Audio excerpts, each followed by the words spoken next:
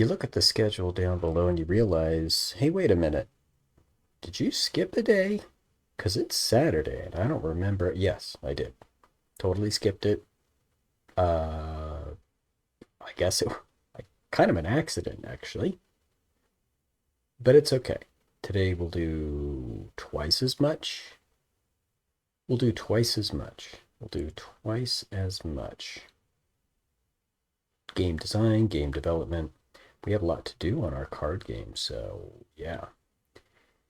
So here's where I start to wonder if I bit off too much trying to do all of these really difficult pearl effects in our battle card game. I don't want to concede that it's too tough, but I want to concede that it's probably going to be painful. And I need to stop and weigh the value of a particular pearl effect versus the pain. And I'm thinking of the jade wall. If you're just joining the stream and wondering what the hell is up, this ape is clowning around and making a card game. The card game itself is got 50 cards in it, and it's not a deck building game, but we do have collectible things. They are pearls. You drop a pearl into the battle, and it changes the tide of the battle because they have special powers. Special, unique, very, very idiosyncratic powers. Yeah, this is the part that makes it tricky. So while we enjoy the fact that we can make any power we want, it's been a tricky bit to try and get some of the most difficult powers to work with the original game up front, because we're going to have many, many different pearls. I picked some of the trickiest ones up front to try and do. And one in particular is really tricky. I would like to think that if we make a pearl effect, that it's going to matter to the battle. I want to make sure that it is not something that turns out to be a useless endeavor anyway, and I'm starting to think one is. I also don't want to slow down the development of the rest of the pearl effects for one pearl effect. So I am thinking about doing a double stream today to make up for yesterday. And I'd like to move forward so that we can, make progress. And I'm a little concerned that there's going to be one that's going to be a problem. The jade wall. This pearl is made to fill in a gap where the battle is going on and there's an opening. A lane is opened. The jade wall comes up and blocks the collapsing of that lane while other lanes can close. Boy, I could draw out the reasons why this is difficult. Yeah, long story short, I'm starting to think I'm going to at least hold off on this one pearl effect while we do all the other ones. Because I'm starting to think this one in particular has some logistical problems as well as technical issues. And because the technical issues have to do with a prototype that is running the rest of the game, I'm starting to think, this is going to take a refactor of this original script, which we're planning on doing. But in other words, this isn't built to do this special effect. I mean, it's not built to do any of these pearl effects. But this one in particular is causing a lot of problems. Okay, I will briefly describe the first problem that I see.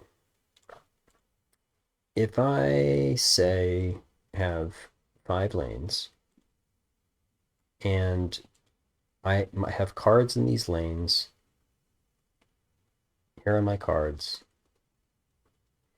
And I have a Jade Wall Pearl I've brought into this battle. Okay, first of all, I need to sort of put my head in the space where the player is, who said, "Yeah, this is the match where I'm going to use the Jade Wall." I'm really starting to wonder if this is even a thing. Not that it's like a weak power, but it's so weird to want to do this. Here's what happens. You are battling cards, and let's say this lane in the middle opens up because both cards, you and your opponent's card in this lane, have been defeated. Normally, these other lanes would collapse into like a 4-lane thing, kind of like this. Well,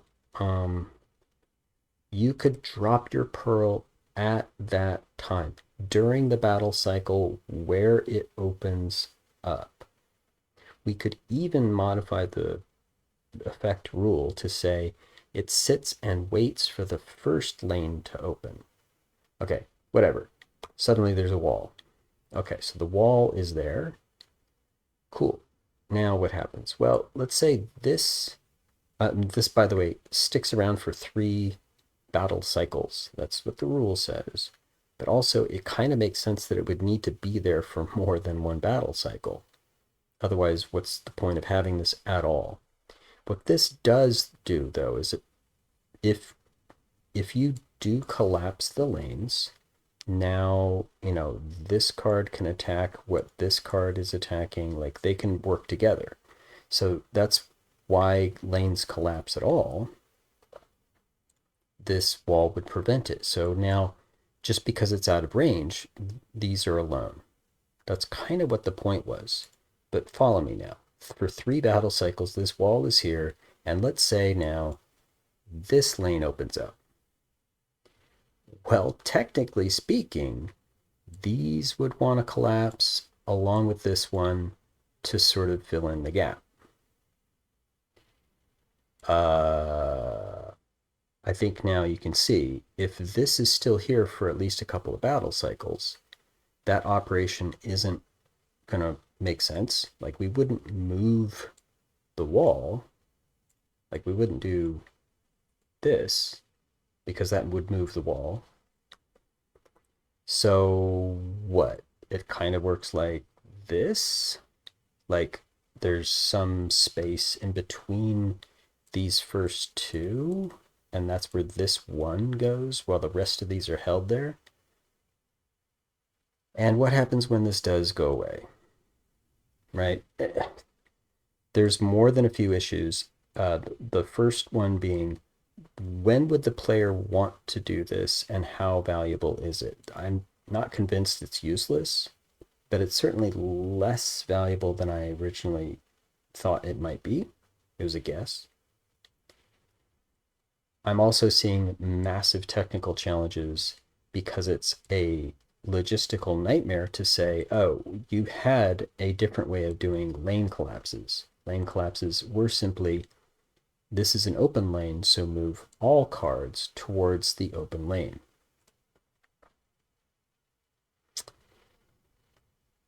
I can't move all cards. And I can't move the wall. And once the wall does go, that is an open lane. I mean,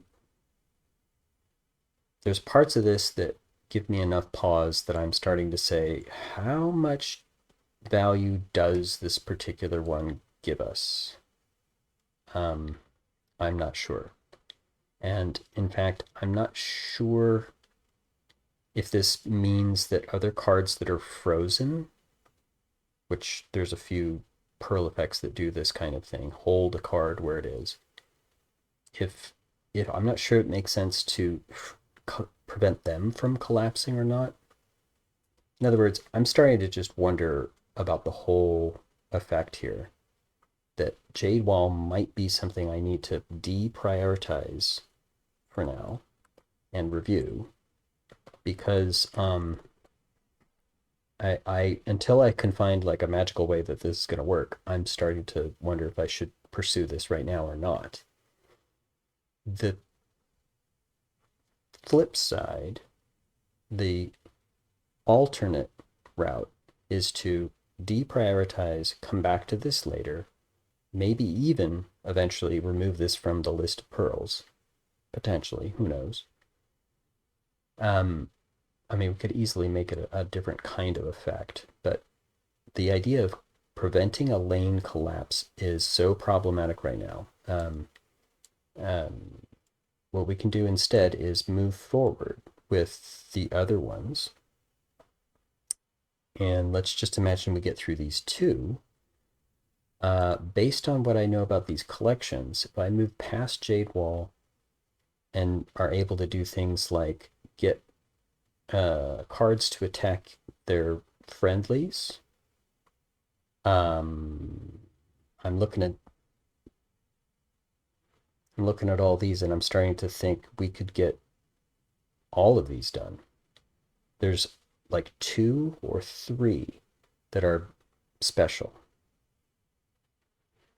But if I kind of ignore the lane collapse issue right now, either I can come back to it with a refactor of the prototype script, for example, and have a magical way to do it, or we change it and we do something else with it.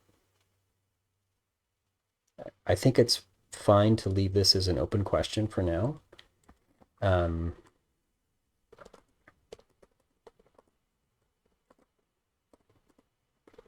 right now, this is literally the only one that was designed to prevent lane collapse.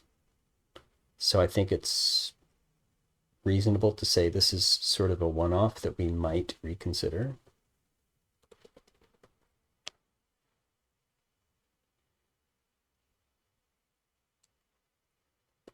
So we'll leave it. I don't necessarily want to move it away, but I'll go ahead and leave it as a non-functioning pearl for now. So right now, Jade Wall doesn't do anything. We're going to leave it that way for now.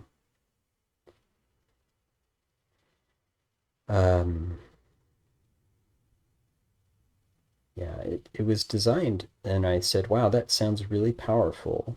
Let's make it with a big cooldown and everything. And I'm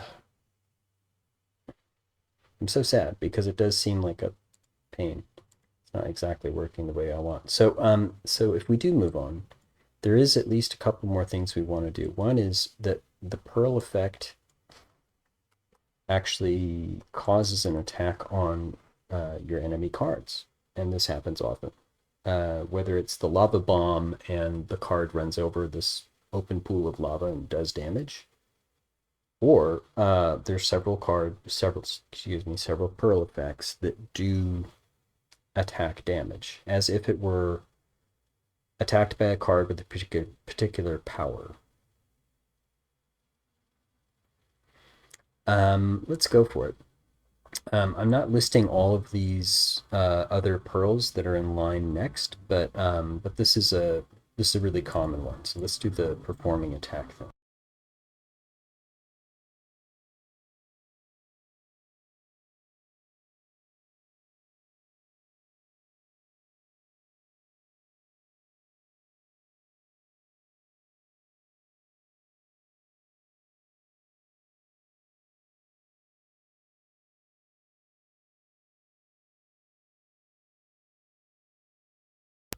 For the moment, I'm going to just totally disable Jade Wall stuff.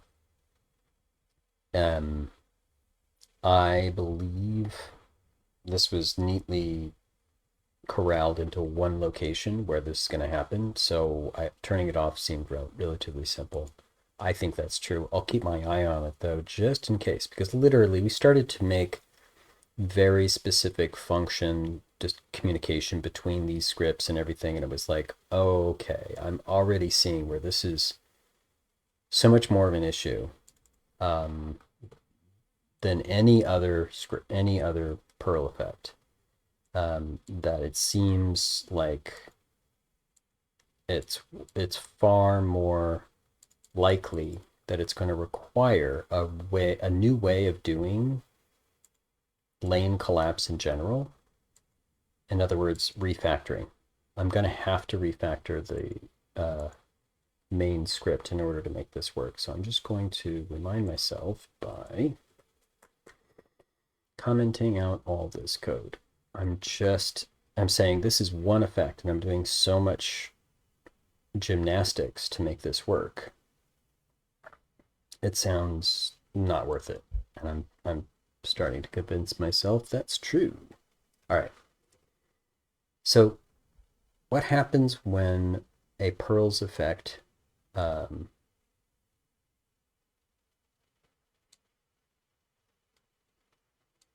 is meant to perform an attack?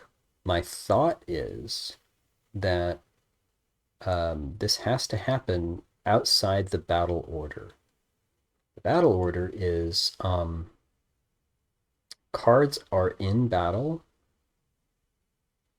Yeah, cards are in battle, and one by one in the battle order by turn, they're placed in the battle order based on their speed because faster cards go first. So now you go through this battle order. The turn is the index of that battle order. So you go through the battle order, that's one battle cycle, and as you do, go card by card. You are the attacker now. Who do you want to attack? Blah, blah, blah. Well, I think that inserting a Pearl effect in here raises questions like, what is the speed of the Pearl, right? It almost doesn't make sense as soon as you start talking about it. Instead, I'm thinking, let's let the battle order just do what it's already doing and leave it alone. Again, non-destructive. Instead, between battle cycles, let's have Pearls do their thing. And that makes more sense. Whether it happens once or the Pearl effect needs to attack over multiple battle cycles, this is still true. We can still have the battle order do all of its thing, and at the end of it, have the Pearl do its thing. That seems reasonable. And since we already have an update on battle cycle, I think this is exactly what we want to do. Let's detect the end of the battle cycle, perform an attack. Let's have an attack routine that a Pearl could invoke at the end of the battle cycle. So here we are. This update here is what we're thinking about. Let's go find one that needs to attack. And I think iStop prevents them from attacking. This changes a target, and this is a tricky one too, actually.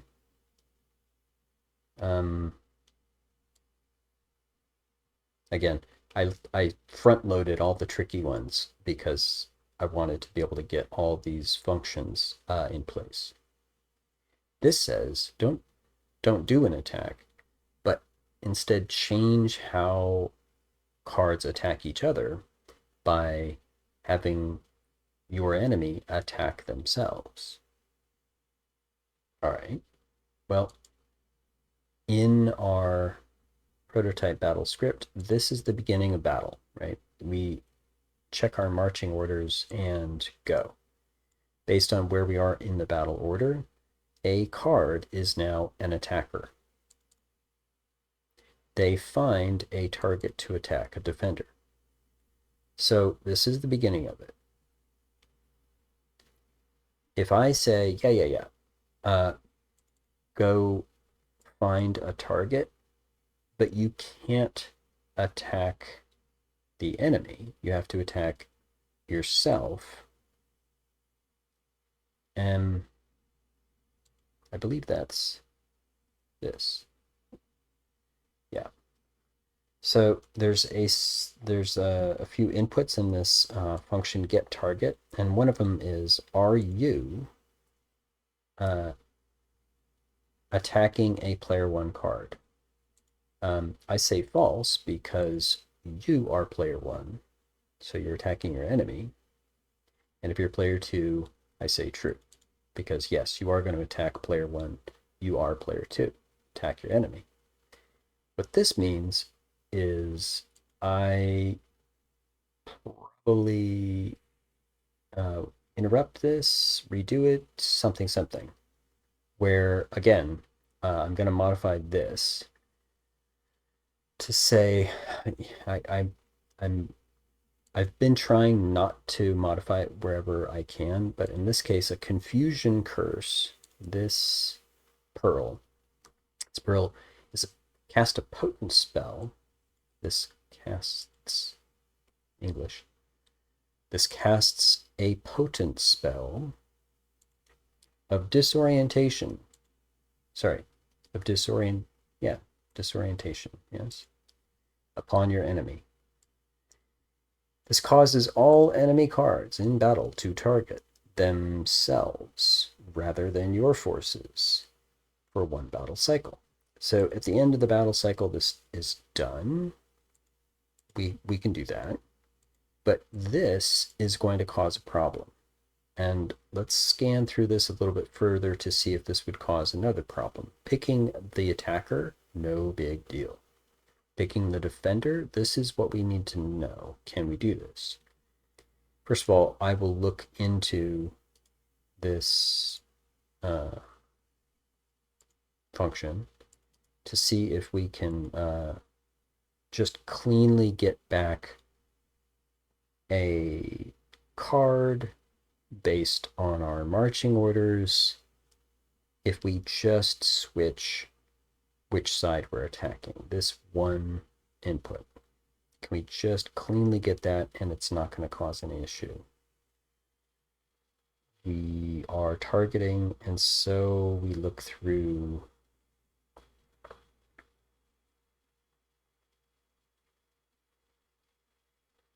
why are we looking at player 2 cards? Target P1 card. That's funny. Why does it? Oh,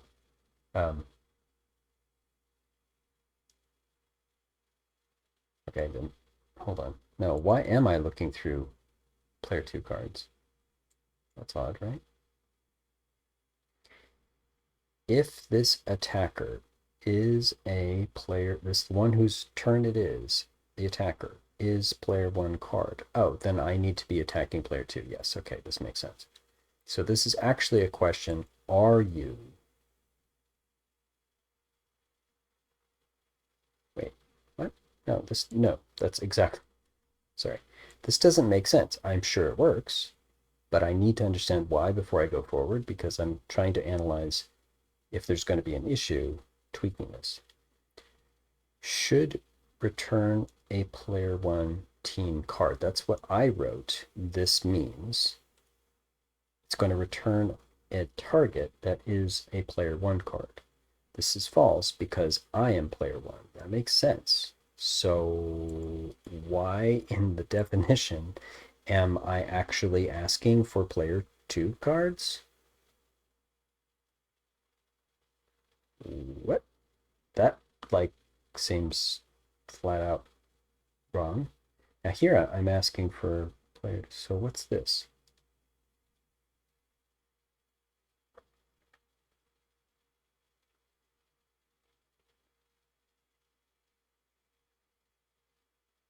Okay, this is where I think I can see a problem. I need to not peek. Peek is not helping me. I need to actually go look at this. Is the battle script? Yeah, let's look at the whole thing because I'm realizing now there's more to this than just that first check. I'll come back. Get target.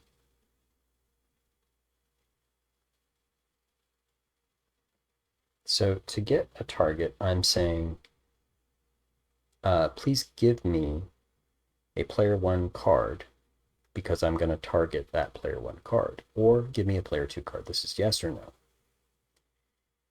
And the first thing I'm doing is storing all the card references. So okay, that's what this says.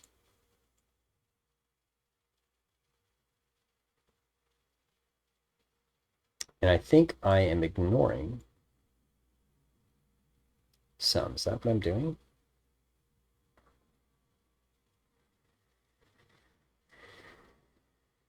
Okay, yeah, this is going to be a little more complicated because I'm making an assumption. There are two players and they attack each other. That's the assumption. So when I say store all the card references, I am actually trying to get this card. And I use that one flag to make sure I'm grabbing one that is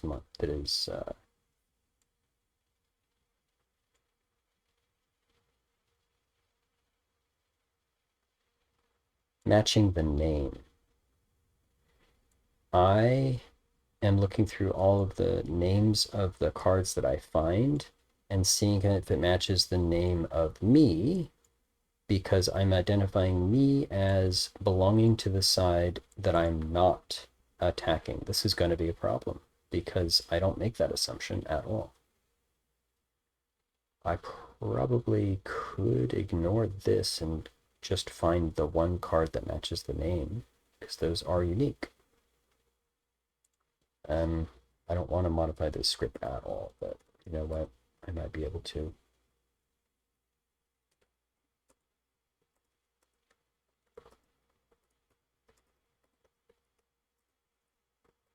I think that's probably fine. It would also help me move on. I'm somehow needing to make sure that I don't forget this card, the position and the name. Position makes sense, actually. I need to know if you're in range, and that's part of what the target routine is checking. Okay, go find a target. And now I'm looking through the opponent's cards. So now this can make sense cleanly, and there's no issue, right? Because I could have a reference to, quote, this card, and this card could be anything. Right, this is checking marching orders, which is messy as all get out. Yep, otherwise look at player two's cards, and I don't think there's an issue. At some point I check against this card. In other words, the reference we just took. So here, I want to just see where we use this.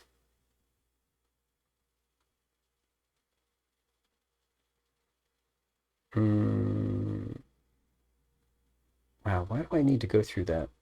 Couldn't I just do this and get that? In fact, wait a minute. Don't I have... I don't have input telling me which card is attacking to get the target, and that sounds ridiculous given that's exactly the information I need to do this. The fact that I'm finding it instead is kind of silly. Hold on, am I doing this entirely just to get this data?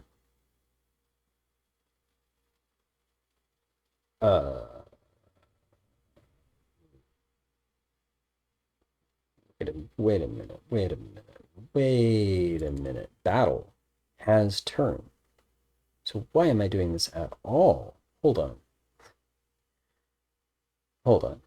Hold on. I'm literally using the current turn to figure out who's attacking.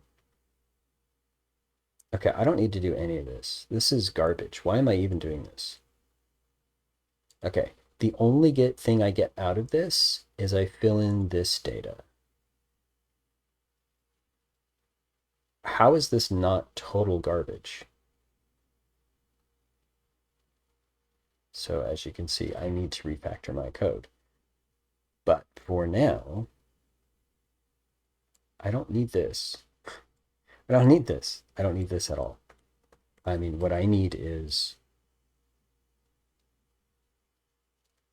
just store attacker name and position. Yes. Why would I not do that? First of all, let's figure out where this goes. Now that I've got this, what do I do with it? I check it for distance.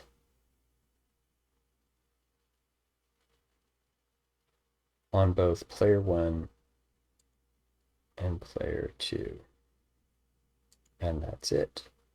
That's literally it. That's the whole thing. And this I use for nothing. Absolutely not. So I used it while I was testing. Uh, okay. Yeah. No, I absolutely need to refactor. Refactoring, by the way, will be a process very similar to this. Let's see what this function does.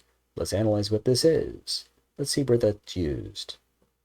And input, processing, output, I would analyze and figure out, hold on, this is garbage. What am I even doing?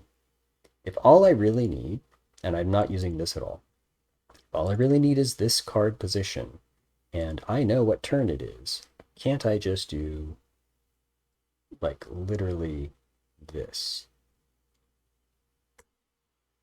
Hey, oh,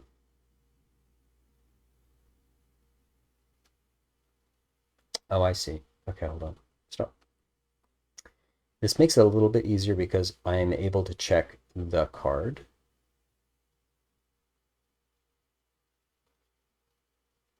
If it happens to match the name, then this referencer is that. Okay, okay.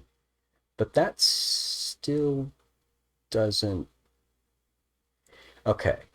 This array of card referencers, I know actually from using this in the Perl effect manager, is not the same order. It's actually backwards compared to the way the data is stored. So I understand now why I'm saying go find it by name to make sure. Okay, fair enough. But once I know which one it is, isn't that enough? Yeah, it is actually.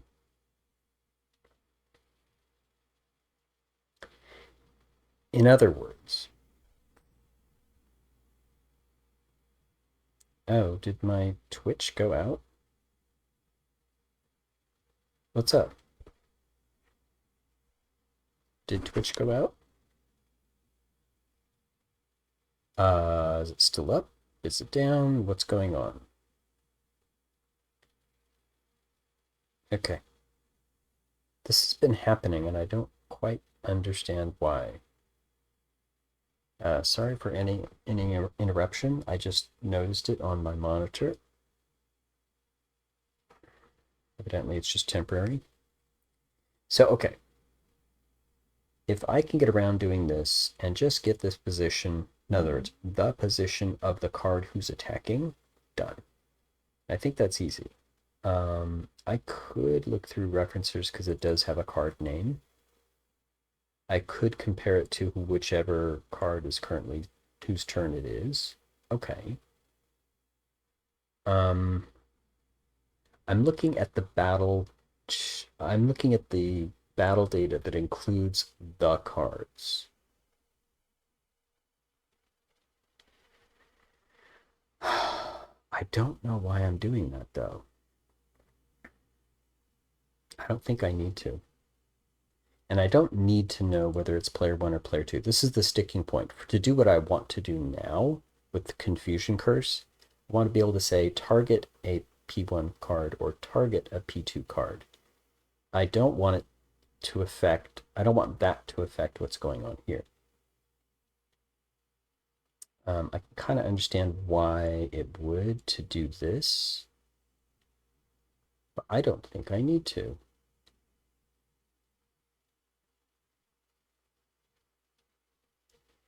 This name, is that really the only way I can do this? Wow.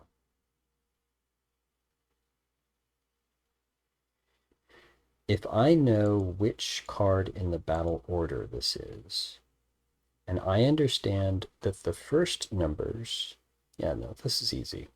If I understand that I'm in the first half of the battle order indexes, in other words, there are, I don't know, 6, 8, or 10 cards in battle. Oh, right. Battle data is totally inconsistent. Damn. Okay, I have to do it by name because there's no other guaranteed way to identify these. See, this is garbage because I need to have a different way of doing this. Eh, eh, I'm looking at this because I want to do something special, which, okay.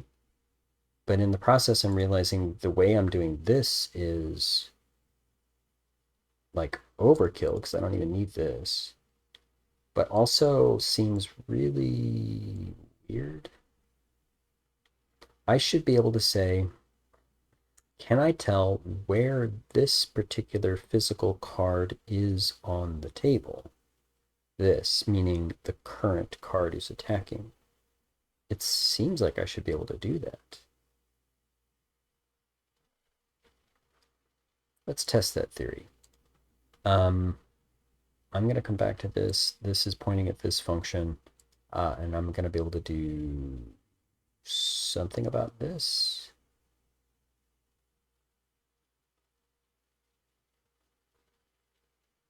Yeah.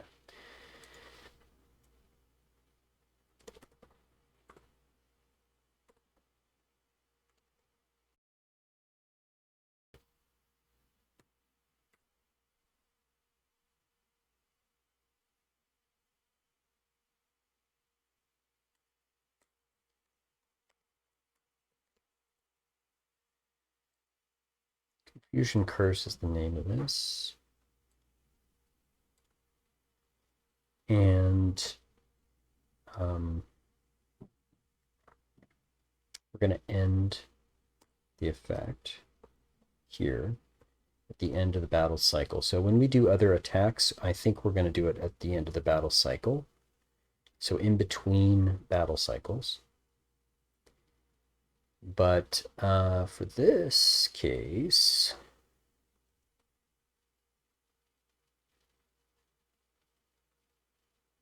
yeah, we might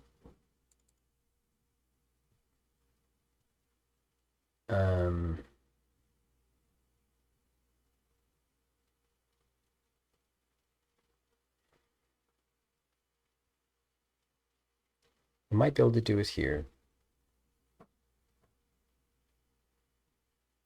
If I say prevent attacks, the prototype script knows to just skip it. See, this is why this is messy. As I go forward, anything that I've done to the prototype script has to start accumulating all the interactions of these pearls, not just the implementation of them, but the interaction. And that's a whole new set of complicating factors. That's why I don't want to even touch the prototype script. But I am. What I'm saying here is if I'm checking the cards and it happens to be attacking and it's under a confusion curse, now do something to interrupt it and attack friendlies. And I think I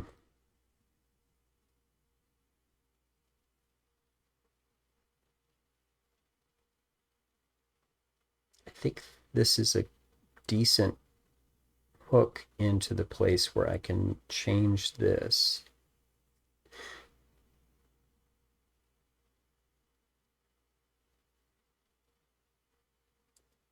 It's definitely tricky though. And so now I want to look at this though. Can I, if I'm just looking at the data, I'm going to just play the game and look at the data, could I somehow figure out where this position is? I know this Perl effect actually has, what do I mean? I need to refactor the main, the prototype battle script because I've already figured out better ways of figuring this stuff out. Just the way that I'm storing this data here is a better way. And likewise, I would find more improvements. So again, it's like careful surgery because I don't want to disturb things that are working fine.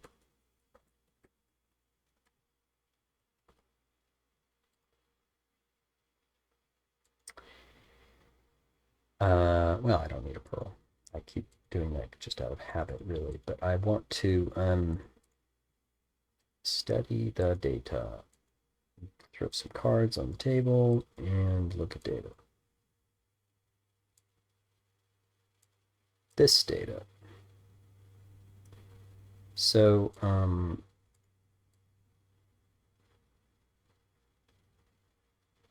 this is a piece of data that we have in that function. It's actually passed in, which is why I know what turn it is, and I know the battle order. These are references to card data that will include the name. And I'm using that name to actually go find a matching name here on the card object. That already sounds messy as heck. So here we are in battle, and I don't have all of the cards. This list of cards, there's only one on each side, and this list of cards are not the same. In fact, battle order only talks about the cards that it knows about. So I can't even use like this index and make any kind of relationship to what I have here. I fixed that with the Perl Effect Manager. This instead has a full list of everything, so it can make a clean association between these things. Oh, that's so much better. I'm gonna want to do something like that when I refactor this. And just note that it has gone from play into battle, not physically move them, because yeah, that's what's going on. So what are we saying here? In reality, I only care about finding the target for a card that is attacking. In other words, if I don't have this data, I don't care because there aren't any other cards that could be finding a target. So that kind of makes sense.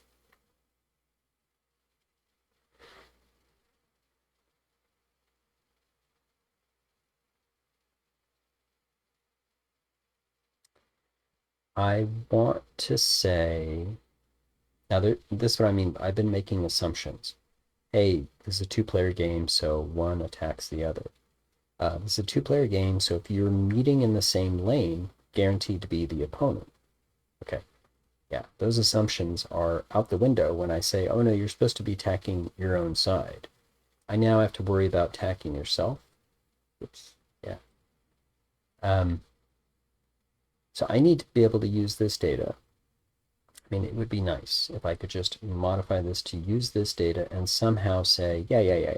Which one is attacking? Either this one or that one. And from this now, can I find this position? Actually, that sounds dead simple. I know the name.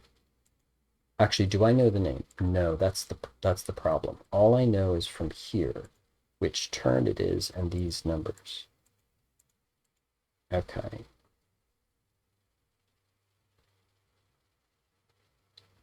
Well, these numbers are formed because of player one's cards in that order and then player two's cards. So I guess I could say if this index number is larger than this length, then you know you're talking about player two's cards. And then I have to do the stupid math. I have to like subtract the length of player one's cards. Okay. Actually, I can figure this out, right? I keep going in battle and I look at this. More cards come in, so now there's 4 cards. And you can ignore the display bug there.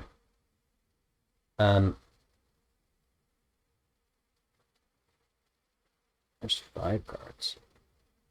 No, 4 cards. 4 cards in battle. Here's the side. I just want to close these up. Keep it straight. The battle data shows 4 cards in battle. One of them died, but this was the battle order. And it's already been reset to 0 because it went through the order 0, 1, 2, 3, and then back to 0.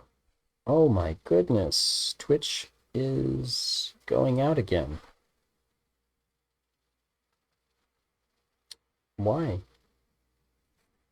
Hello? I'm sorry, is this going out? Is this back? What's up? Like, what's going on?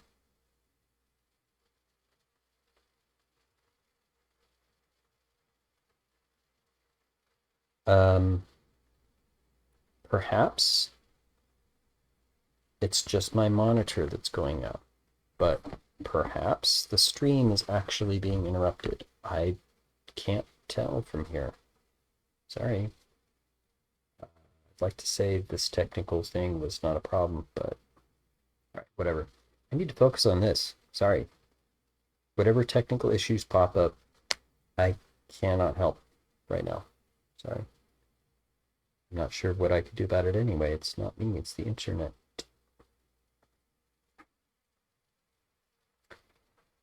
So I know this turn number, which refers to which element of this array, the battle order. So then I get this number. This number is going to be more than the number of player 1's cards, and therefore it is player 2's cards. And so I subtract how many are here, which is 2, and I get 0, 1. So this was Sonic Starling going first. That's what this says. So I can find the name,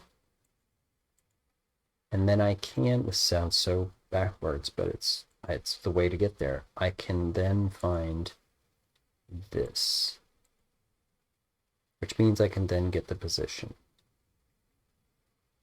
So I don't need to say, I understand why I did it now. The way I did it in the code that I kind of need to modify makes sense because it's a slightly shorter way of getting the same result, but it also limits me to attacking one side to the other and never attacking yourself.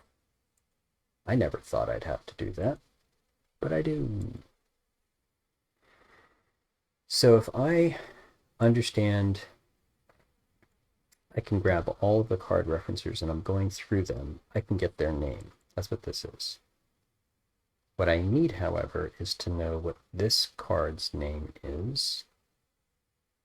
And I'm going to say this is because battle order based on what turn it is, which is battle turn, gives us an index. And if that index, sorry, it's a series of integers, which is an index. That index is more than what battle player 1 card's length is. Actually more than or equal to, yeah. If that's true, then this is a player 2 card. Therefore, to get the name that I'm trying to match, which I guess is this card name, I'm going to look through battle, player 2 cards, and I'm going to look at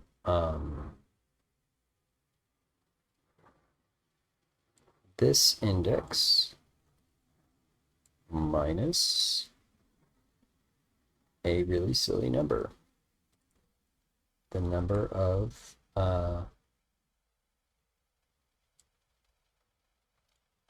yeah, I mean, really, it is silly. And that way I can reference the name. Okay. Otherwise, this card name is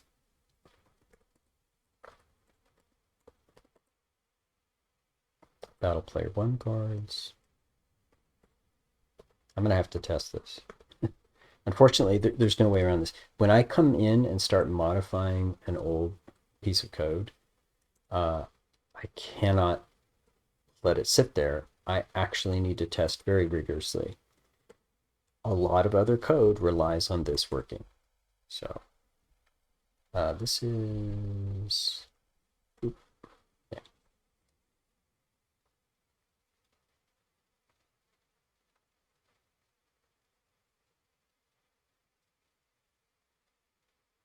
I'd like to think that I could just test this. This is a bit noisy on the console, but I don't care. Oh, I need to do this. Okay, attacking card in battle order, blah, blah, is this card name.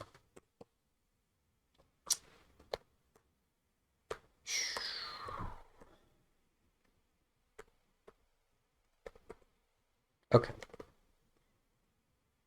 So this gives me a reference to,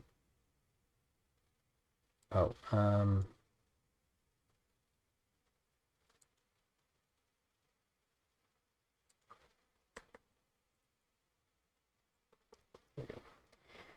it gives me the index and what its name is. I will be able to verify that is the correct name of the attacking card. So that should help. And I'll get rid of this. So, cool. Visual Studio aggressively adding namespaces to my code. No, thank you. So, this. Yeah, I don't need to do this if I know the name. True? True. And effectively, this replaces having to do this. So, yeah.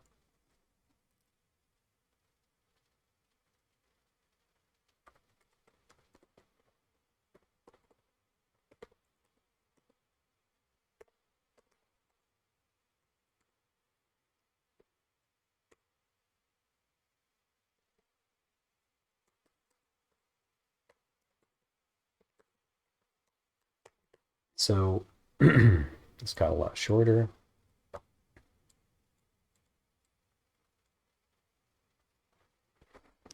And it seemed to get a lot more reasonable. And I absolutely need to get more coffee. But I mean, yeah, didn't that just get shorter? Yes, it did. If I can confirm that this works, or make sure I have the position. You know what? Why not? Let's go ahead and just log all of this, and we'll check it and then remove it.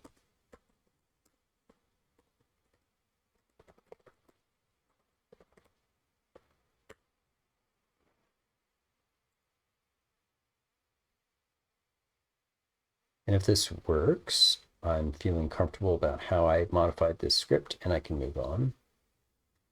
I believe the rest of this is actually going to work.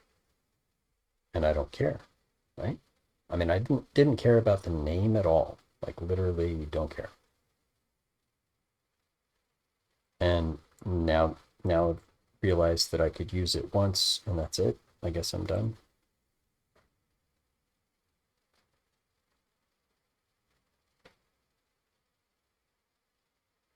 I think that's true. Let's do this. The test is this.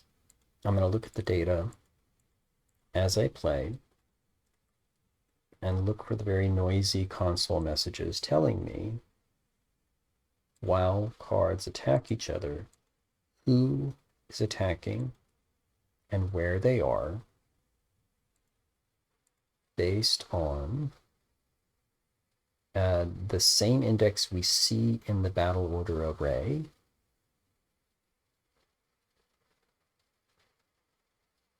See if that's true. Throw some cards on the table.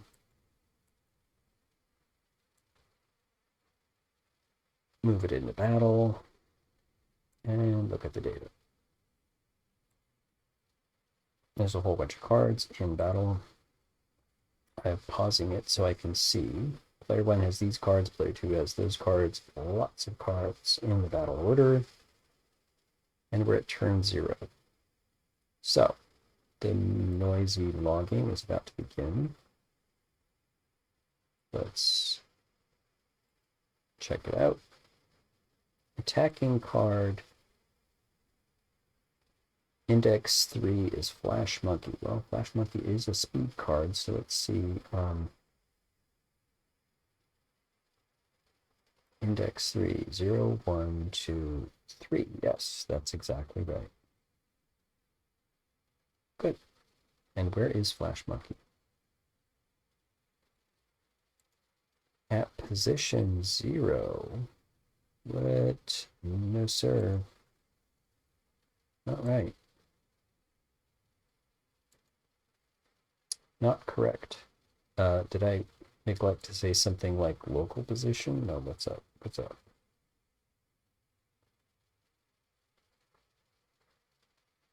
This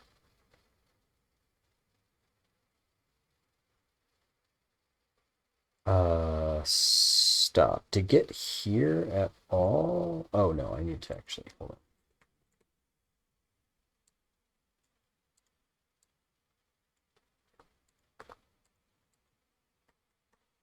Okay. At this step, do both these things, yes. And so it didn't find the name. No, that's the same name.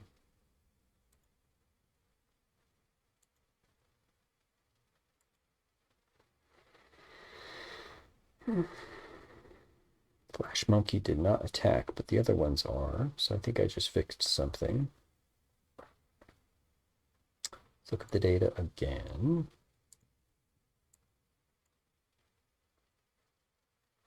Hippo. Oh, sorry. Immovable object. I'm kind of shocked this has a higher speed, yeah. But yeah. Index 0. Why isn't it recording the positions? Hold on. Let's test again. I'm not sure I'm seeing the logging done appropriately. Like, I need to observe, and I'm not sure what I'm observing is accurate yet.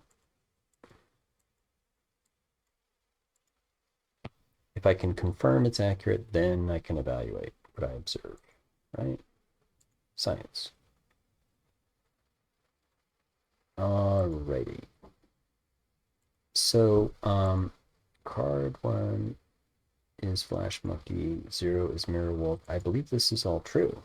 But where are my positions? What's going on?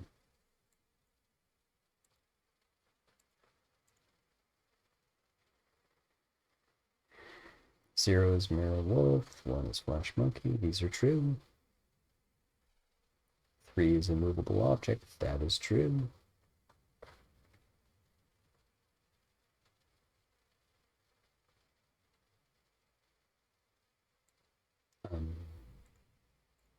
Yes.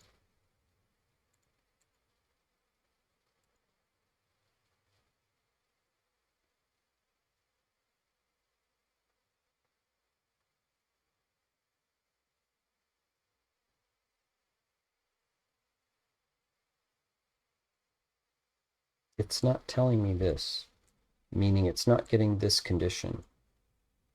Meaning, although I am seeing a name, somehow it's not matching names that it finds.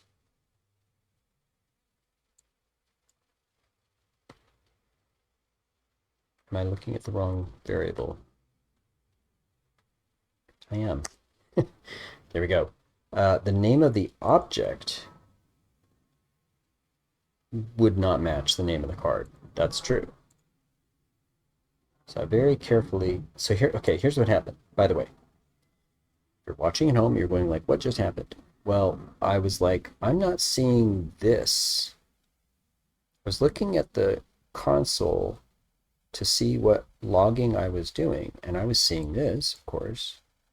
Whenever a card attacked another, I was sure to put that there because I wanted to verify the name was matching the number. Actually, this works fine.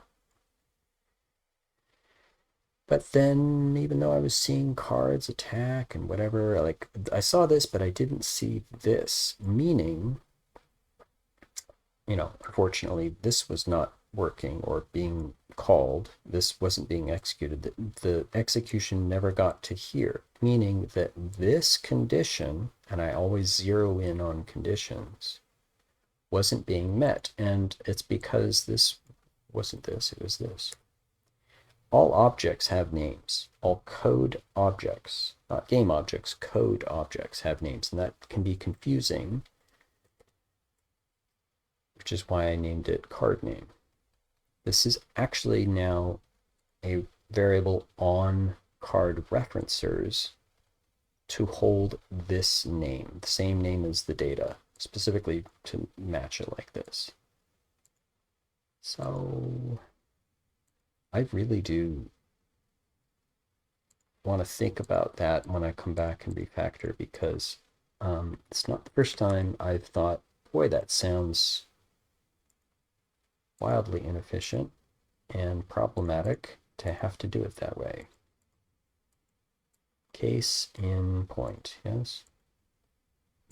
So by focusing on the condition, I realized, I studied it carefully and realized, oh, that is wrong. I would not have seen it. I would have easily missed it because it literally says name, but it means something else.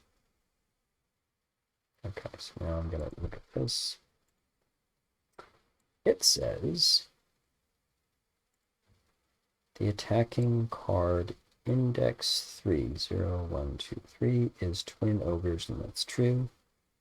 At position blah blah blah blah blah blah, which I'm pretty sure is true. Show enough. Attacking card yada blah blah is blah blah blah and blah blah blah. Let's be thorough. Attacking card 1 is Rock King, and that is true. It is at that position, and that is true. Blah blah blah blah blah. Attacking card is 2. Moon Mouse 012. That is true. Moon Mouse is at. So this is fine. This now allows the rest of the, so I can verify this is working properly. It finds the right name, and with that finds the right position of the card. Done. Okay. And it happens to be shorter code. So gut. Sehr gut. And I'm going to move on. Cleaning it up, because this was old code I should not have been touching at all. Store all card referencers. This is really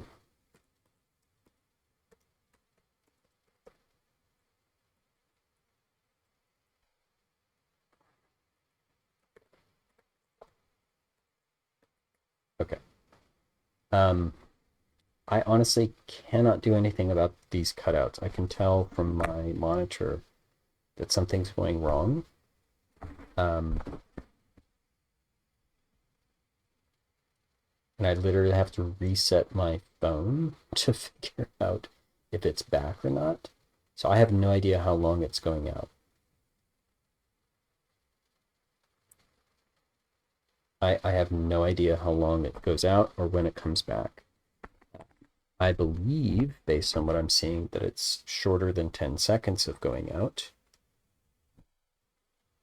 I just don't know. And as I say that, it seems to go out again. Yeah, I really can't tell. Sorry for these interruptions. Hopefully it's not too bad. I literally can't control it. Okay, so all I did was reform this comment so it's actually reflecting what I'm doing here, which is just go get the name long enough to use it and match to make to store this position of the card. This is the attacking card position. Okay, and I'm not using P1. I'm not using this to find that at all, which is great. Now this can be whatever, and I can literally target friendlies as well as enemies. Which sounds more like what this should have been in the first place, but whatever. Verifying that this works with some logging and testing, I can now close this and safely just use it. Good to know. All right, now we're back here. This is the prototype script that actually calls that function, and this literally works the same and also is more robust enough to... Man, I'm looking at the monitor on the stream and I can't tell if it's going out or stuttering or what, but it doesn't look smooth at all. I don't want to have to end stream. I want to do a double stream, for crying out loud. Okay, so this means this very special Pearl, Confusion Curse, have all of your opponent cards attack each other for one battle cycle. So how I get there and clean it up, I think, is a separate issue. This is the meat of it. If I'm going to pick a target,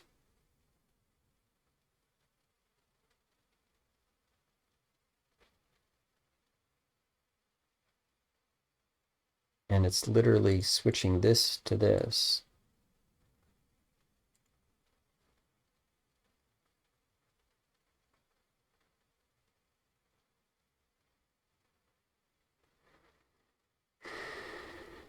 this Pearl Effect Manager and the battle script are going to be intimately tied together. There's no way around this. It makes sense, really. I mean, the whole reason why we have these pearls is to dramatically affect the battle, so yes. But until I refactor, this is a spaghetti mess. And when I refactor, I'm going to need to know all of the things that I want to refactor for, which means I need to go through this spaghetti mess.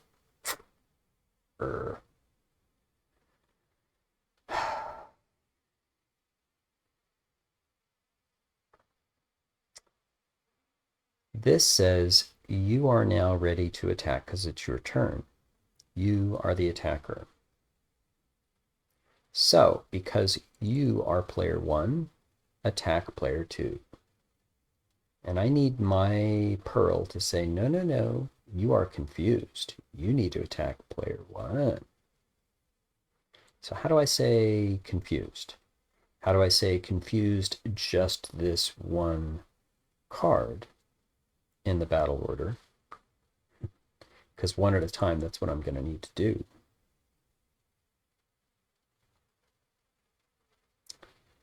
I think that this update battle might be able to do that.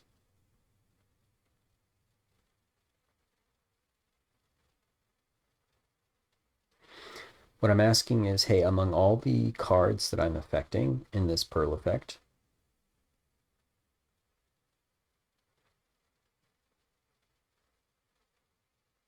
okay, this is doing different stuff. But I do need to know, based on where you are in the battle order, which card are you? And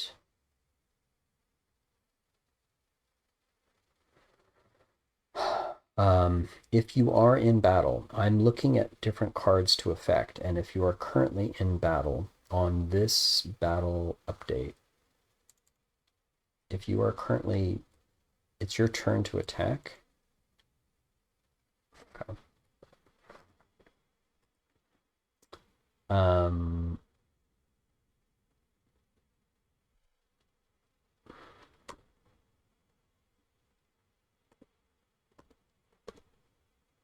Battle data is up to date. Battle order needs to be like there, like not null, and has some length to it. Hello. Okay. I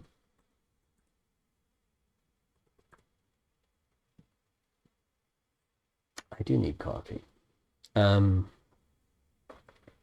If that's true, I want to look at the cards that we're supposed to affect and see if it is currently the one whose turn it is in the battle order. Among all the cards, let's see. Effect, yeah. Cards that we are affecting.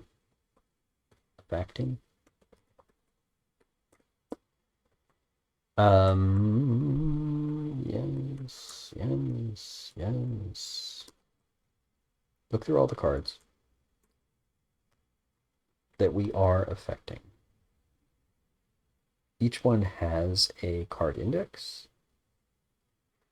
So I want to now look at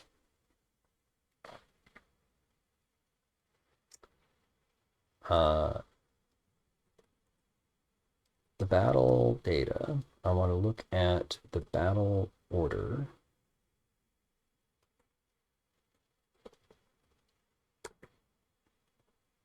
And based on whose turn it currently is right now,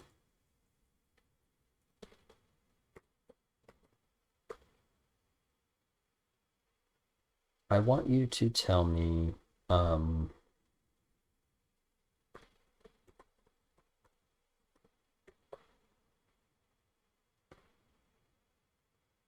index from card index. No, I actually need card index from battle index. Yeah.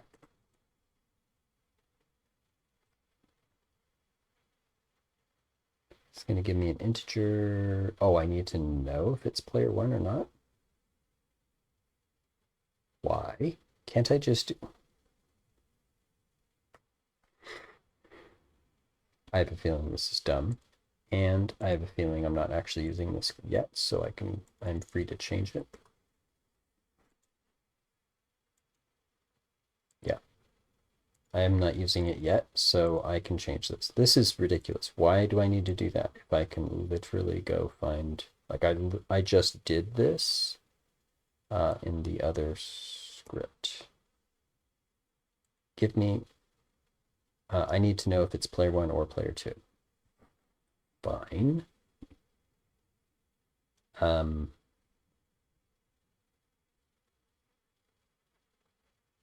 Because I need to go look at this or that. But see, here's the deal.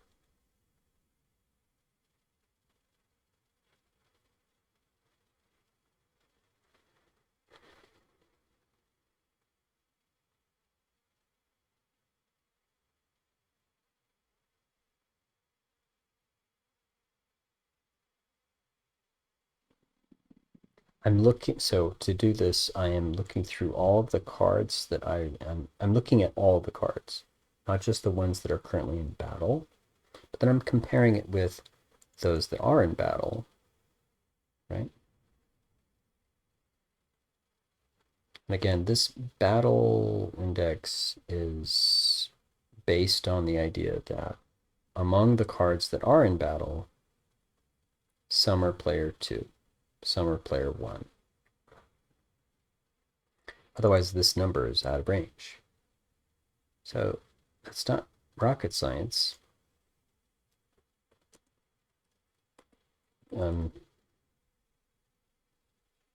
This is going to be battle index unless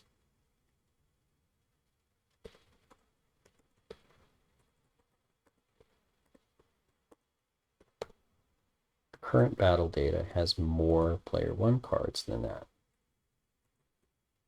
right? More than or equal to. Because if that's the case, then please just remove some. This is not rocket science, but it is janky and weird, and I get like why I would have a problem here. But whatever. I mean, like literally, there's no reason to do that. Oop. And because I haven't used it yet, I'm just going to be testing this out, right? Given some number, I'm going to look at the current battle data based on how many cards are in player 1, player 2, right? And I guess I kind of need to account for the idea that there is no battle data. Yes, that's true. I haven't used this function yet, but that's absolutely true. From a battle index means that it may or may not actually be there. So by default, it should be invalid. Done. And now,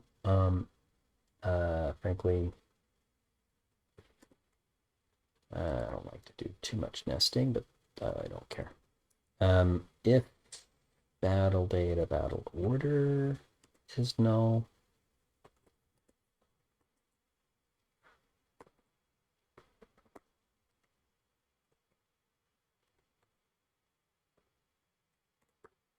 or it's empty, then skip it. Otherwise, do it. Which is not what I wrote. I actually wrote the opposite, but because I'm okay. So it's -1 because this is wrong, invalid.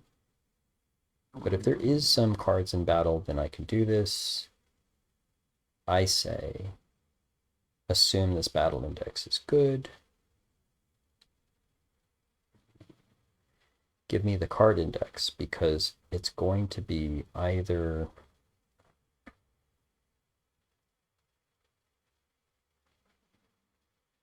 and I'm matching it by name. Hold on.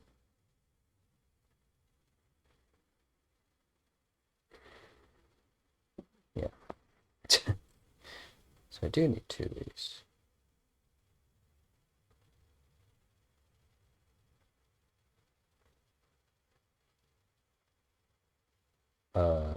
Yeah.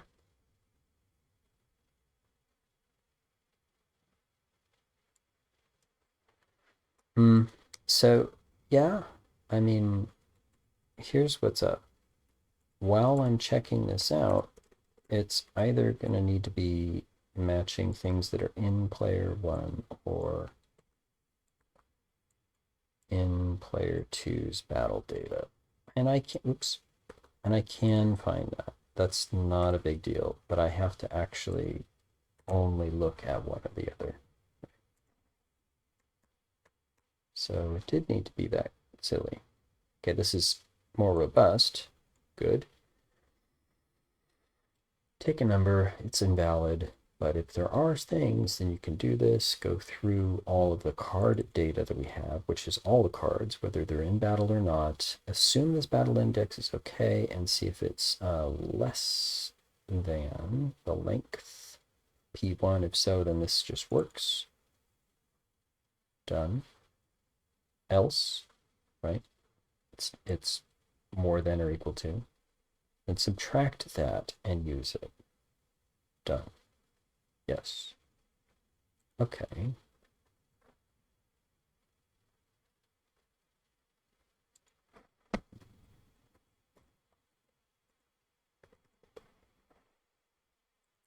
So, I mean, yes, you know.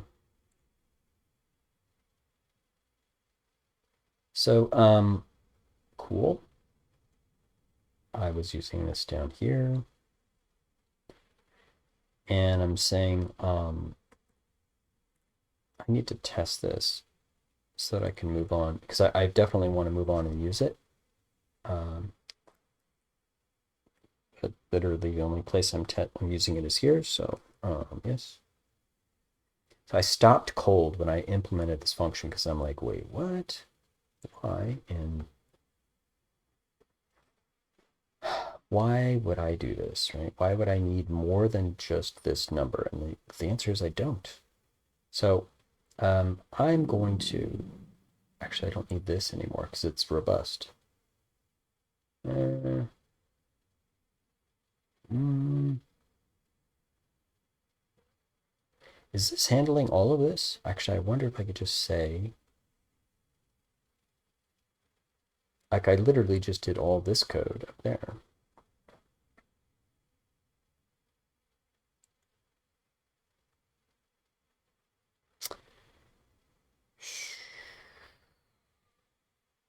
No, I did this to find it by name. Okay, so okay, no, right. This is happening often and it's noisy, so it's good for me to do these checks and limit how many times I actually do this. Okay. So, hey, cards are attacking.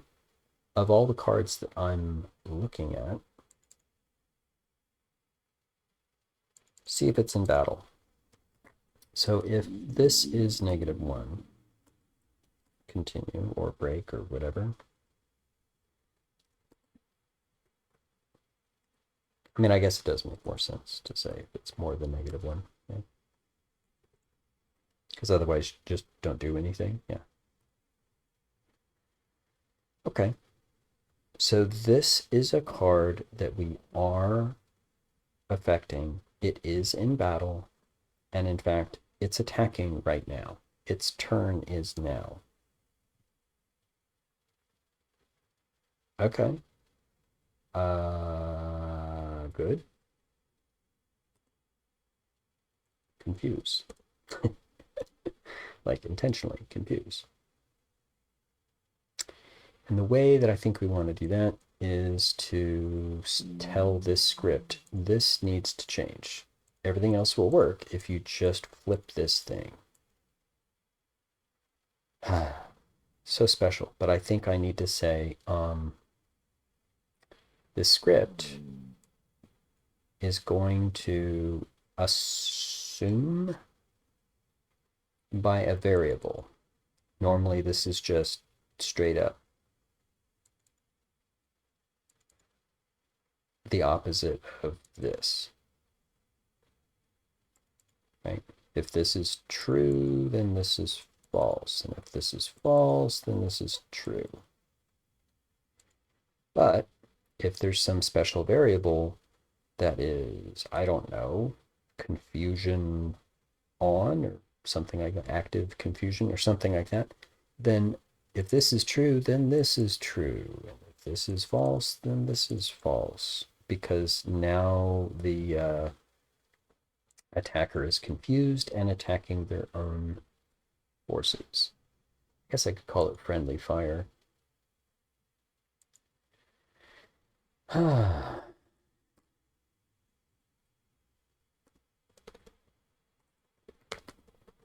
So that's what I want to do. But actually what I want to do is get coffee. So yes.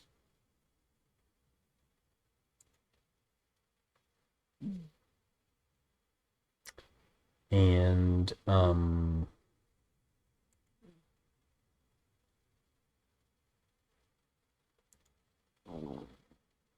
I will do that, and I will be right back. I promise.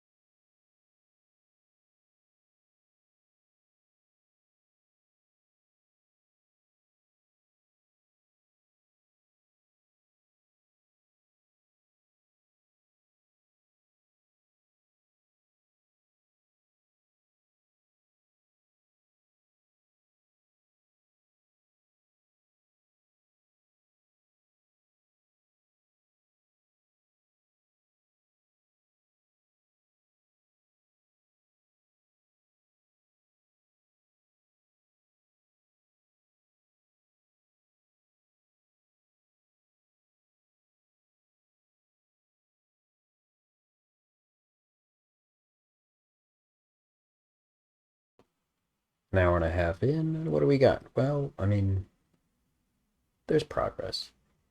The next Pearl effect we've been moving to is Confusion Curse. It's got some interesting issues. I sure hope we don't run into second and third order effects, and I just jinxed it, didn't I? Anyway, we've been having some issues with Twitch. I don't know how resolvable they are. It just kind of goes out sometimes and comes back when it wants to, and it's brief, I guess. But could just be my monitor. I don't know.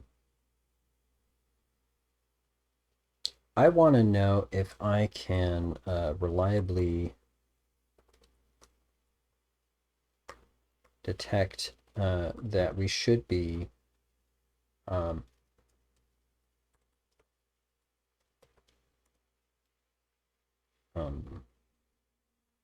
confusing a particular card, right?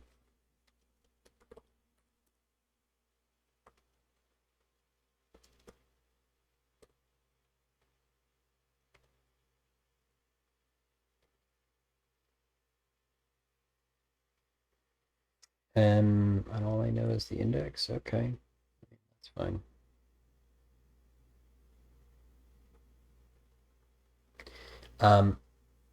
That's good to know. That would confirm that this revised function works. If it found one of our cards in battle and it's their turn, right?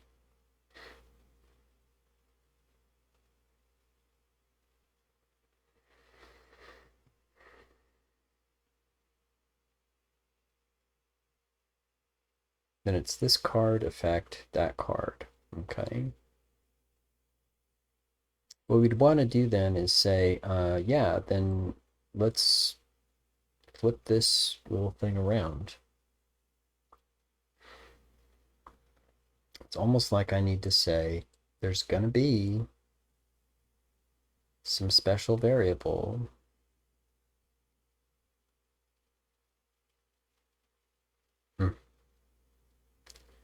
private variable we get, no, that we just set, I suppose.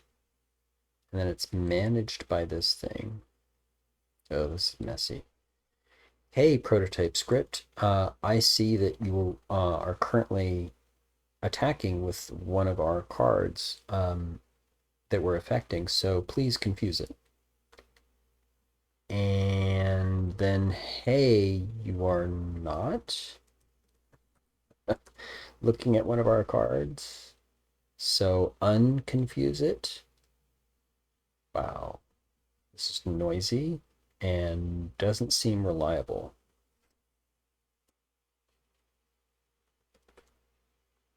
Wow. Um, and this, I mean, really noisy. In fact, we need to make sure that we would say, hold on, no more confusion.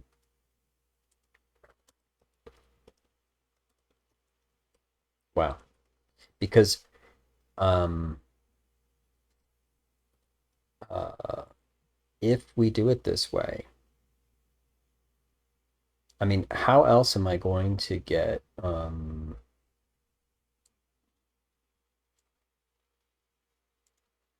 how else am I going to get these little Boolean values to flip? If not telling this script there's a way you assign those values and there's a way you flip them. It's called friendly fire. And normally that is false. But sometimes it's true. Those times that it's true is going to be set by this thing and unset by this thing. Oof. Okay, let's test and see if we can get this. based on the idea that we're gonna bring a confusion curse pearl into battle. Let's see what's up. I'll bet Monkey has a confusion curse. Is that true, Monkey? What do you got? Do you have confusion curse? I don't even know what it looks like. Is it purple? Yeah, I don't think you have it actually. Yeah, you do not have it.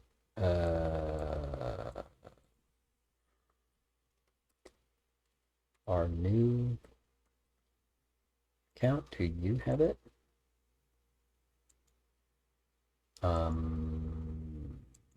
I may need to go find this thing. I don't have this. Where is this? Is it chat's own account? No. Okay. Do I have this on any account at all?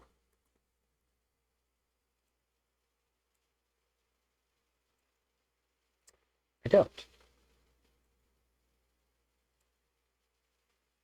I mean, okay. Monkey, we're just gonna cheat till you get it.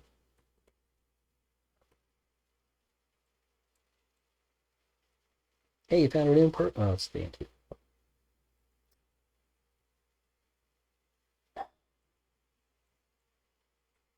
Hey, found a new. Oh, it's poison.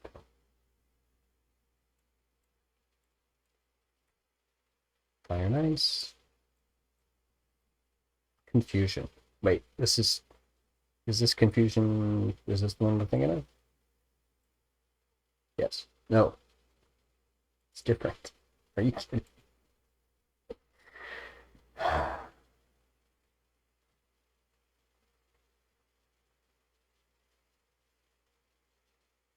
This is actually lesser. This is one card, not all opponent cards. This is lesser, isn't it? Huh. That's interesting. I have to reorder these. Bruh. Okay, I really need a better way to assign pearls. Boy, this is not okay. Okay, seriously, come on now.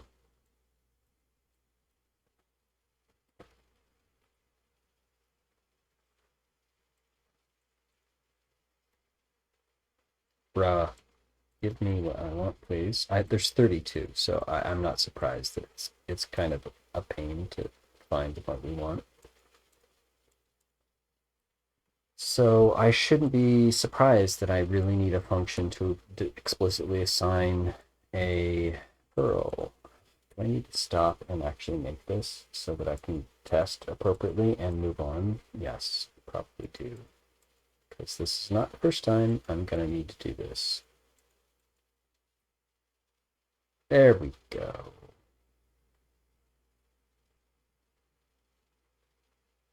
Confusion curses pink. So let's just work with it for now.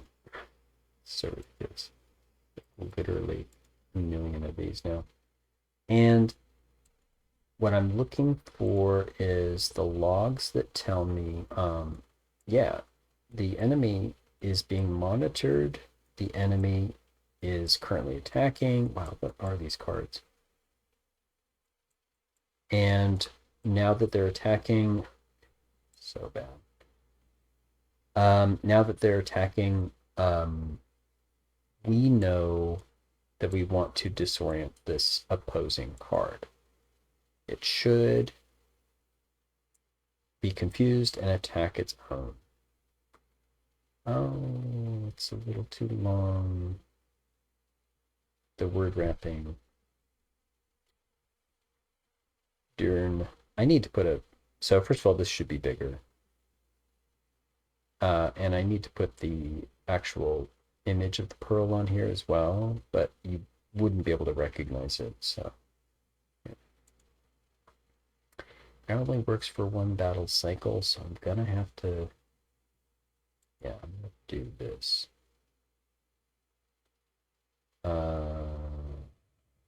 Oh my goodness. Maybe I'll need to do it next round because I don't have enough cards going on. Yeah, this is let's do it next round. Maybe I'll get some better cards.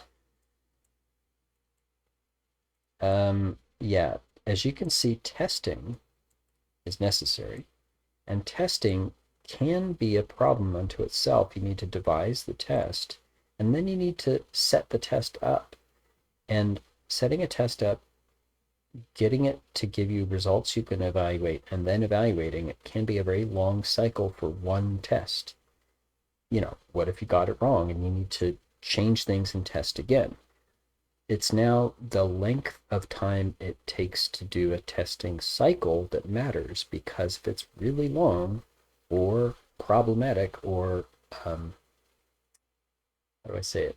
It's difficult to ensure that you can get a valid test, well, then you got a problem. Spending time then to shorten the length of time on the battle cycle to directly get the testing conditions you need, spending that time actually saves time.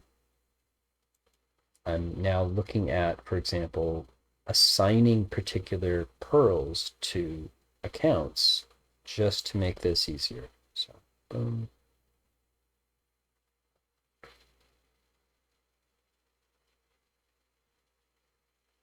Did I drop it at the end of a battle cycle? I may have dropped it right at the end of the battle cycle.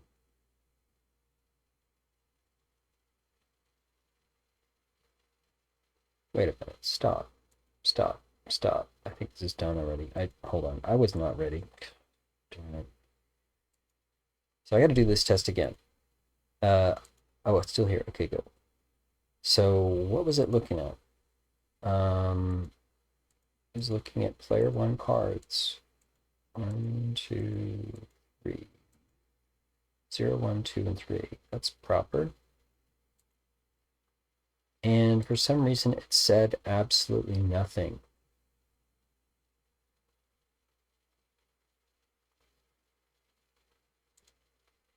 And then it cleaned up.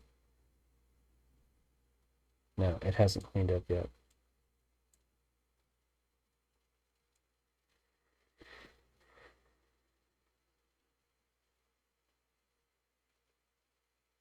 So I don't have a mechanism to clean this up at the end of the battle cycle yet. So it makes sense that it's still here. Right? There, it cleaned up. But while it was there,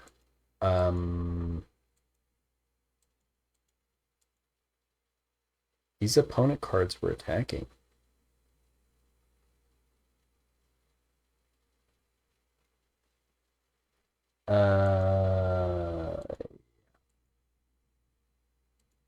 So this didn't work.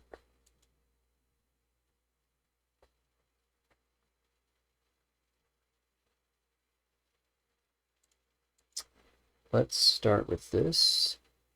Um,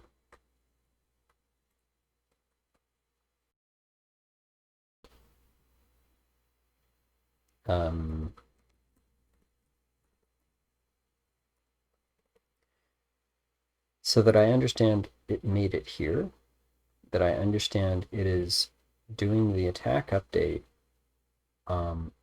while the effect is Confusion Curse.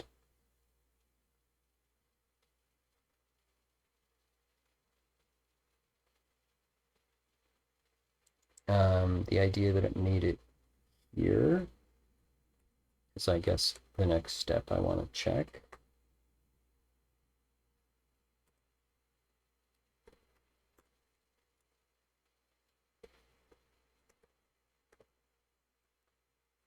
Just knowing that it's checking a number of effects.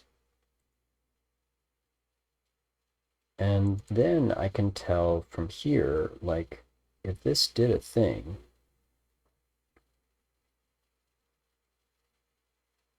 and came back with a valid number, I should be seeing this.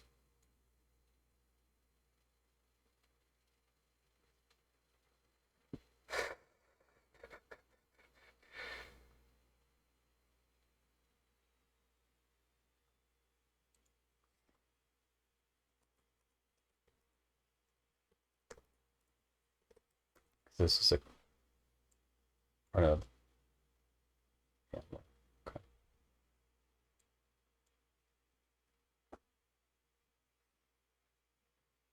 Okay. Yeah, but like, so I guess I could also check if this is even going to work because that's kind of where I was at. I'm like, I don't even know if this is a valid way to do this. Um, yeah, I'm updating. Um, they should be attacking. Am I catching this at this battle turn for the card that I am, all the cards that I'm looking at is one currently attacking? I don't know if that's true. And also, I need to unconfuse um,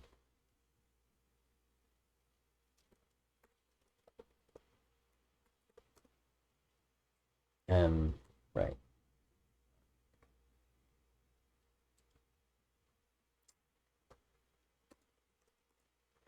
So in other words, because I am going to have to either set it or unset it, and I think if I can't do both, I'm not sure this is a good way to do it at all. I hope I can, because this is the least intrusive thing. If I can, then I can perform this. I already confirmed that this will work. As long as I can confirm this works, then I can see if this works. And if that's true, we're fine. It's like a high wire act, you know? But at least I have copy, you know?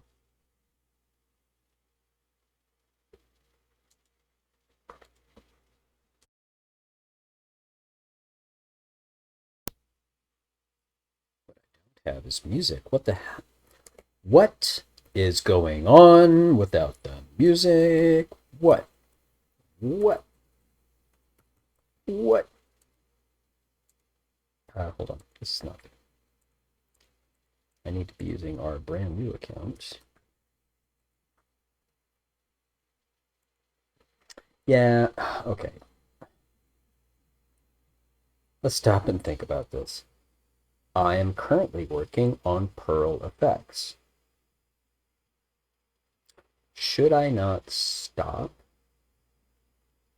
and find a more efficient way to make sure I can assign a particular Perl to an account instead of just going forward and then running into that same problem?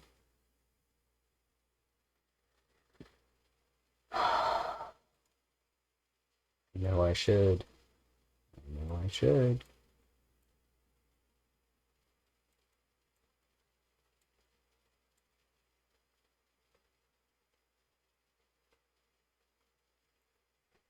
Um, okay, I kind of want to remember to change the font size at least, I think, on this. Maybe the size. Maybe this just needs to be bigger. You know, if I grab this pearl and do this, especially on round one, it's ginormous. So if that tray is bigger, that's not bad, right? It should be bigger. I'll make it bigger. Let's see if we should drop this now. Okay. Let's do it. Let's drop it now.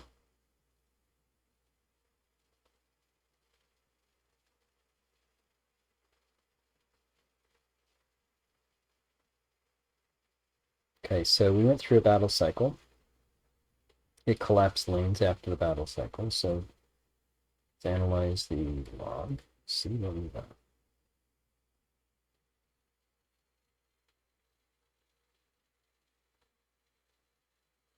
We got absolutely nothing. So this didn't work at all. This didn't work at all.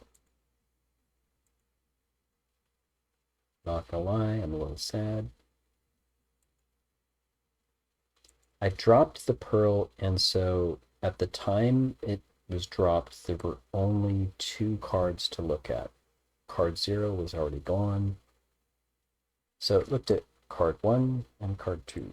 These were the player 1 cards to effect. Okay, so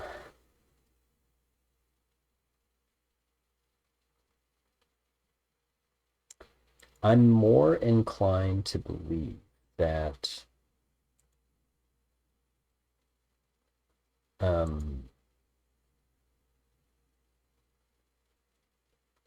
our function to look at the battle data and discern which card effect was currently attacking is wrong.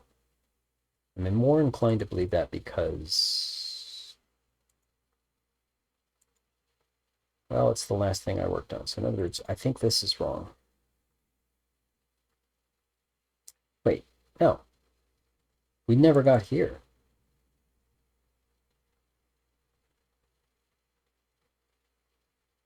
Oh, wait. Stop. We never got here because we're never asking it to do this for this pearl effect.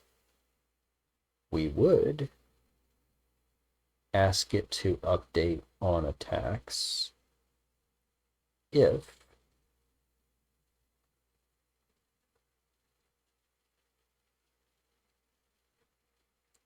this is true. In other words, is this true? I think not. So maybe this would work. Before I go further, so I was about to say I think I know where the problem is, and then I thought through that because I wanted to double check. And as soon as I double checked, I realized, hold on, are we absolutely certain that, no, dude, we haven't done any of this yet. Bruh. We haven't even begun to configure this pearl yet. This is defined. Who cares? We haven't done anything with this yet. By default, all these things are false. So, of course, this doesn't exist yet. Let's do that.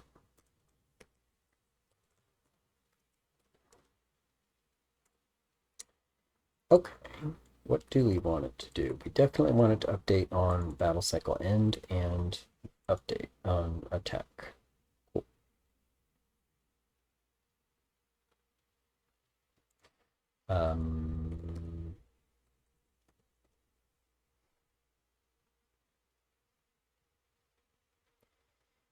Should we affect the opponent? Yes. And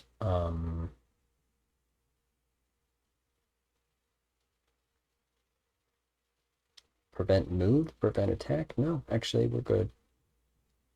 What else?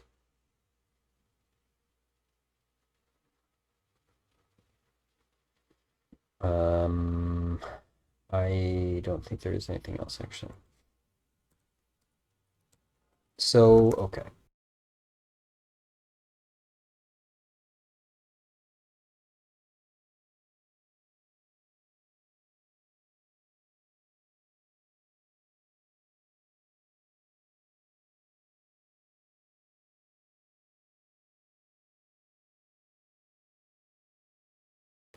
Before we decide that this doesn't work, we need to actually see this. So let's see this, check that, and then we'll start to see this, yeah?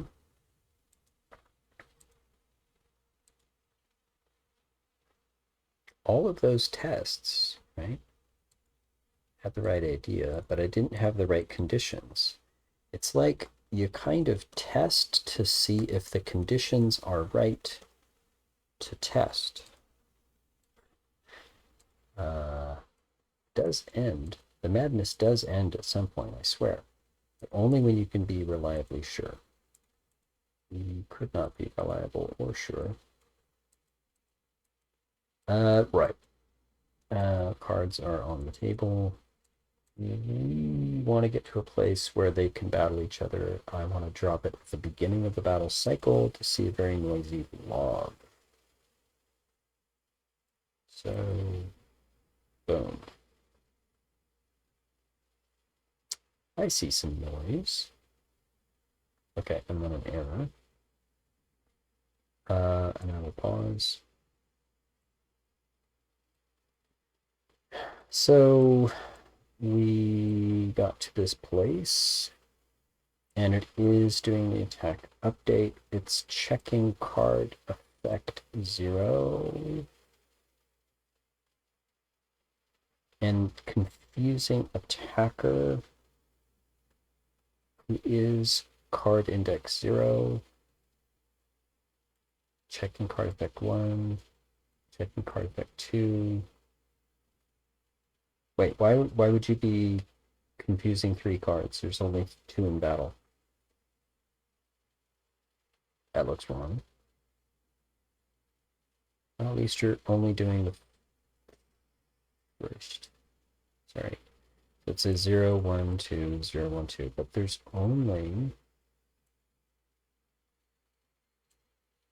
2 cards in battle on the opposing side, so that makes no sense. It does make sense why you'd give me an error, though.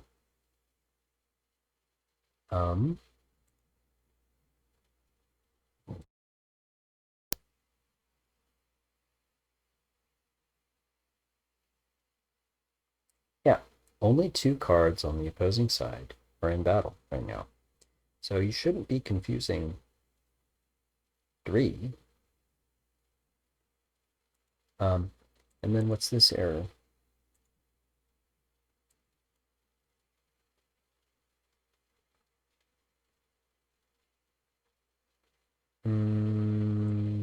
What?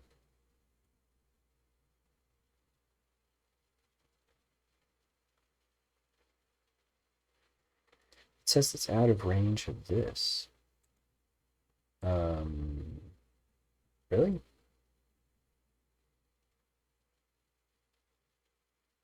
So this number was out of range of this?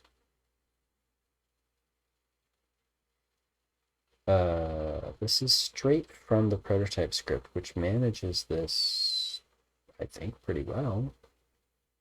Oh, no, no, no. There is a point at which it is out of range. Oh, right. We saw that before. We were watching our prototype script do its thing, and it does ensure that it's within range when it needs it, but it allows it to be out of range to signify that we're at the end of the battle cycle. By the way, I should use that on my Perl Effect Manager, because we found that out. Okay, so I can validate for that. Let's get out of this for a second, because I'm seeing a couple of things we could fix right now. First of all,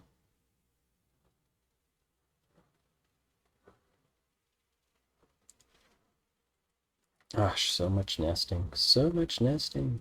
If battle data turn is out of range, right? We just don't want to use it. More than or equal to? No. Less than. Battle data, battle order, length. Okay.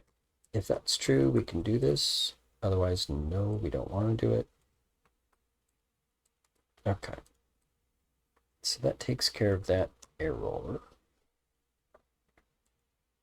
Because it was the only thing it was saying was there's an index that is out of range. Well, there's literally only one thing on this line of code that is an index in an array. So if I do this, I'm validating it. It's good.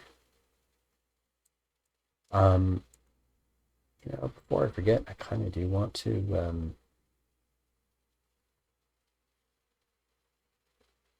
make that button a little bigger. It sounds cosmetic and low priority, but meh. Hey, Pearl Dropper, you're in charge of that tray where we can pick up our pearl, right? Yes, yes, I am. Why? Well, we would like it to be a little bigger. Is that all right? Sure thing. What would you like?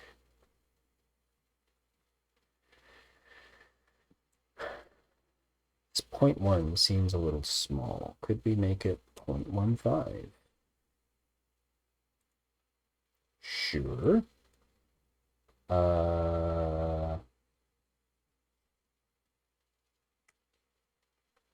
Let's just move it up a little bit. So it's moved up. It's bigger, so it's the same distance away from the bottom edge. I think I need to redo all this stuff. The position of it and everything. Yeah. Okay, likewise, player 2 has a tray that we never see because it's covered up by my avatar, but it also it's going to be bigger. And the rest is fine. Sure. Okay, so if we fixed that index error,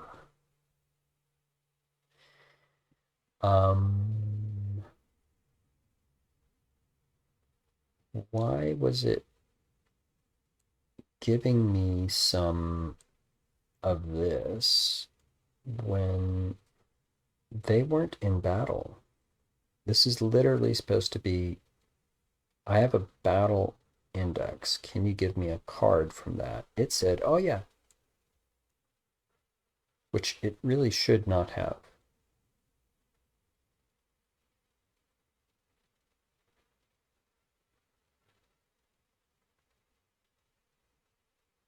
What I'm about to do with this, so the current thought is, I'm going to go tell the prototype battle script the next card that's going to attack, actually any card that attacks while this is true, make it confused. This is so dangerous. But that's why I'm testing to see if I can reliably manage this from here. So I want to try this again, but why was this giving me feedback talking about a card that was not in battle?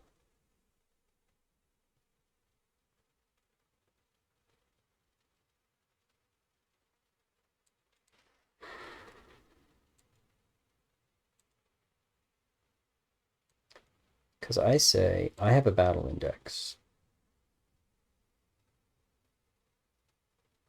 Wait a second.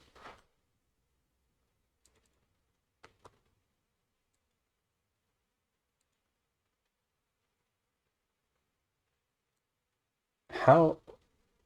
What?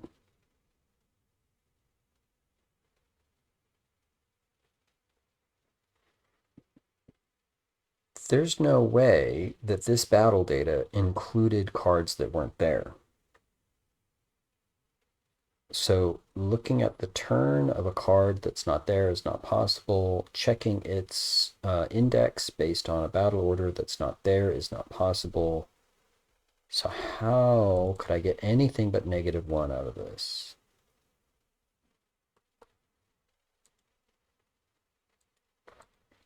By default, it is -1. And I ignore if it's empty battle data. I look through my cards to match the name. But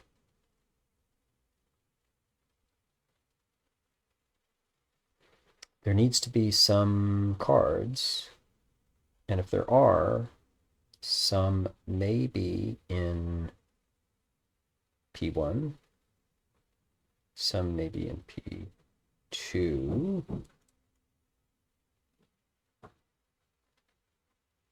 and so if the name matches, again, if it's not here, how is this matching? This has to be -1, and when does it change?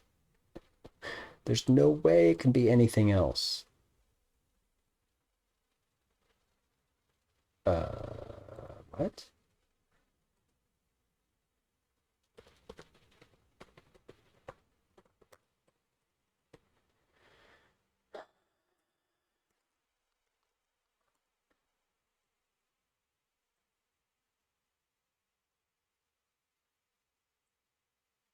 This sounds nutty cuckoo. I mean, crazy nutty cuckoo. Exactly what is up with this?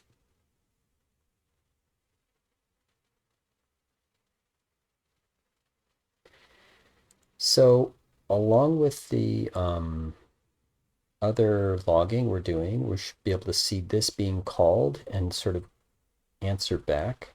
Because down here we say, yeah, we're checking card effect, blah, blah, blah.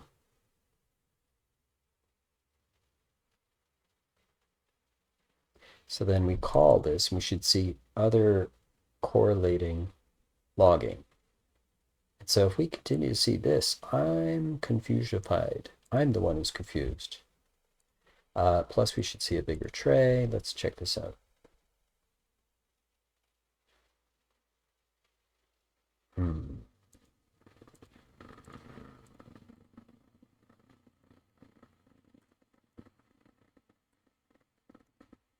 So, okay. All right, all right, all right, all right, all right, all right, all right. It's gonna work. Relax. It's fine. You're fine. We're fine. Okay, bigger tray. Nice.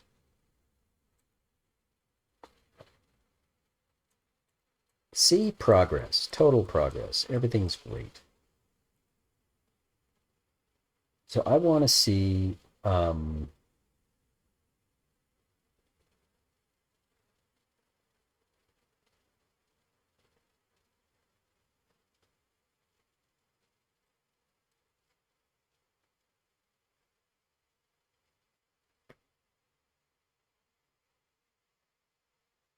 first of all, no error. And that's good. No error. It is attacking on update, checking 0, which is supposed to be time pony. Let's confirm. Is that true? Right? Time pony isn't even in battle. Bruh.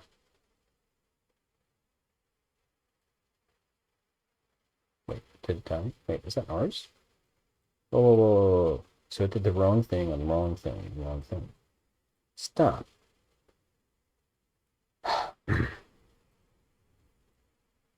I keep having to go back and back and back and confirm things that I thought were plain and obvious. So, player one card. Yeah, we are confusing our opponents. Yes, yes, yes. So 0, 1, and 2, which is...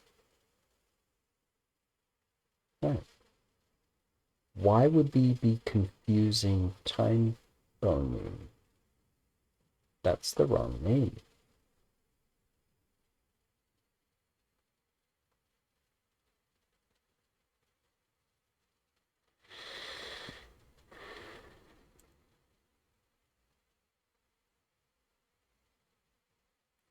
Zero, 1, 2 should be player 1 cards.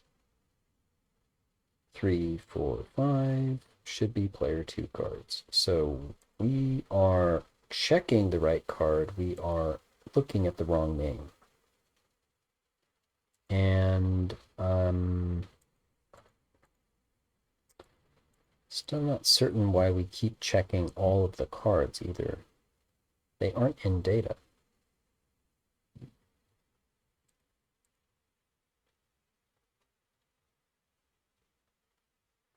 So who do we check next? Here's Time Pony. Actually was in battle, in fact. We're checking and checking, confusing often. Okay, fine. Now we're checking a different card. Why is it the same? What? Bruh, we're always looking at the same name.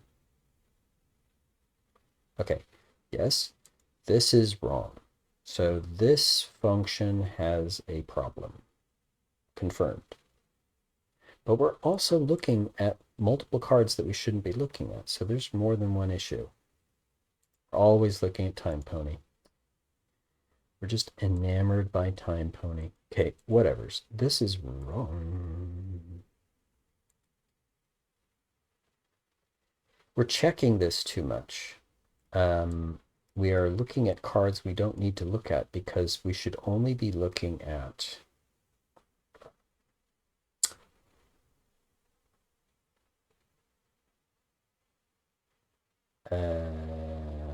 checking card effect. So it's fine that we check it, actually. This is fine, right? Doing this is, we need to. This is fine. Here is where we don't want to be doing things unless it is, well, an opponent, but also they are currently attacking.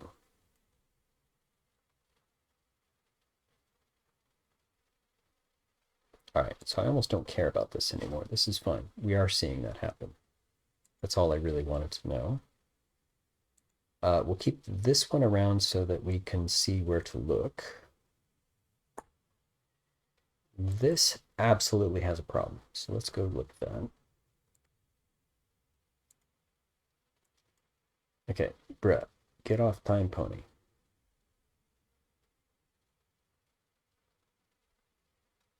Take a battle index.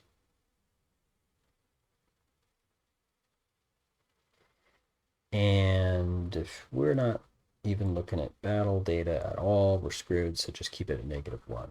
But if we are looking at battle data, then do this. Look through all of the cards that we want to... Oh.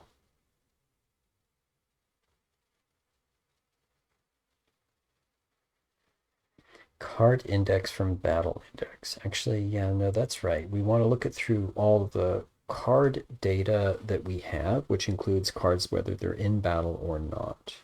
Okay. Battle index is the index. But if it is more than what the battle data shows as P1 cards, we need to do something else. Otherwise, yeah, it's good. That is... And that is...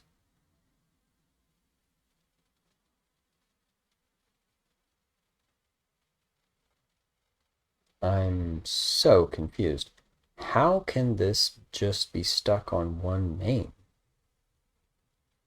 I say, tell me the name of the thing it's matched.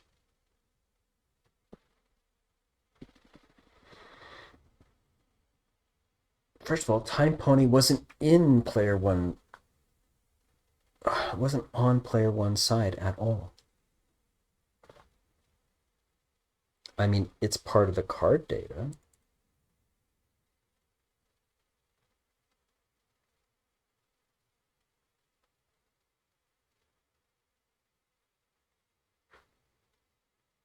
Let me think this through again. So go through all of the card data, which includes cards that are not in battle.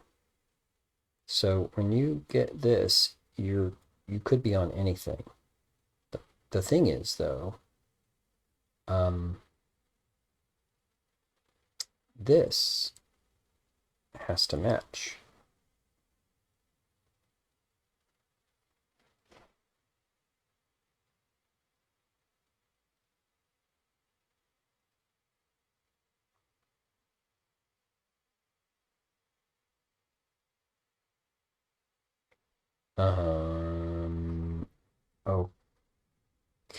Okay. I don't see what I'm missing at all. I don't get this. Why is this giving me feedback talking about a particular card? It's like it took the very first one. No, that's not true. Time Pony was a player 2 card. And second of all, it was not the first one. So what was this? It somehow looked through a bunch of cards, missed player one's cards all entirely,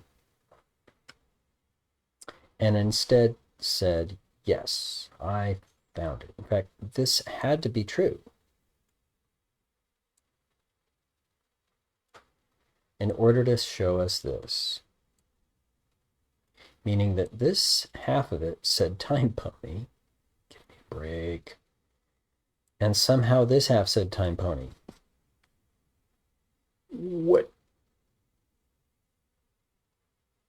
Mm.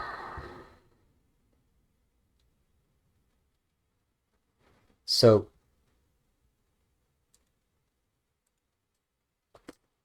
a little more granularity on the feedback because I need to test this again. This doesn't make any sense. Why would I see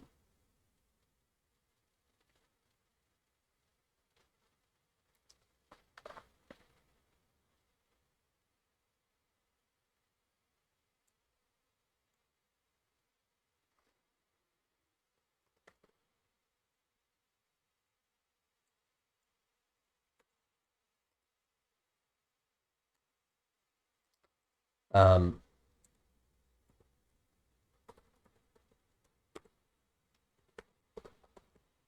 I'm doing a lot more granularity on this function feedback so I can see what's up. Is card data currently attacking? Right? Give me feedback on every single one you're looking at.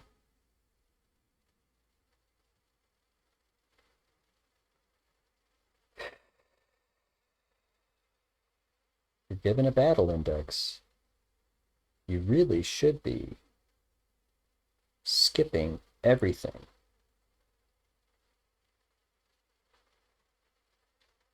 except the one that has a matching name.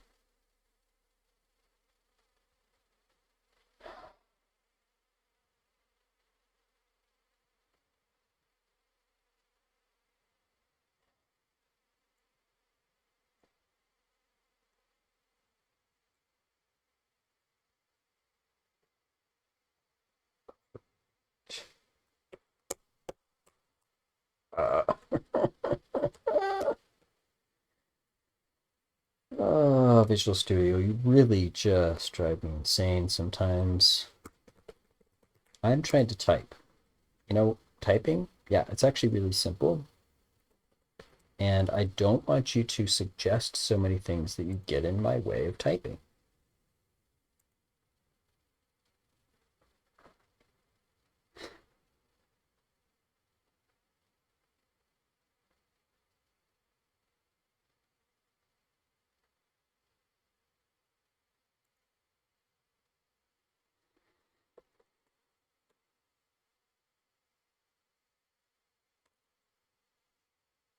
So I need to test again because I'm not seeing where this is at all a problem, and yet the results tell me it's wrong. So I need to see it better, meaning I need to insert some feedback. And where is my music?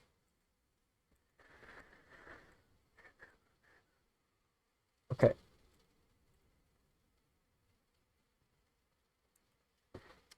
I'm tempted to say this pearl is living up to its name, but let's just say we're working through the problem, right? We go into battle.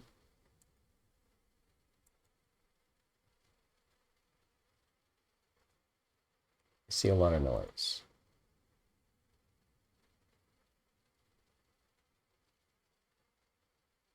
Okay.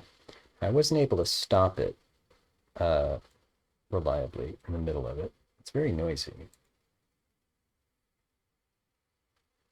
Among the cards that are in our battle data, which I can focus on cleanly,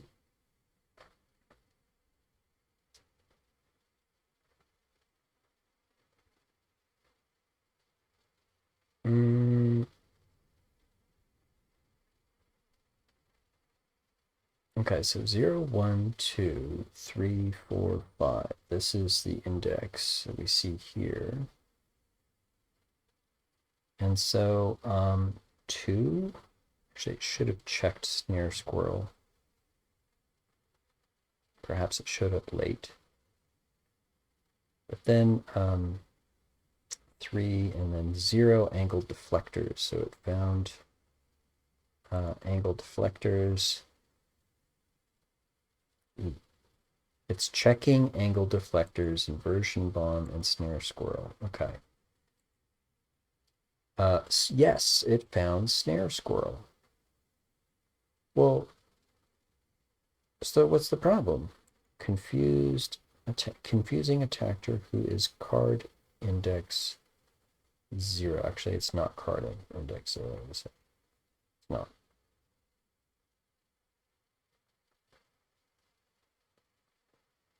It's actually wow, what index is that? That's like not even close. I guess it's this index.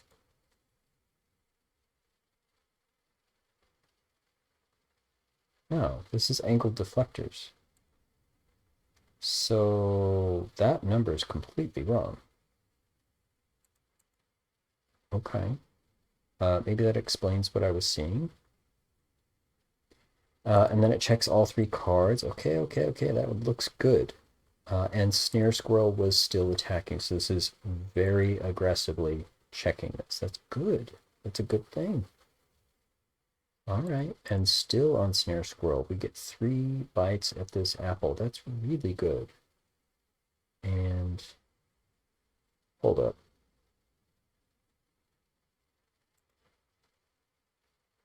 Bruh.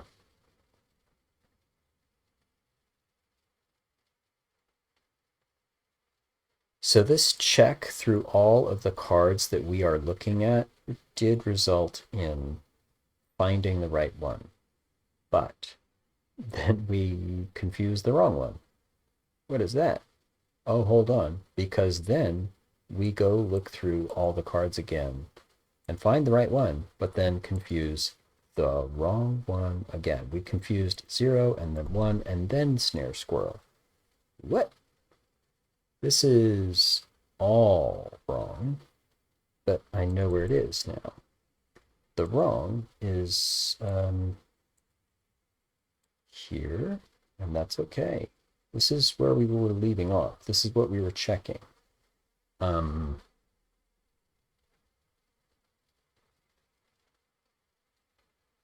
Interesting that we got that back. Oh, we're checking all of the card effects. We don't need to do that, do we? Still, why was that returning this? Oh, dude. I'm looking for card index and then I use a different number. Okay, so this feedback was giving me all kinds of bad information. Good to know.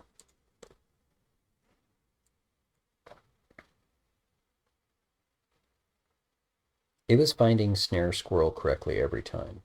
It was showing me a different card every time. And it was showing me it so often that I don't need to do that. Let's confirm that next. Let's change this and test again. I think I only need to check once.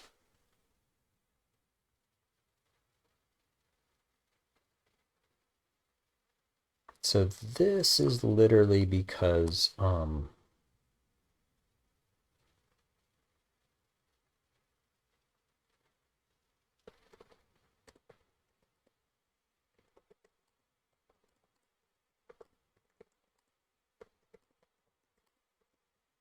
some note. This would otherwise be confusing. Why do I even do this, right? It's because of the way this test script leaves this in a bad place and then fixes it before it needs it. If I'm going to look at this data, I need to know that and deal with that. I believe as long as there's battle data to check, I can use that index and find a card that matches. I don't need to go through each card.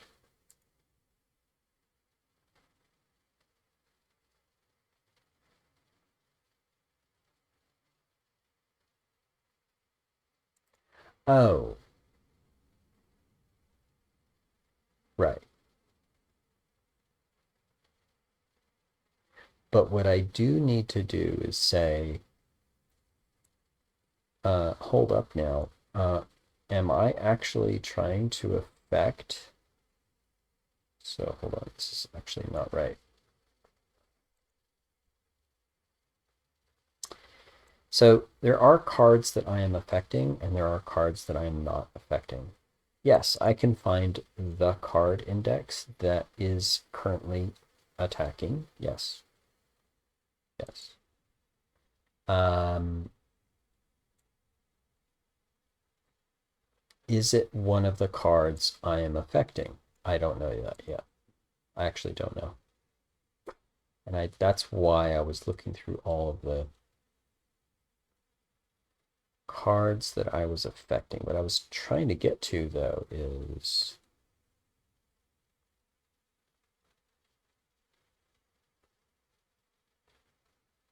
oh, right. Yes, go through all the card effects. And we're going to use I because this I index card effects thingy is going to help us when I need to know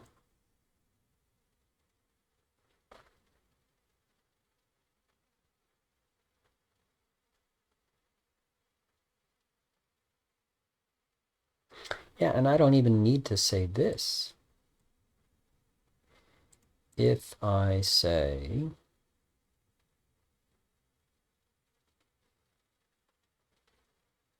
so it's going to come back with a -1 if it's invalid. That's fine because I don't use -1 in this range at all. I just need to ask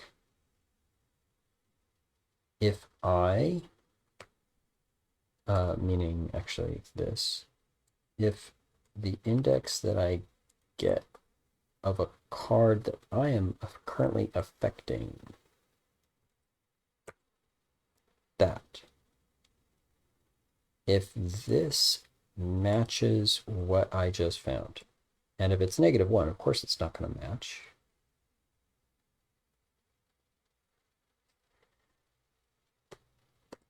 So as long as this is more than -1, then unconfuse. Okay, and this is not IDX. This is no. Nope, nope, nope, nope, nope, nope, nope. Cool. This means, hey, you found a match. Yes, I did find a match. That is who is attacking, and we are supposed to affect that card. Done. Otherwise, this is not a card we're affecting. They are attacking, but we're not supposed to affect them. And if it's invalid, forget it. Right?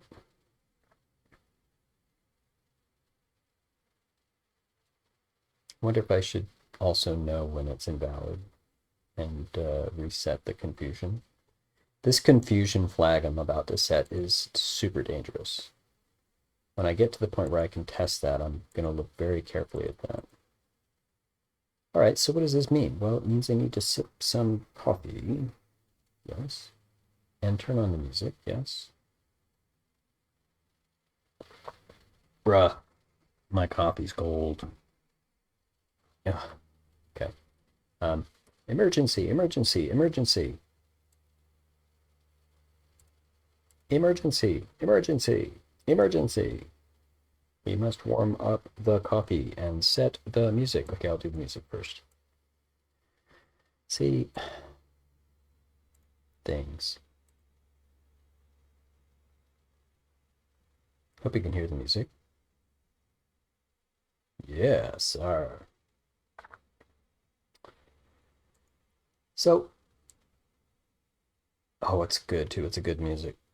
I mean, it's a good mix. So, allow me, please. to chill in the jungle, and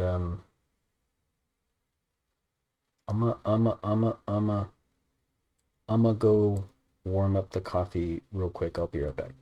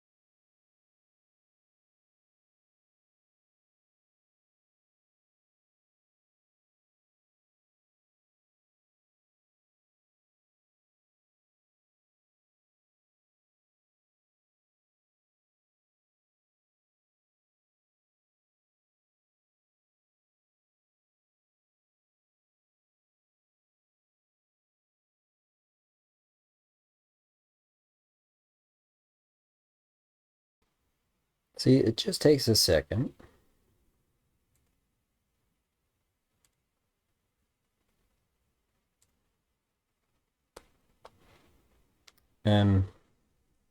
Right.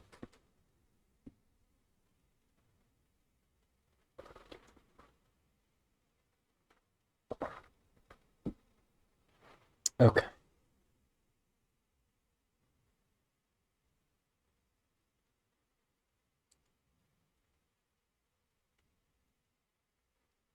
And if we are in fact able to do this, I think this is going to help inform other pearls. The attacking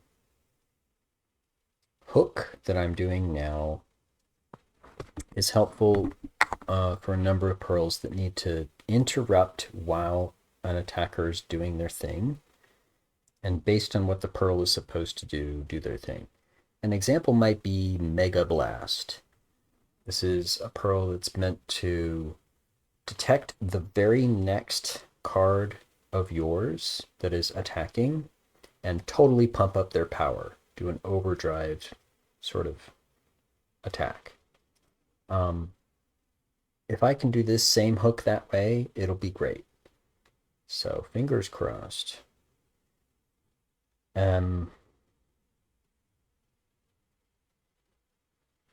Yeah, I want to see this properly reflect cards that should be confused or not. I believe this was tested and confirmed to work.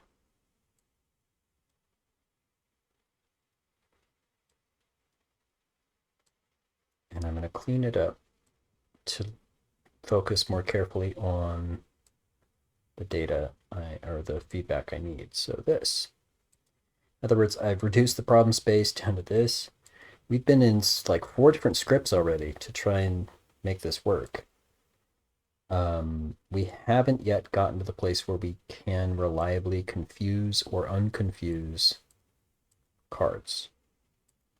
But that's what this Pearl effect's supposed to do. We get there, we get there, we get there. We're close. It's fine.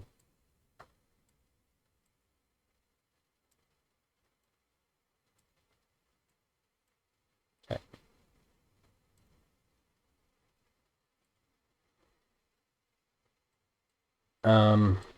Okay, so I'm going to play this small in the editor window here. I'm going to clear that log and keep an eye on it. Actually, I do want to look at the data as well.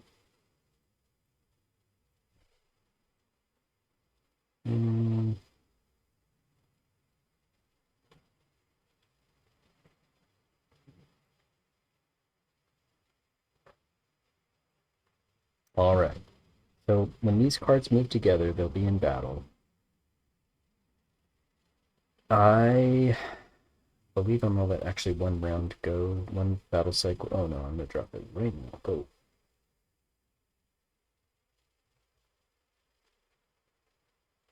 Okay, noisy, noisy, noisy, noisy, noisy.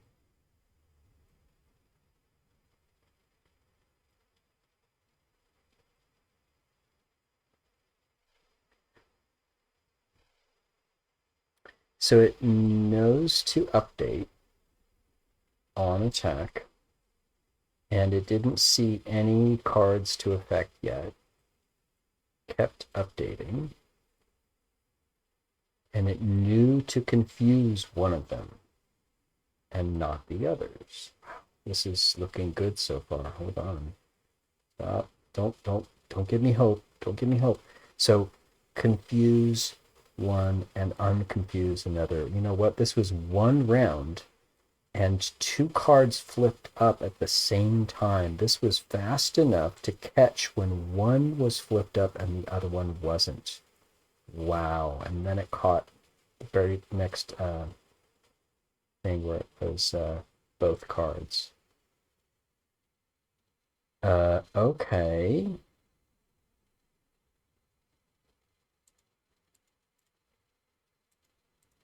Okay, and then confuse and unconfuse, and then unconfuse until it's done. Okay. I believe we're seeing this work. And this is literally player one card 0 and 1 and 2. Okay.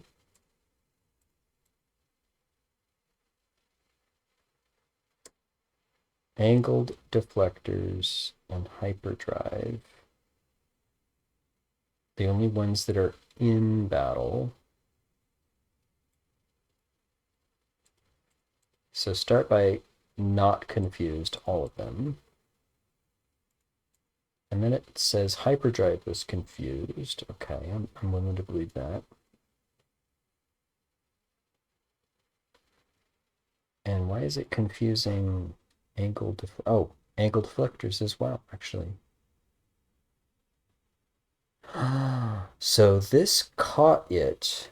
So it's looking, I bet if I look through the battle data, it's going to tell me there was a battle order in which Flying Shark went first. Yes, look at this. Dude, Flying Shark has a speed of 10. So it definitely went first in the battle order. And then Index 1, which is Hyperdrive.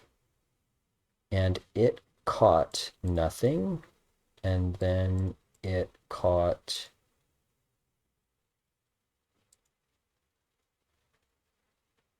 hyperdrive to confuse it while it was attacking.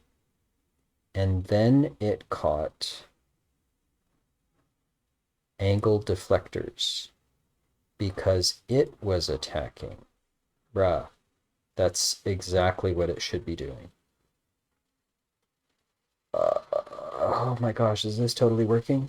Oh, wow. Okay, all right, okay, all right. I had the same problem yesterday. Thing works. No. What went wrong? Nothing went wrong? That's not possible. No. Okay, seriously. Um wow, I think this worked. We need to do two things here. One is make sure that at the end of the battle cycle, this now ensures all things are not confused and end the effect. So literally effect end true because it's the end of the battle cycle.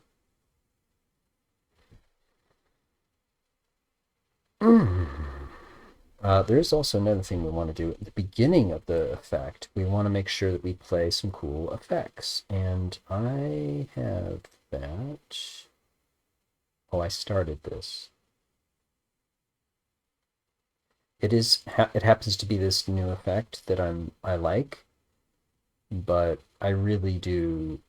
I'm like refactoring this Perl effect manager script as I go, like I normally would. It's not true. I wouldn't normally do that, but I am already seeing places where I need to make this more efficient. This is one of them. I'm going to call effects all the time. I should have one function, name the effect, and just go. The Perl effect and the visual effect go. Because I load it in the same way. So yeah, that should be generalizable. Yes. So call this. That's what I mean. When I initialize the effect. Yep, exactly like this. Exactly like this. This is what I mean. It's getting more efficient as we go. This is called confusion curse. It's definitely messy though. I mean, look how many places I am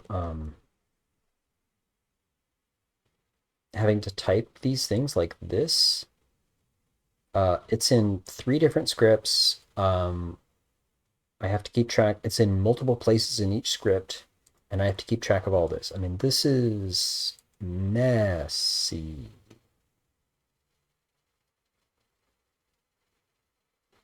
This is where being careful and rigorous is going to help for sure. I don't want to come back and do things later. I still haven't done the perform attack stuff. And actually, I'm doing something different right now, which is modify attack, right?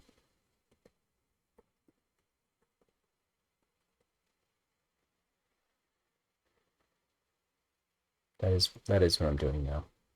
And so what does this mean? Well, it's going to look prettier because we have visual effects now. And this works. And this looks like it works. That's crazy. And then it's going to clean up the effect when it's done.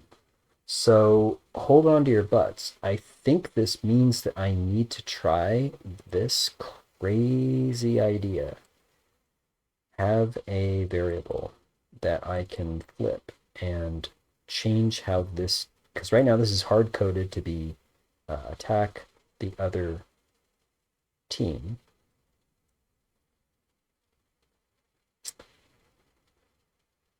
Because you are player 1, attack player 2. And if you are player 2, attack player 1.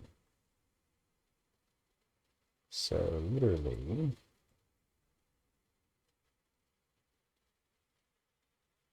gosh, this is so crazy.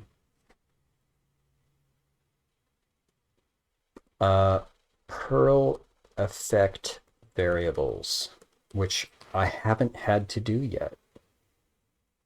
And I am resisting with all my might, but this makes too much sense not to do this.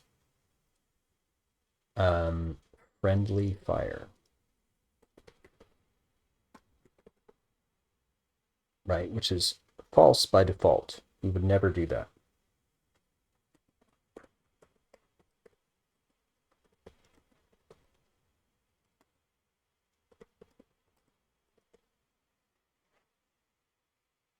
False by default, and the only time it is set is from the Perl effect manager. These are also functions I call just to get data. But here's a case where I'm actually setting it.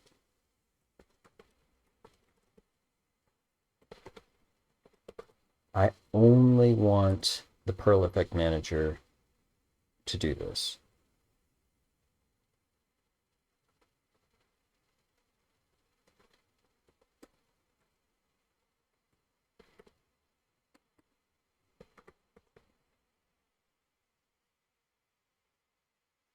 I don't even want this script to manage that data at all. I only want it to read it. I want it to be managed only from this other script. Oof. That way I have only one place to look when I need to. And it is a one-way communication. Okay, it's just reducing all of the variables that I can, so to speak. So here we are. Normally I do this. I need to say, based on what this is, actually I can probably reduce the size of this to it in one thing. Let's see if I can perform this magic. Target index equals battler is the name of this battle script. Get target. And we are going to use the battle data we have, and then we are, oh, right, we're checking either this order for those. Okay, so I can't do it neatly like that. But what I can do, let's pretend we're going after P1. We're using P1 orders, whatever. Copy.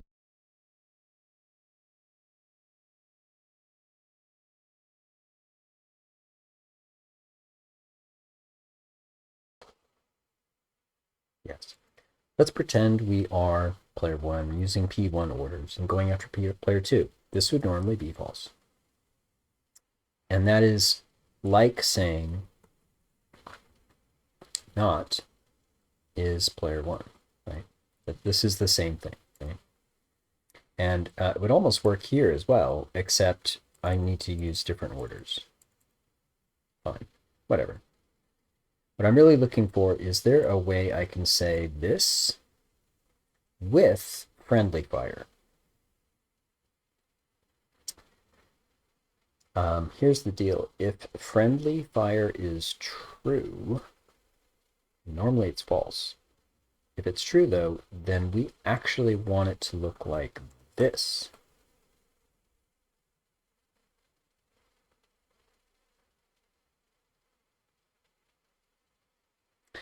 Well, because these are separate, maybe I don't need to get that tricky. Literally, this is false most of the time. Okay, except when friendly fire, right? And this is true most of the time, except when friendly fire is true. So if friendly fire, sorry, when friendly fire is false. This is true most of the time because you're supposed to attack player 1. But if friendly fire is false, then this is true, and that works. And if friendly fire is true, then this is false, and you're attacking player 2. Okay, good. That actually works. So, yeah, this sounds absolutely crazy, but this not changes it, right? Flips it around. And friendly fire is normally false. So should we attack player 1 if we are player 1? No, we should attack player 2. Normally, should you attack player 1 if you are player 2? Yes. So if this is normally false, this turns into true. And if it is friendly fire, yeah, player 1 attacks player 1, player 2 attacks player 2 because this is now false. Okay. So crazy.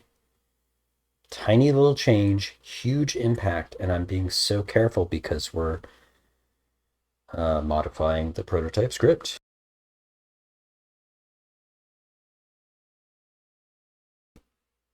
So, all right.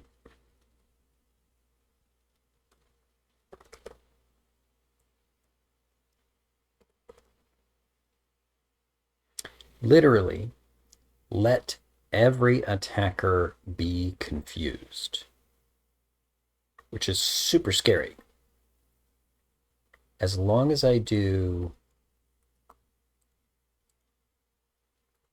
this as well, Make every player, every attacking card be unconfused.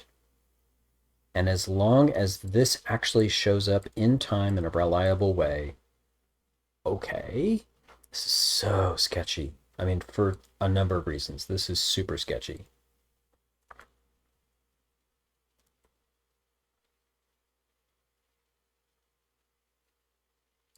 Wow.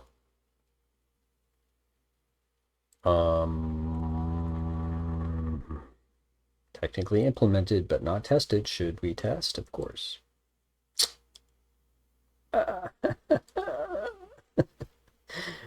I'm freaked out because it kind of worked. It showed like it was going to work. And I, I, I guess this should work. I'm freaked out because um, I expect things to go wrong so I can find out what to work on next. When things work, I am trying to figure out if I should move on. All right. So I'm going to get these. These are going to come together. I'm going to drop this. Ready, go. Bonk. Pretty, right? They're confused. Did they attack each other? Stop.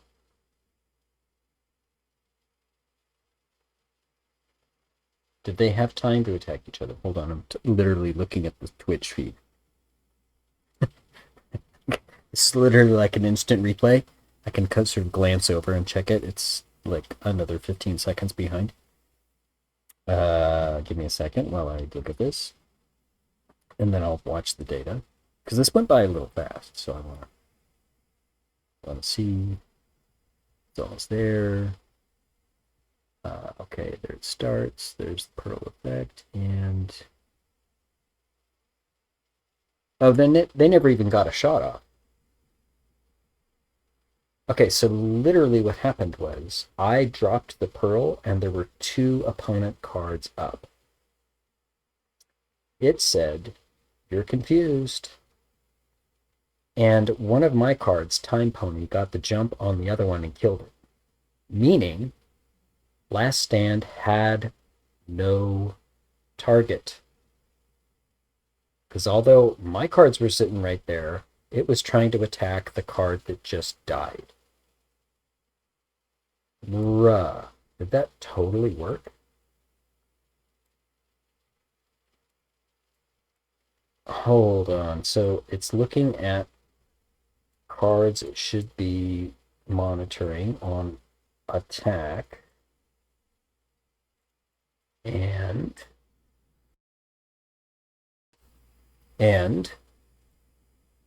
it found a card it should be monitoring and confusing.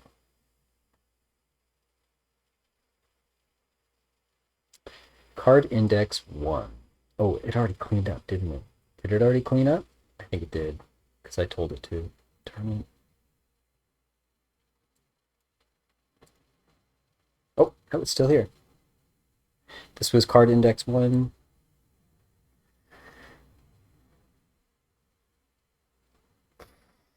Flying Shark?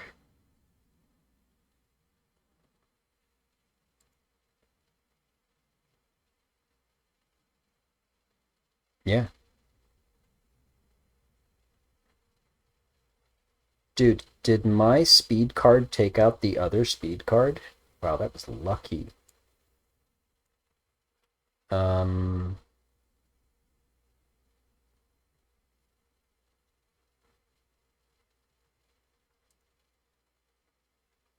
yes, sir. That's exactly what happened.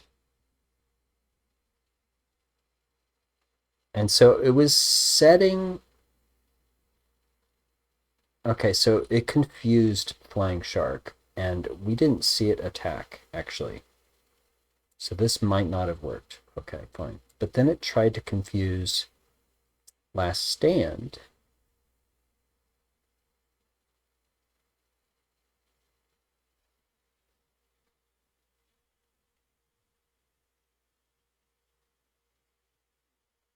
And that's all it did. So the confusion part apparently worked.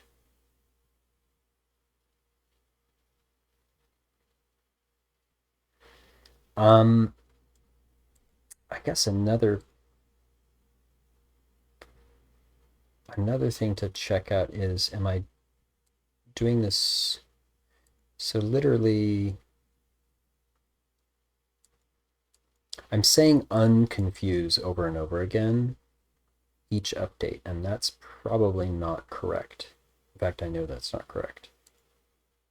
This is not correct. I don't want to do this every time. I'm looking through all of the cards. Oh, here's what I want to do. I want to see if I find the card because it is currently attacking. And if not, then I want to unconfuse everyone. So this is confusing everyone. And I really only want to do this if I found it. Unless I find it, I want to, if I don't find it, then I want to unconfuse. So actually, yeah. This friendly fire set true false. Hmm.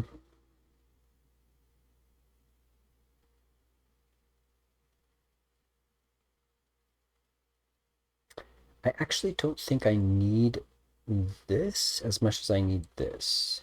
Here's the deal. I'm going to look through all the effects, and I'm looking to see if I found it, yeah? And by default, no. But if I did, then I want to say, yeah, I found it.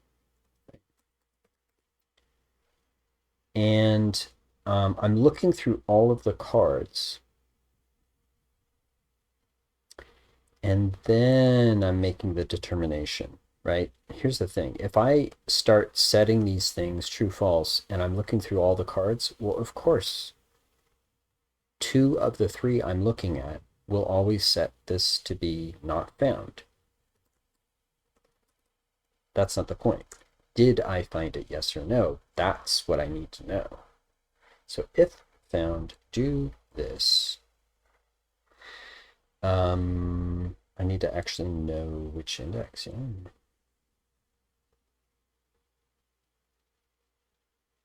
Bruh, I need more data. Really? Okay. You know what? No. Here's what I'm going to do. It's an invalid index, and if found index is not invalid, okay? Whatever. Okay, fine. So now found index can be an actual number.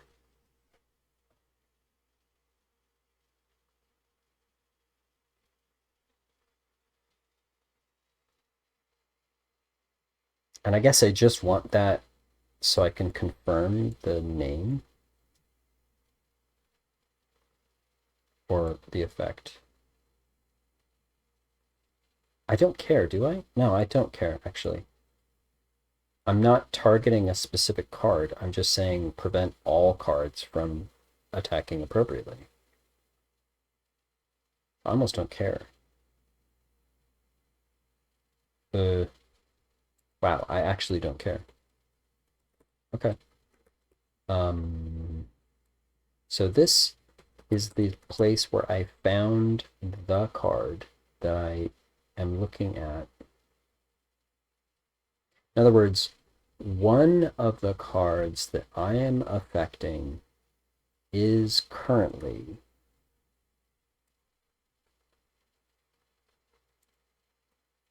attacking, and I have found them. In other words, they are currently attacking. Whoever is currently attacking is one of the cards I am monitoring. This confusion curse should ensure that this is in fact done.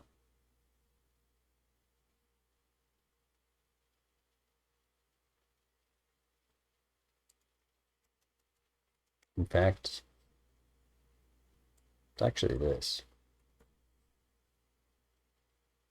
While I am logging this again, it's actually this. Did I find it or not? Okay. So the difference is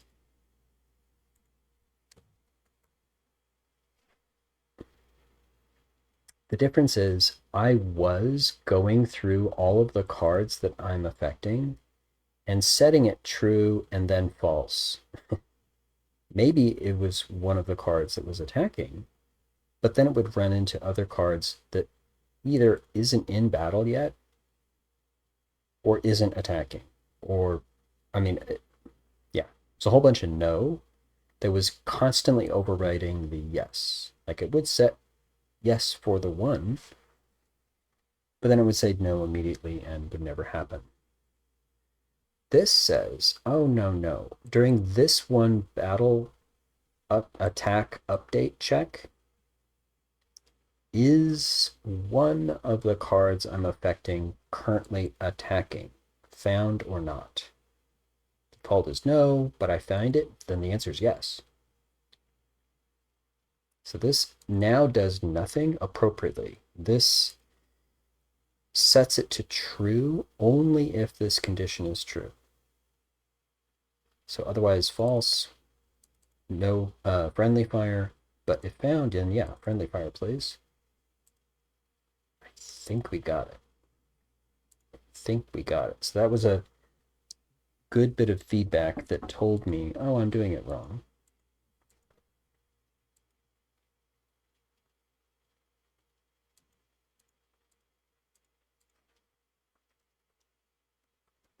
Cool. Cool, I'm doing it wrong. No. Cool that we know where to focus our attention. Yes?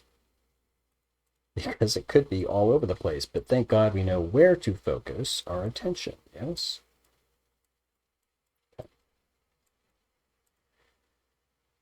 If I drop Confusion Curse while there is a couple of cards in battle on the table,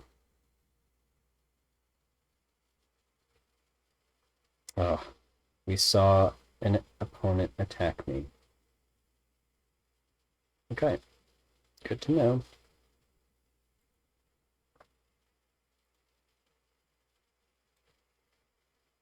And there was an error. I'm going to check that. So,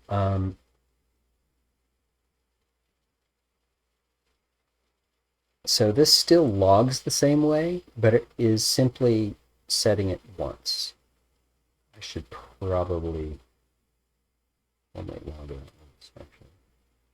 But checking it, it's checking it, it's checking it. So it found one that was attacking and then errored. Okay.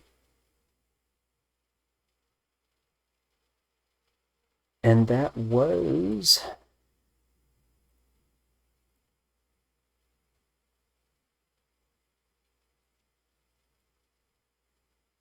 card index 2, which is 012. This was Growthstrom. Yeah, this is the one we saw attack. And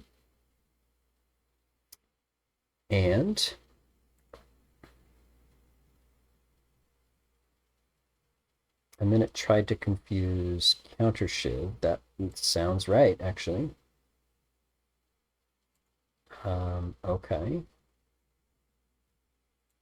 It keeps confusing it because we are in error. I think it actually caused an error on the test script side. Yep, which means this broke. And so it makes sense that it's kind of stuck there. Oh, yeah, this makes a lot of assumptions after the fact.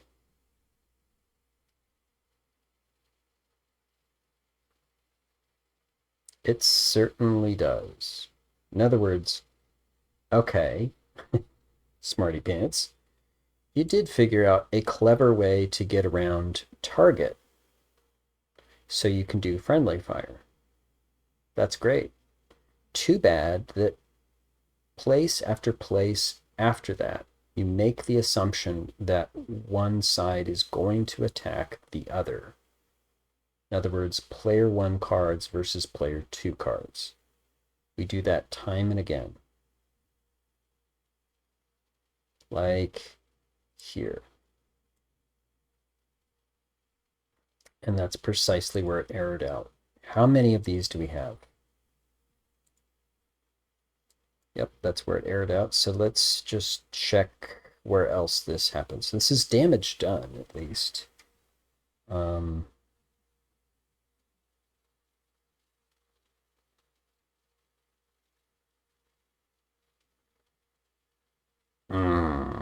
no, this is...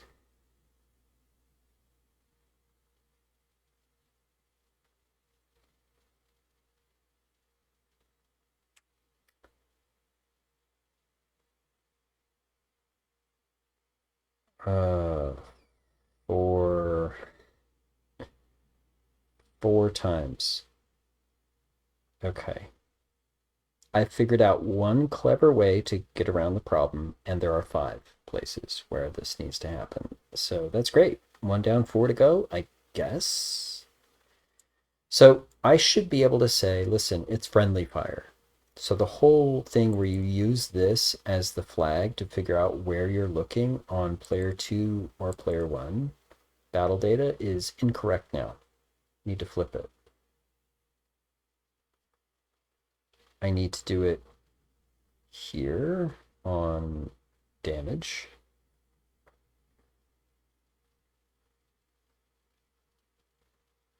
Because I'm actually taking out hit points on one side or the other. Yeah, so one of the things that I would do when I'm refactoring this script is say cards are generalized. They are not player 1 cards or player 2 cards, they're just cards.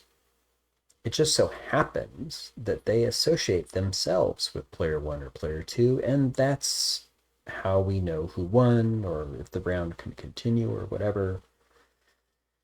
Instead of explicitly holding 2 different arrays for things.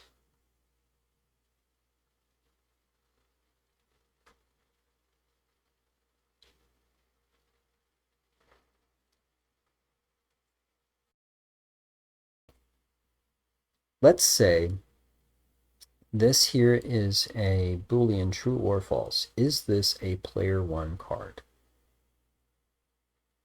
The card that is currently attacking, right?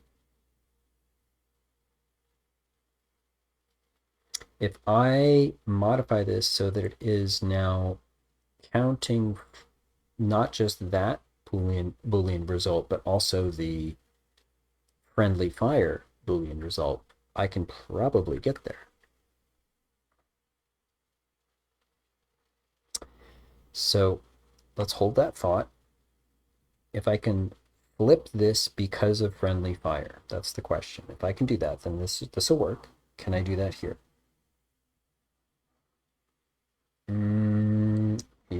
Sort of, yes. It's a little more complicated because of the and, but basically yes.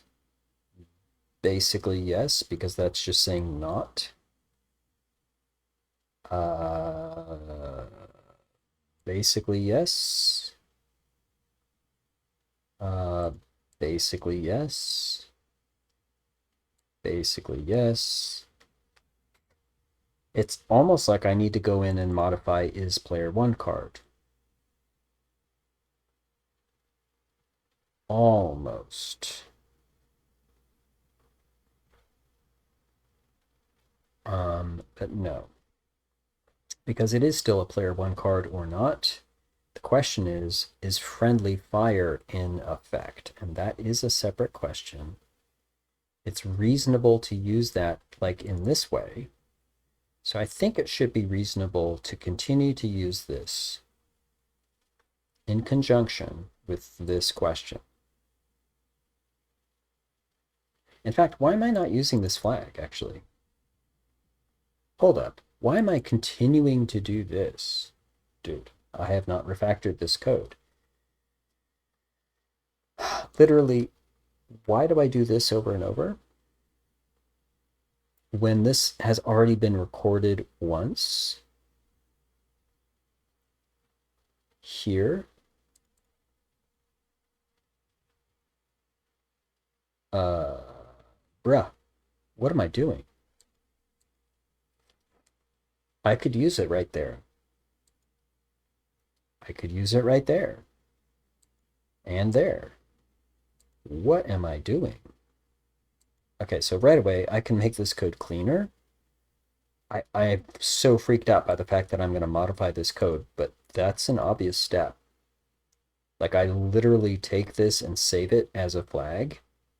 This Boolean variable is stored. So why would I ever continue to call this function? Bruh, like literally this entire thing here and then there and there and there and there and there. There's no reason to do this. There is no reason to do that. Okay. Is P1 turn is the name of this thing. Oh, excuse me.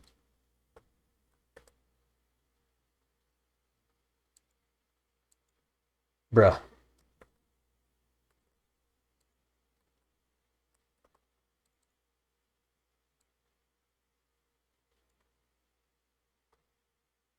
Funny, this is actually Mother's Day weekend. The music mix we're listening to is actually a listen up kids audio cassette recording that somebody uploaded to YouTube from 1997 off the radio. We're talking radio waves, not the internet. This is in the UK. Radio, famous DJ, Radio 1. They recorded this mix on Mother's Day 1997. And it's a fantastic mix. Just happens to be Mother's Day weekend. So we're listening to it 27 years later. Oh my God. History. Okay, literally, Visual Studio, you're totally in my way right now. You're trying to help, but you're really, really, really in my way. Like, honestly, get out of my way.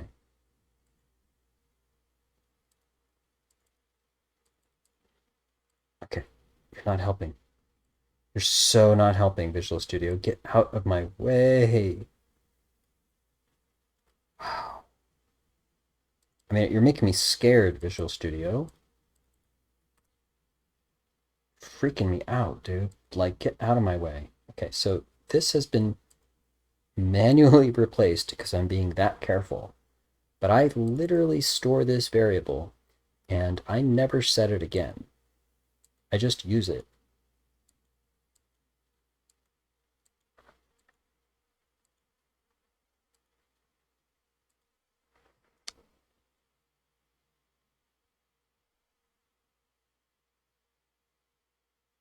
And I use it in the right places. I have no idea why I wasn't doing that before.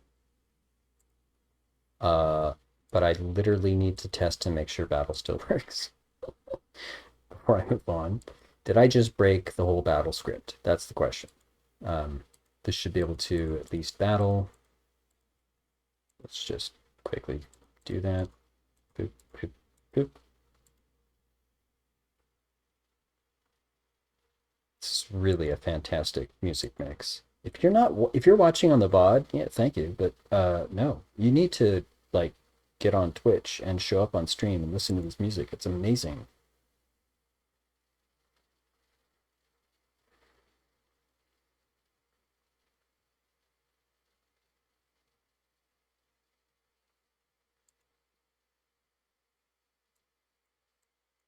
This DJ literally raps and dub mixes, as well as selection, and by the way, chatting with people and listening on the radio. This is before people could talk back directly to the people they were broadcasting, like Twitch does. Oh, I'm not going to give you a history lesson. Radio, look it up. Google it. Okay, so this is good. This works, yes? Everything seems to be working. So I did not break battle. Okay, good.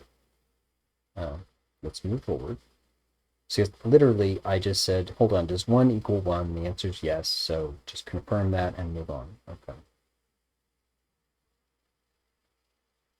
Alrighty.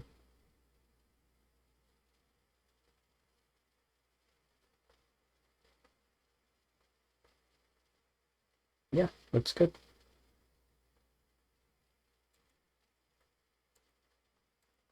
So if that's true,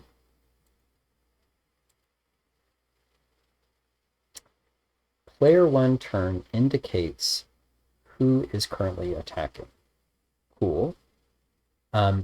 Explicitly, when I'm finding the target, I basically flip this on its head and say, if friendly fire, then you should be attacking player 1.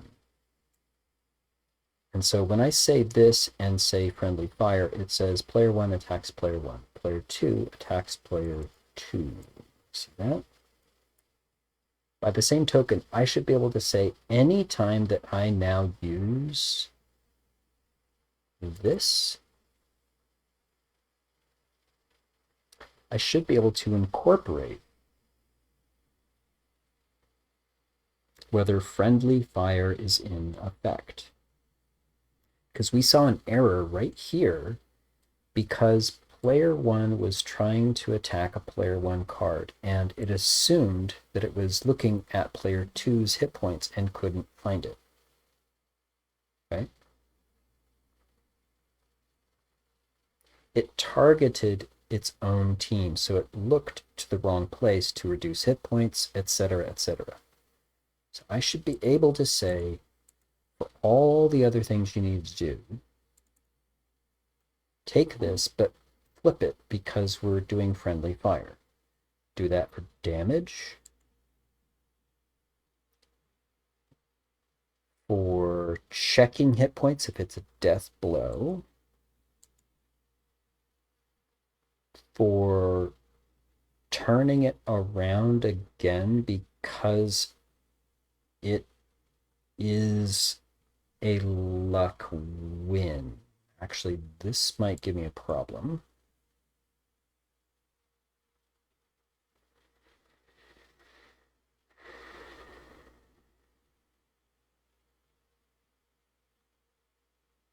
So if not a luck win, we just do our thing. This is normal.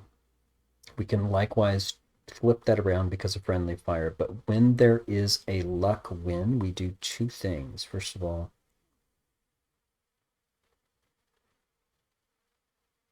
yeah, the lucky card gets restored 1 hit point to exactly 1 hit point.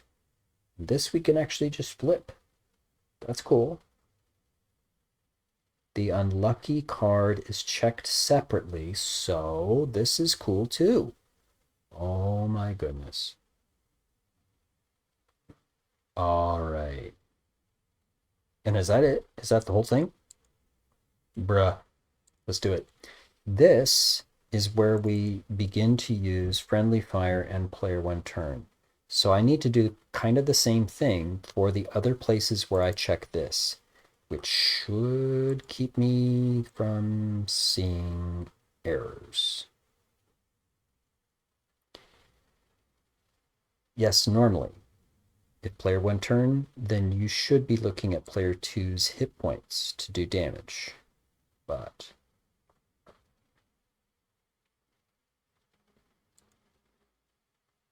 what this really needs to be is a combination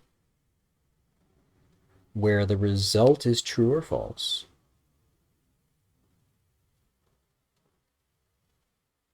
It's effectively saying, from here, yeah, actually, it is the opposite of player 1 turn. Is player 1 turn speaks to who the attacker is, but now that we're doing damage and other things, we're looking at the opponent for all of this. right? Is this a death blow? Should we remove them from play? Is this a luck win and give our card versus their card? This is why I looked at it, see it was separate. Should we manage those things based on me and the opponent? Okay, so if I just cleanly say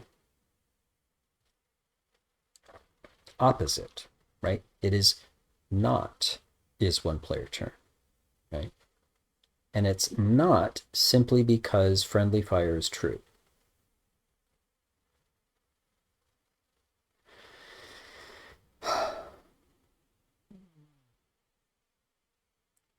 It's basically saying if if friendly fire is true, then reverse this Boolean.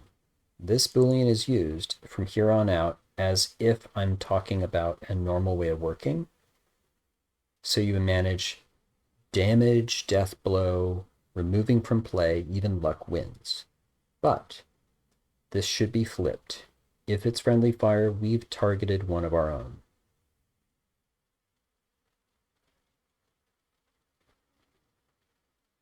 Now, I don't just want to say flip it. I literally don't want to do that. That's going to get really confusing because I named it is player one turn. But it needs to be combined with this.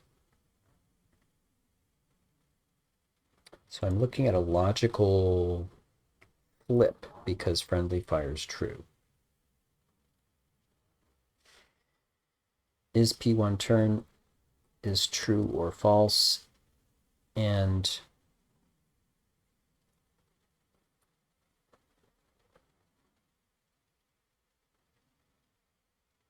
boy, I need like an exclusive or, which is a logical operation I don't know how to say here.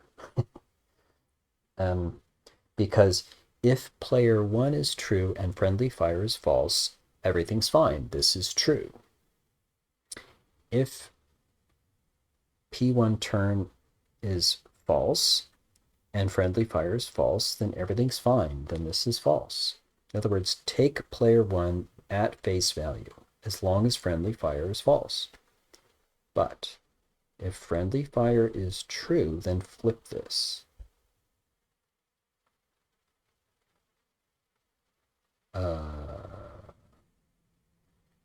That is not simply an or an and. But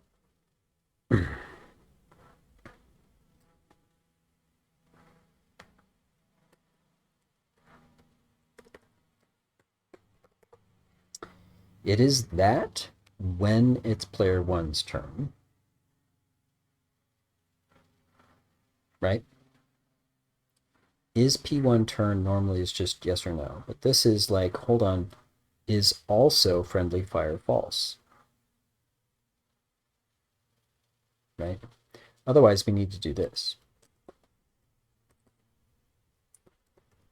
Not is player one turn and friendly fire, right? Either friendly fire is true or false. Either P1 turn is true or false.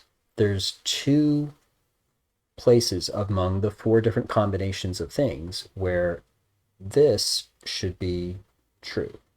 Otherwise, it's false. The other two possible combinations of things, this should be done instead. I think it's this.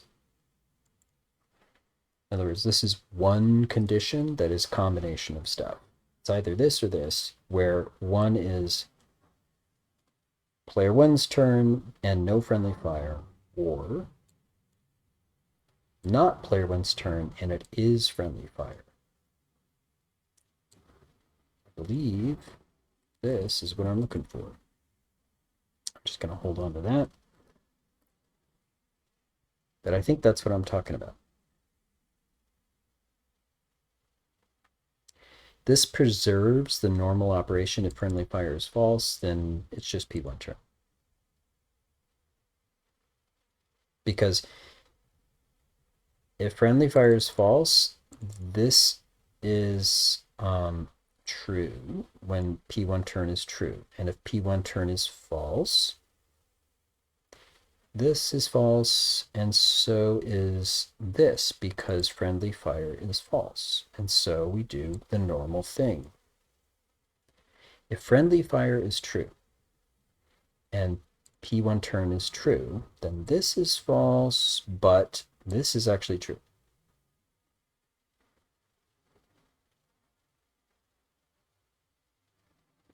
Wait. Friendly fire is true, and P1 turn is true, which means this is false and this is false, so do this. Attack your own people. That's true. Okay. Sorry. It is Confusion Curse that we're doing. Yes, it is. Yes. And if it's player two's turn and friendly fire is on, then this is false. But this is true. And so do this. Attack your own people. Yes. All right. So I'm going to replace this wherever I've done this.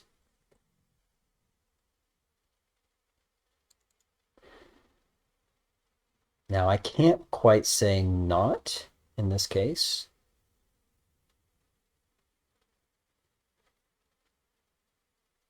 Can I actually? Um,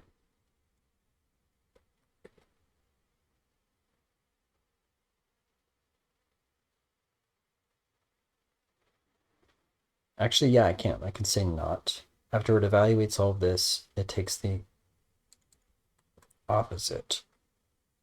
Okay, hold on to your butts. I'm going to make a major change and test and see if the battle just broke. If it broke, I will come back. Visual Studio, I swear to God, you are not helping. Bruh.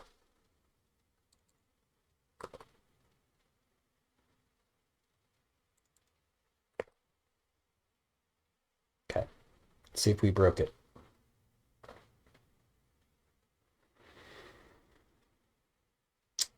Oof. Oh, this is so dangerous. I'm going to save, and I'm going to be able to undo this if things go bad. And I will reevaluate and try it again.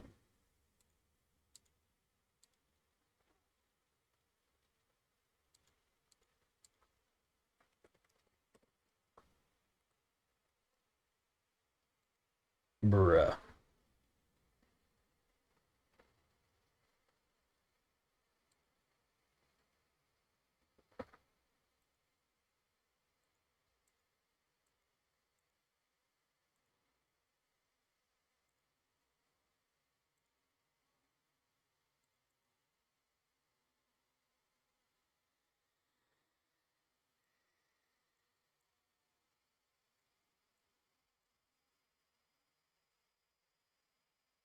Yeah, whether I drop the pearl or not, this will break battle, right? If it's not good, this will absolutely break battle.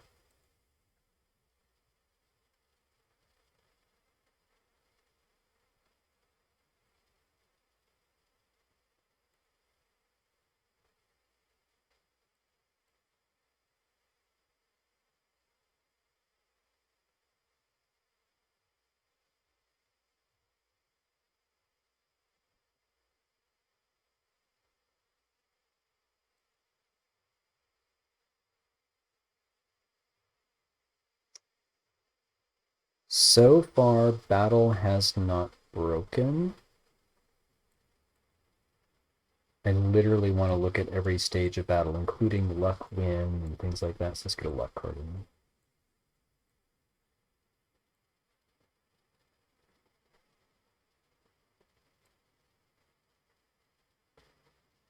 Yeah, I'm not even going to drop the pearl. I just want to make sure battle works.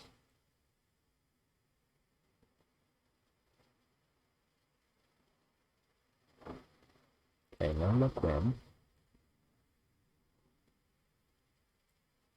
What the? Oh, God. What happened? Lane 3 collapsed. Oh, shoot. I had this in the way. I couldn't see what was going on. This has to be related to the jade wall that I was working on. That's why I really didn't want to do this. So, I'm going to keep saying it. If I mess with this prototype script instead of just refactoring it, it's going to be a problem.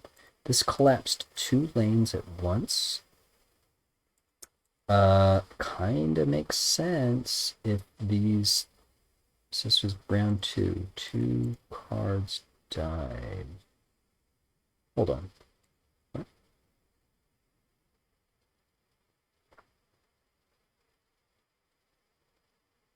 This says that there were some lanes that were empty when they weren't empty. Yeah, this is absolutely a problem with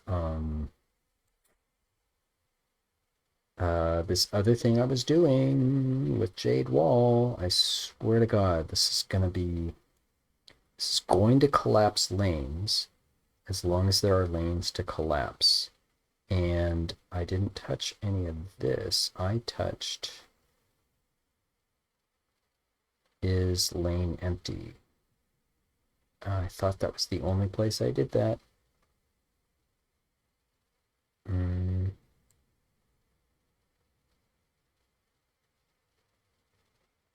Yeah. I thought this was the only place I did this. And I commented that out specifically because I knew this was going to be a problem. Doggone it. I thought I undid it. And I'm starting to wonder if I did. It's possible that there's something else that made that happen.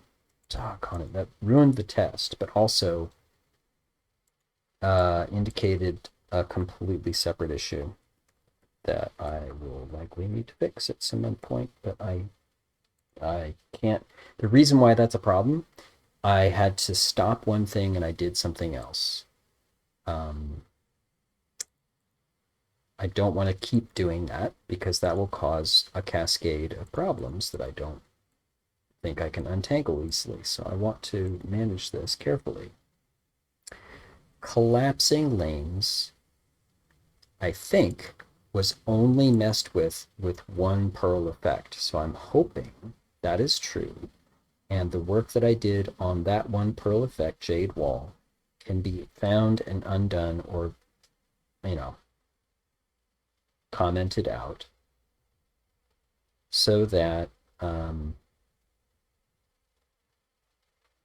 so we don't see that.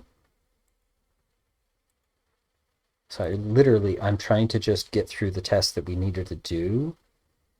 I have to ignore that problem right now. I have to ignore that problem right now so that I can focus on this. And I will remember that it happened. I've actually seen it happen before, which is why I commented out that stuff. In fact, that's why I decided I need to sort of hold off on Jade Wall entirely.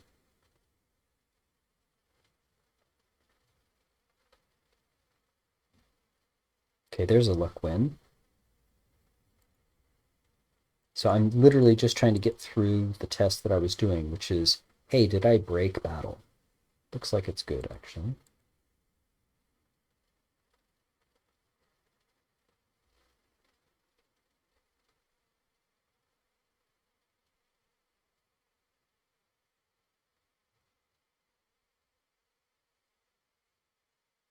So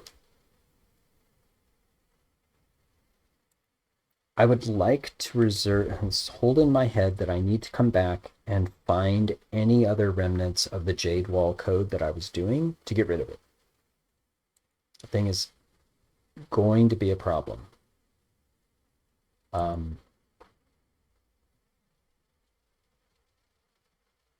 Actually, yeah, I can test this right now. I'm still holding on to Confusion Curse. So I'm going to go back in and try it because it is already modifying that flag. and sang friendly fire.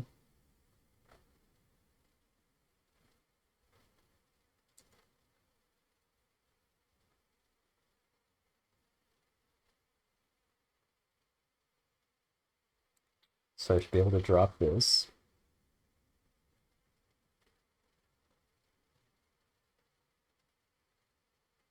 Interesting. It totally attacked itself.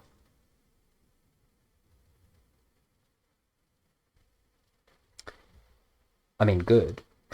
It didn't attack our side. It attacked itself. And in fact, I saw Growth Serum also attack that card, which is why it died. Let's confirm that.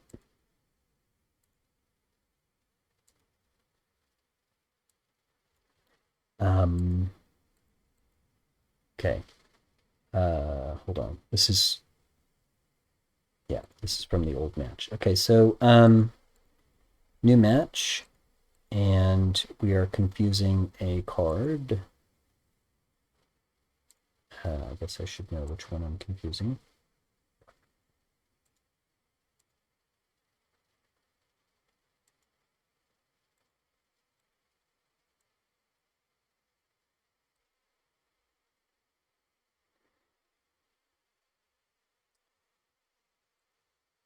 Yep.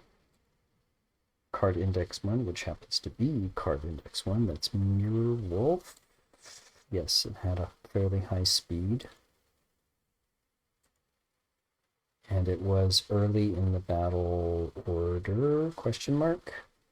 Indeed. So it caught it, it made it confused. Still confused. Still confused. So this is checking quite often, actually. Ah. And it attacked itself. This error that I put in myself, or it's a log, but it's a log that I put in myself to say, hey, something really strange that I don't expect to ever happen happened.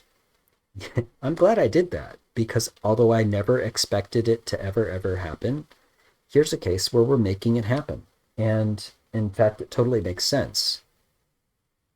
I'm attacking myself, and there's normally an attack looking effect that is stretched out toward whoever you're attacking. But if you're attacking yourself, there's no direction at all. So this direction vector, this look, rotation, viewing vector is 0. That totally makes sense. This is literally something I never thought that would ever happen.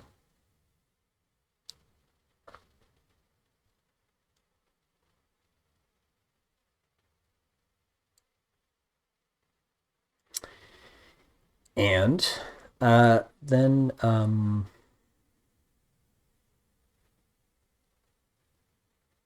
still confused.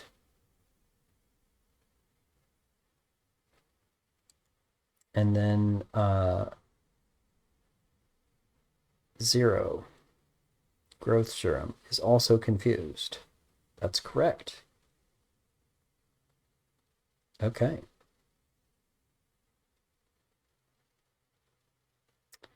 So death blow from stone fall to mirror wolf. Interesting.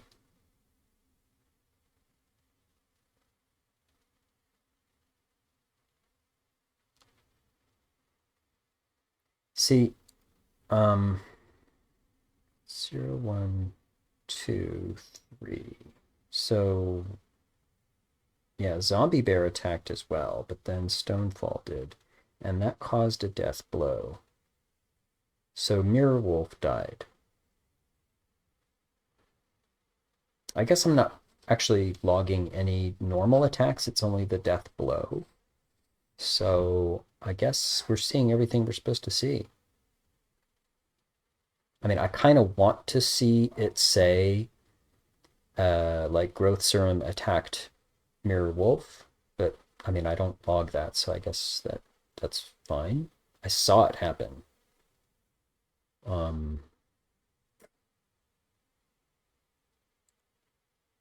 Why is mirror wolf confused again? It is in fact dead.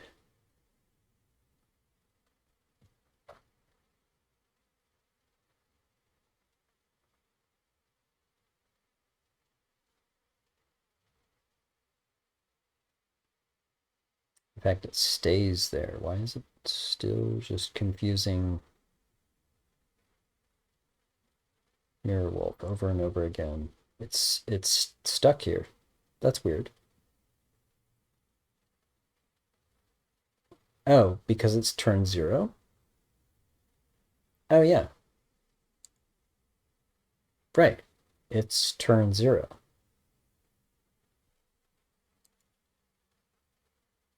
Okay, so what's that mirror?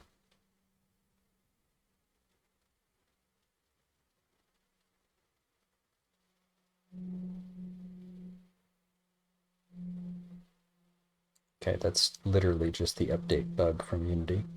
So, hold on. This did not end the effect. There it goes. So I had to manually do that. But other than attacking itself, I think this worked.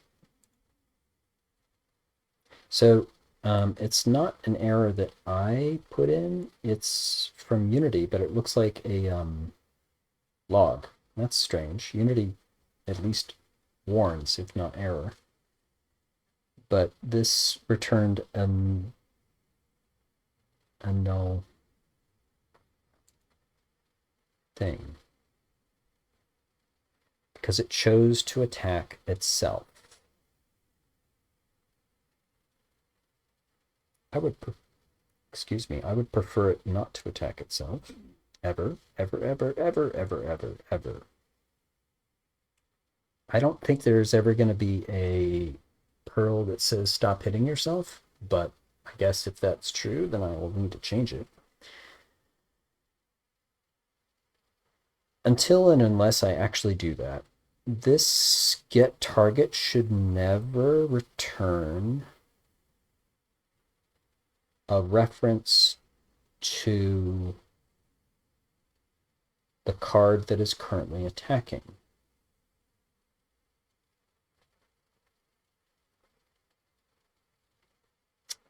So that is a thing. And then also, this was supposed to end the effect, and it never did. Um,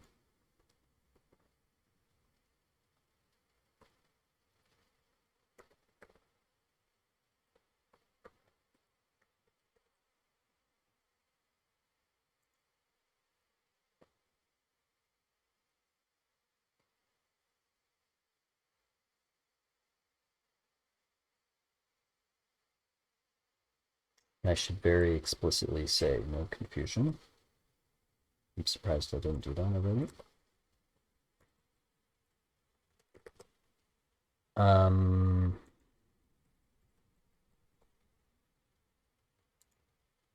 But I say effect ended. Like, what? Why didn't this work? Am I on the right index? Yes. So, what? Oh, I'm setting this. Oh, this won't work either, dude. I have to be very careful. When I'm reading, I can use the word effect. When I'm setting it, I need to actually, yeah, I do the same here. Yeah, I have to work on my patterns on this thing. Okay, so that will actually set. This is making them not confused for sure. And this will log it back to me so I know. Okay, that's good. Now, I do not want, like, stop hitting yourself. Like, literally, that's what I want. Let's stop. Let's do this. This needs to be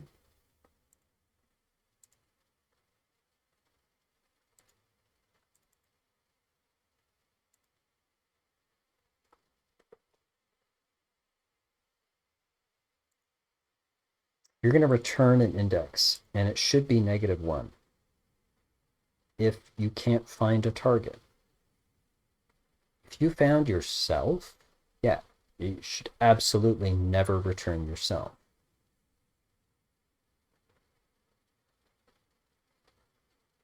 And I find who is attacking. Where do I do that? Well, it's this.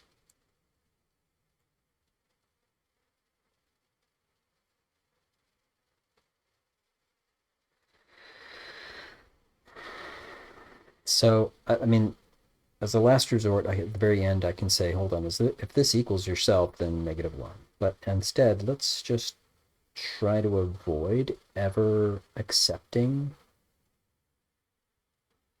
this index.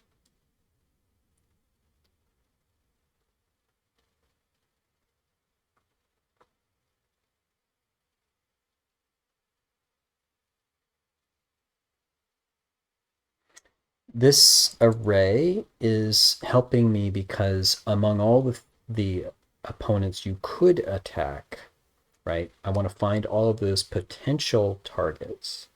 And when in cases where there's more than one that meets the criteria, like they're in range, they are whatever, then go ahead and choose among them randomly. Okay, so I use this.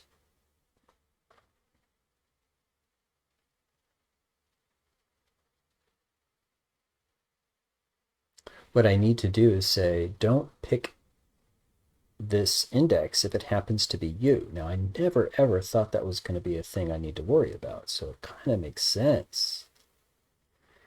Makes sense that I need to do this now, but okay, so be careful. Should I store this? I probably should.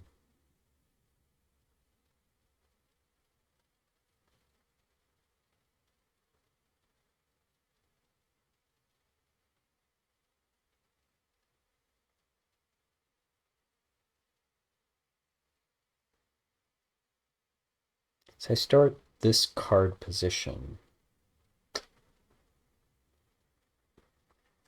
Oh, of course, I never assume I'm looking at cards that I'm a part of.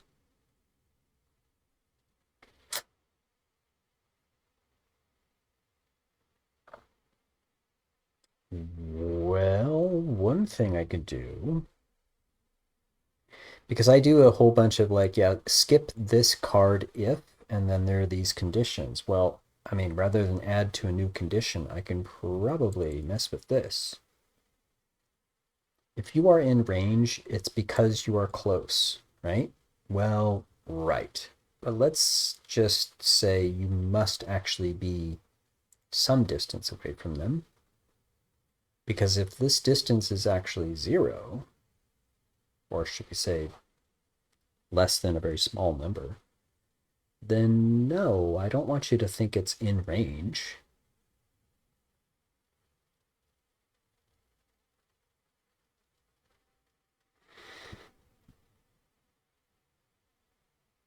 No, I do want you to think it's in range. This is the lane. Darn it. Okay, so I can't do that.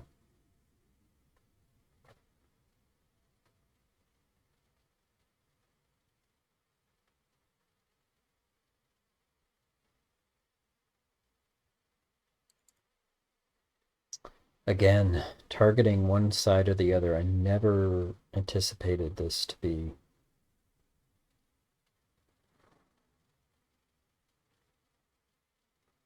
friendly fire. I mean, yes, we're targeting P1 card, and you happen to be a P1 card too. What about it? That's kind of what I need to do. But stop hitting yourself means, yeah, you're a player 1 card, and you're looking through the other player 1 cards as well. Finding ones that are close. You happen to be close, but tough. You can't, it's no, right? In fact, of course you are saying you're in this your own lane. Of course you're saying that. Grr. Ignore this if the card's already dead. Ignore this if it's not in range. Ignore this if it's not flipped up.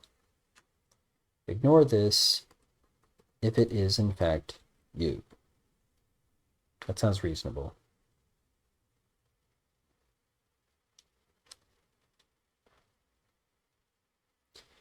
It is in fact you is this.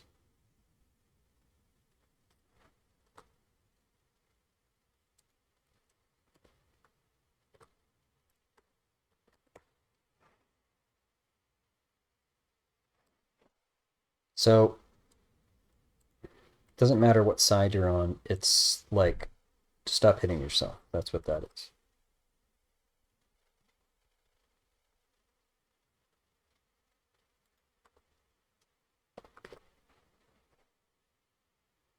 Yep.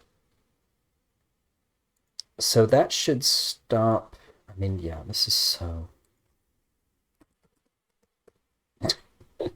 Stop hitting yourself. Like literally that.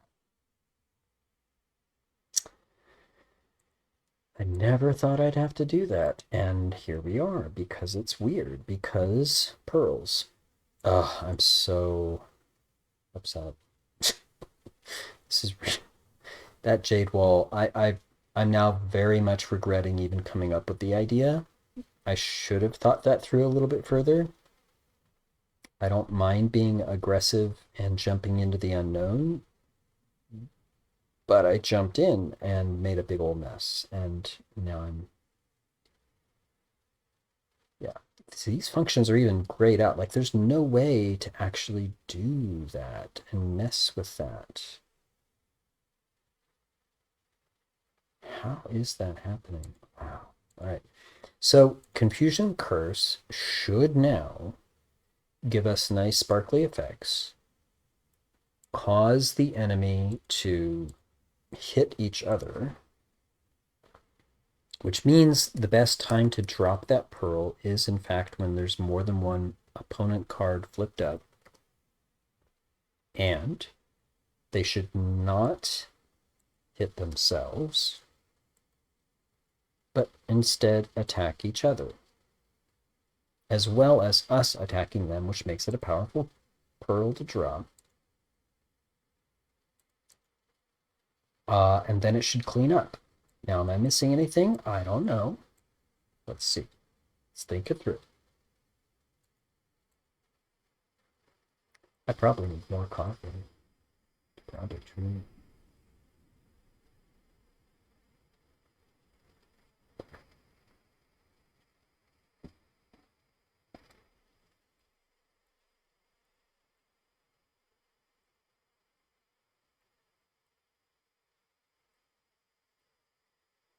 Let's look carefully at what we get.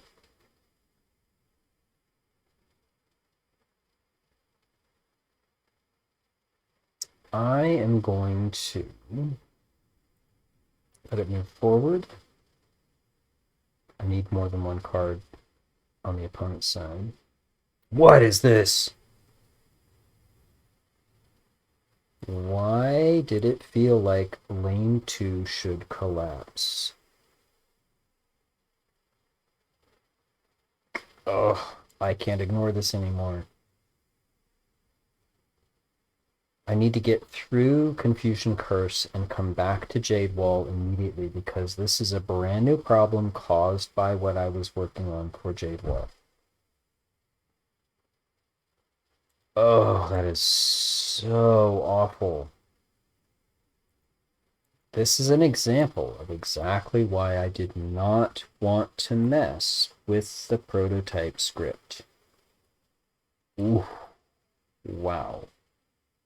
It is bad. It is really bad. Okay. All right. Oh. Oh, that hurts my soul. That's so bad. I need to get through this test. And I will hold my horses and go back to Jade Wall, find every trace of code and change that I did, and undo it.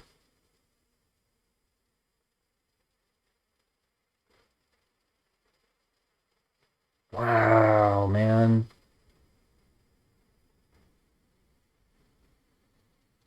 So this aggressively did it twice, and simply because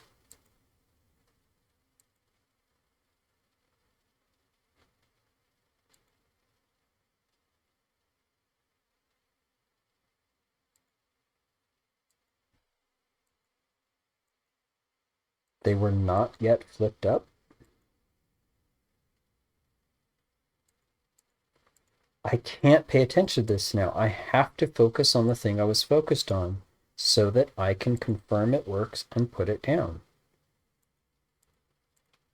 Ugh, this totally screws up the tests I'm trying to do.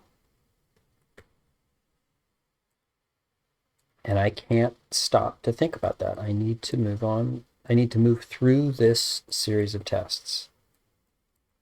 Oh, this is a nightmare. This is exactly why I do not want to mess with the prototype script until I refactor it. Okay, please don't collapse. You're doing it every single time. What has changed? There's no way this does this every single time. What changed?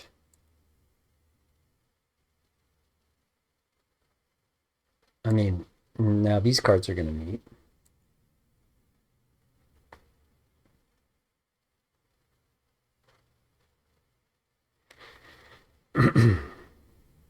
Is it literally, was it literally doing it all the time and the cards, the lanes on the edge don't collapse?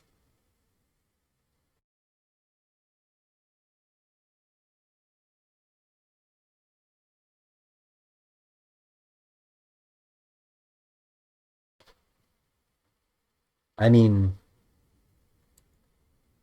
I, I guess that's possible that this has actually been a problem the whole time and we haven't seen it because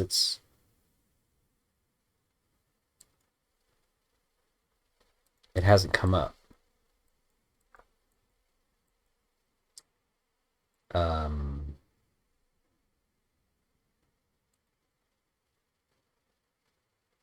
does this collapse? Sure does.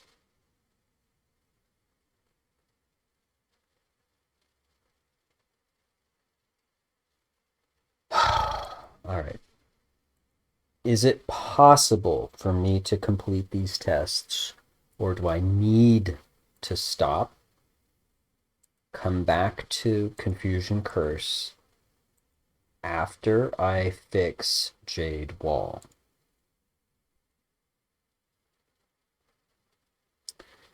The good news is I do believe Confusion Curse is doing its thing. We're literally doing a final test to confirm it all works start to finish. Wow, that is so disappointing. It really is. Where's my list of things that I'm working on? Um, where are we? Here it is.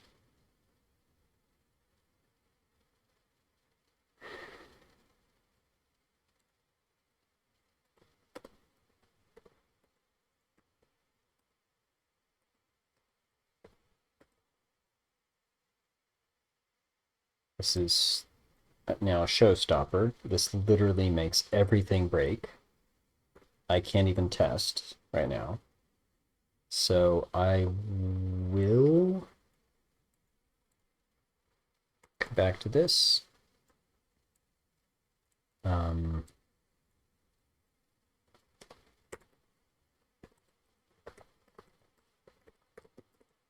okay.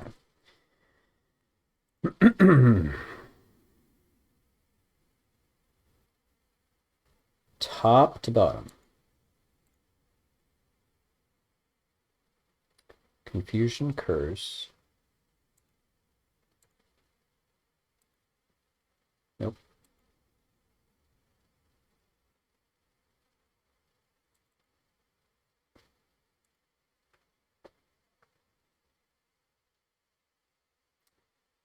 Jade Wall needs to update on battle cycle. It does an initial one as well. That's funny, it doesn't do any of these. Huh. Okay. But it needs to update on battle cycle end 2 in order to end the effect. Jade Wall otherwise doesn't have any other settings initially. Okay. So when Jade Wall comes into play, we drop it. Where are we? Drop, drop.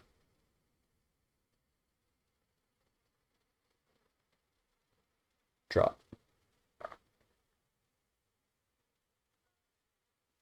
And of course, we haven't been dropping a Jade Pearl, right? That's actually the problem. I mean, we haven't been dropping a Jade Wall Pearl. So here is what would happen if we did. This is going to help me find where have I implemented code, right? We went through this because I knew I needed to initialize this for the Jade Wall for sure. Here it is, this, which is not a big deal. But I am saying the Y position is going to be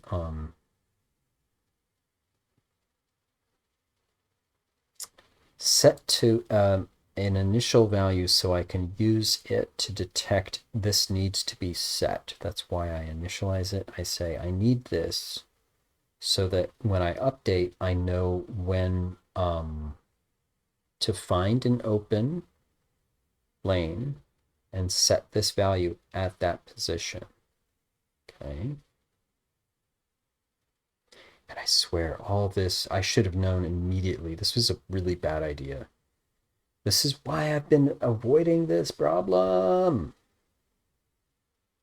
Ah, I am shaking my head. I saw this coming. I should not have done this. Ugh. Okay. Beat yourself up later. Get through this now.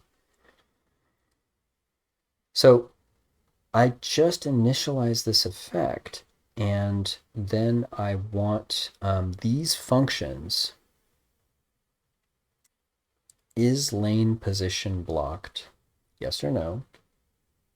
To be influenced by this effect, which is so dangerous. And then I want to set the Jade Wall position based on the fact that, okay, this is an open lane, and we haven't set this yet. Go. Right, this is literally why I set that value. Oh, this is such garbage. Of course this is bad. But let's keep going, because literally this is likely where I mean, I know I'm not doing this though.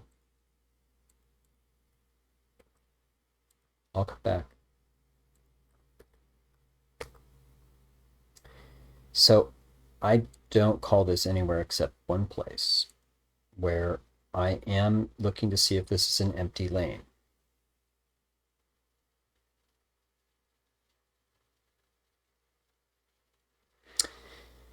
And I'm looking through each line to see what I changed. I have changed this line, but it has to do with something else. Is card dead? Is either because this name text is completely removed or it's been turned off. And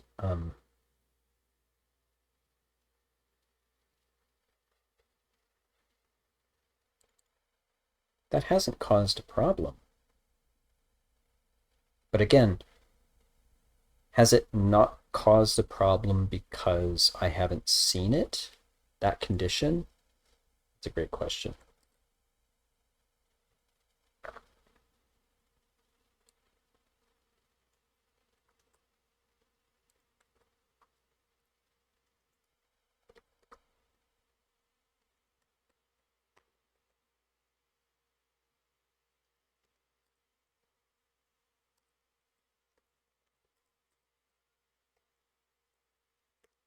So I'm concerned about this one change I did that was separate from the Jade Wall, actually.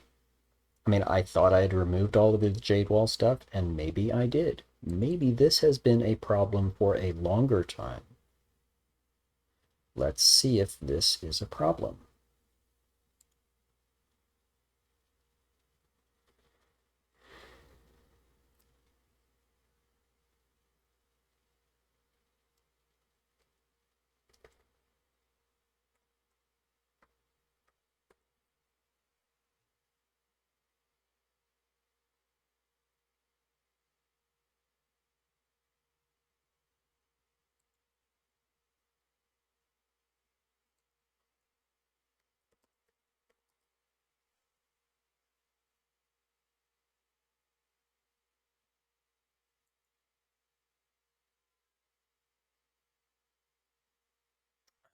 You know what? I'm starting to think this is terrible, actually.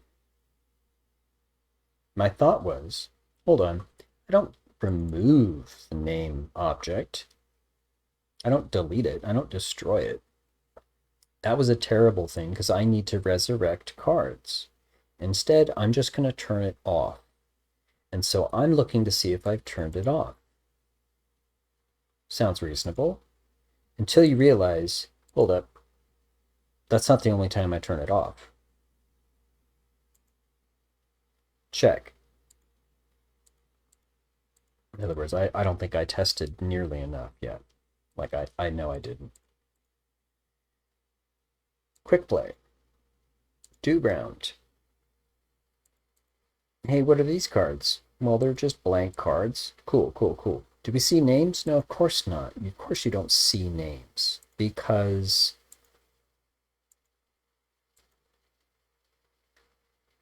these dummy cards... No, these are the cards in my hand.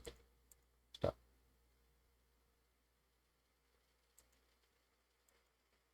Yeah. These dummy cards have the name turned off. Whoops.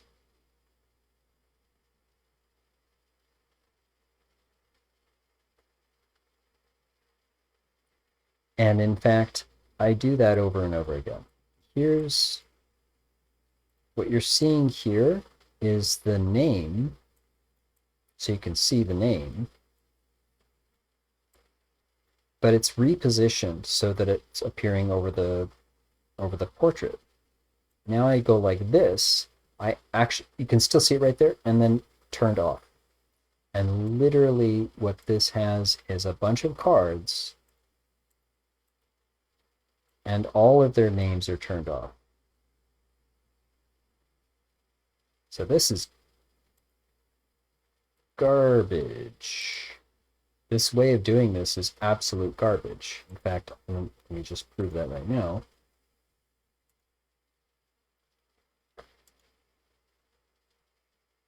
Well, now all the names are on. Okay, I need to get to a test where I can actually prove this point. Of course, it all works when I am trying to find the problem. So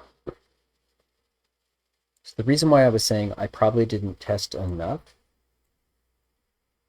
is because I wasn't anticipating a problem, a potential problem with a thing. So these cards are going to be off. The names are off because it's turned over. So now this is going to collapse. And it's going to tell me... Sorry.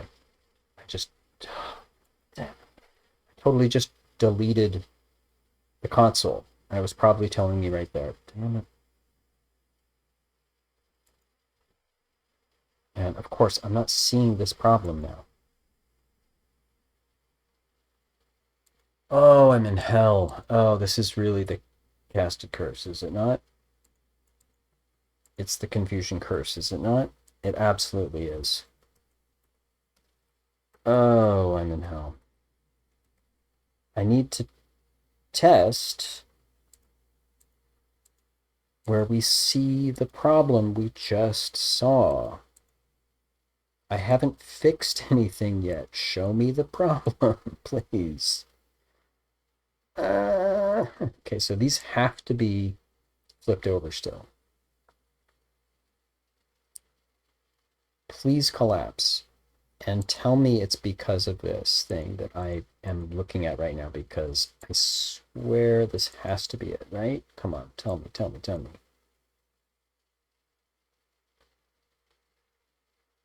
Okay. It collapsed bad. Yeah, name text not active in hierarchy. So it thinks it should collapse because it believes these cards are dead when it's looking at lanes to collapse. And that's because this condition is garbage. Okay, good to know. It's actually good to know. So we can confirm right now this is garbage. Cannot do it this way. I mean, I understand why I did this now, because this was definite. It's also permanent, and that doesn't work when I want to resurrect cards. Okay, so let's find a new... Okay, so it had nothing to do with the Jade Wall code, thank God. Because I thought I had removed it all. Turns out I did remove it all. Okay, good. Okay. I'm not crazy, you're crazy. So the problem is I need a way to detect... This has nothing to do with the Jade Wall. This has everything to do with the method of...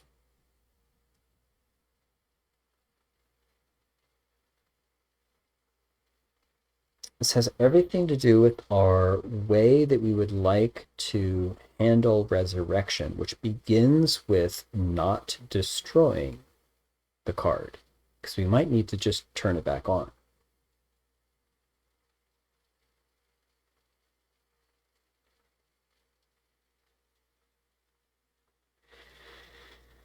I probably don't need to use both legacy method and blah blah blah. This is probably trash, but I thought this would be easy. Famous last words. Okay, so we've narrowed the problem to this. I need a new condition that is not garbage. Sounds reasonable.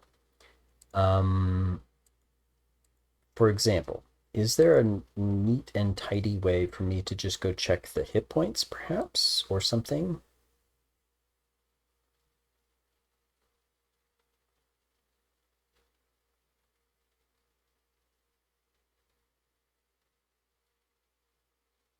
Wow, do I do this more than one place? That's a good question.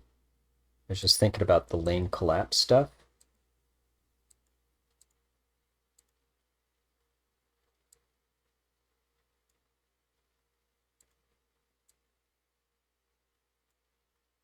When I collapse the lanes, do I ignore the ones that are already dead?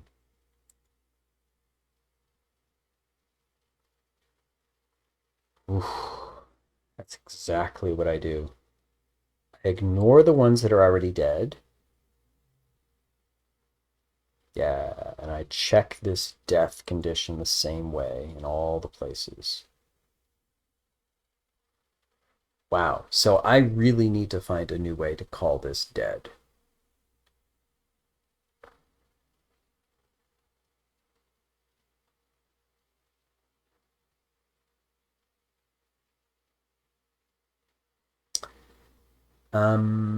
Hold the phone. Couldn't I simply disable the component that renders the name, as opposed to, which is a separate thing, deactivating the object? That's two separate things. One is turning the object off. The other one is turning the component off. It's the component, as long as the object is on, that renders the text. But it looks exactly the same. Let's throw these cards on, and I'm going to demonstrate what this means. If these cards are here, okay, and time pony. This, sorry, Flash Monkey. Here's Flash Monkey. Its name object is on, and what I've been checking is literally this. I say this component has a game object. Is this on or off? That's what I've been checking to see if it's dead. which is not valid because I do this all the time, actually. I turn it off because I don't want this name to show, and I do it this way. Okay, so I need a way to resurrect the card. Sure. Could I not do the same thing this way? This also looks like it's turning on and off, but it's literally a different thing. This is the component being turned on and off, enabled and disabled. This is the object being activated and deactivated. They look exactly the same. Can I use that to my advantage? In other words, I have a feeling there's a bigger problem that I haven't dealt with yet, which is I'm using this as an indication of whether or not it's dead. Actually, no. I use this being gone, like actually deleted, as an indicator of whether or not it's dead. And since then, I've been like, oh no, it should just be turned off. Well, instead, maybe I do this as being dead or alive, or dead or alive. That way, it doesn't matter if I turn this on or off at all. Because if this is on and this is off, it's gone. And it won't matter anyway if this is supposed to be off, right? I mean, I'm not crazy, you're crazy. I mean, here's the thing. This seems like I asked the wrong question in multiple places. This already caused a problem, but I should now go back through any place that I do this, which there are multiple places I do this, and I should replace it. I'm already looking at the component. So instead of asking if this is null, which means that I've destroyed it, and instead of asking if the game object is turned off, could I ask, is this name text disabled? Which is this.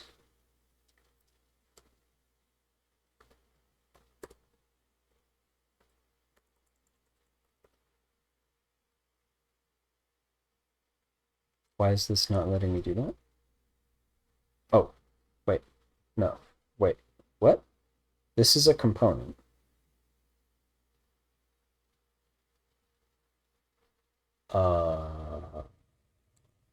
What? This is a component. How does it not have an enabled Boolean?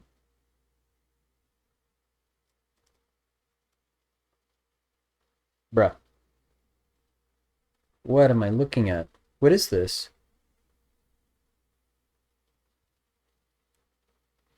Hold on. Is this why I did?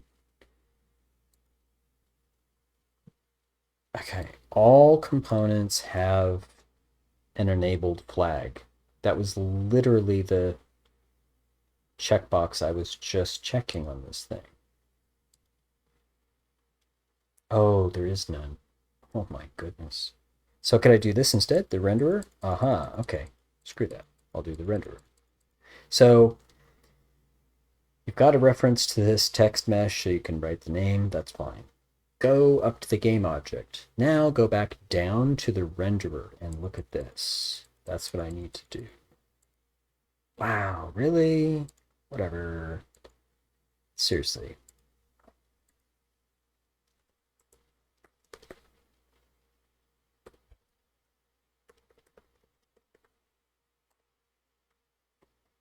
Now it's got an enabled flag? It does. Okay. So if this is not enabled,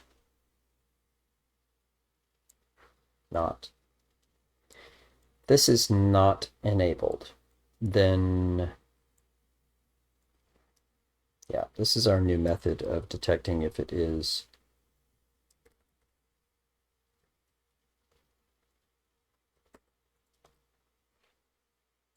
dead.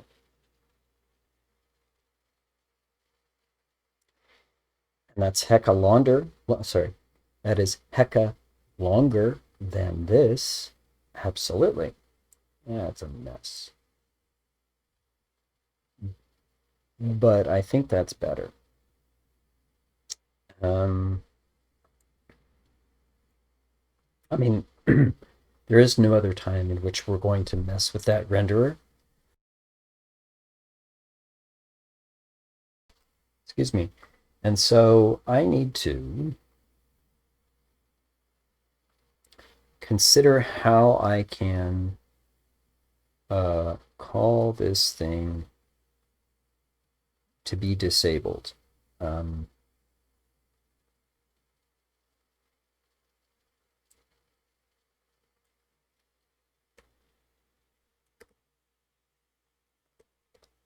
by looking at all the places that I currently do this.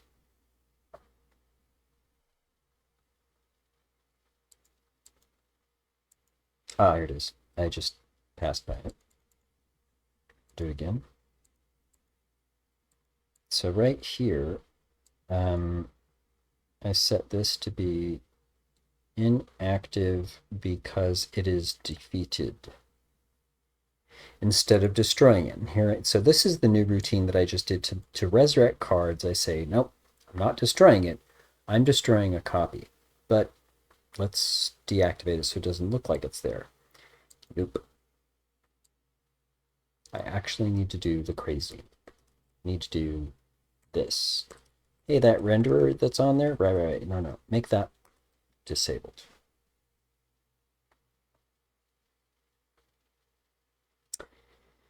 And where else do I do this craziness? This repositioning is literally some of the trickiness that I do along the way.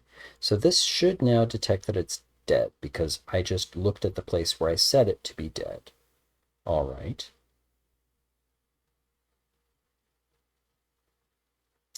I don't think I need to prove a negative. I'll come back and put more feedback if I need it. But this should now fail because cards, well, this is why I messed up before. Testing this means I'm looking for, effectively testing a negative. You see the lane as empty because this list doesn't happen, but because the renderer is disabled, which it should never ever be. Okay. Now let's resurrect because that is now new. We've set it to die appropriately with the new method. We need to resurrect this thing.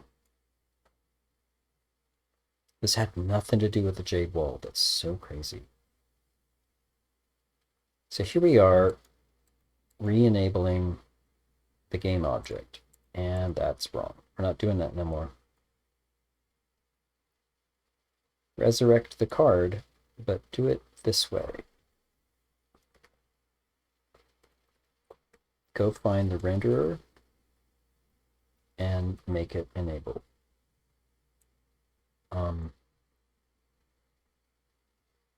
Yeah.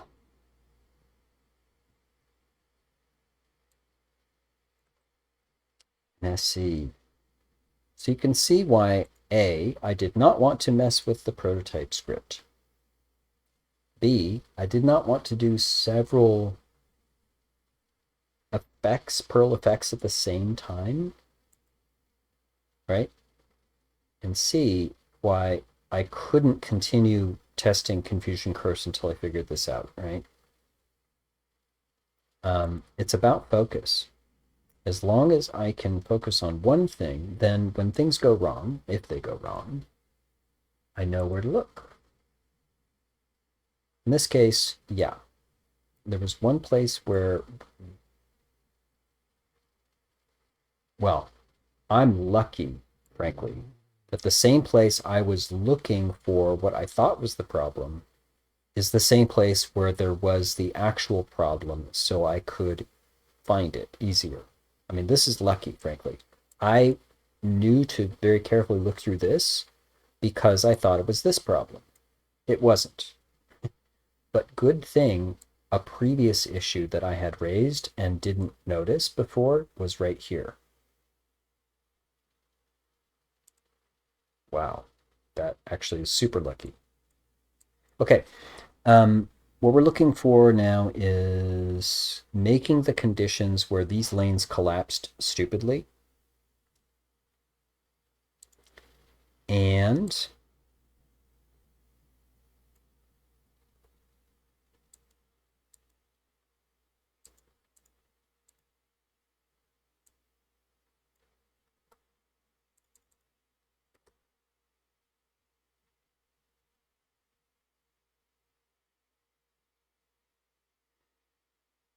until they die, we don't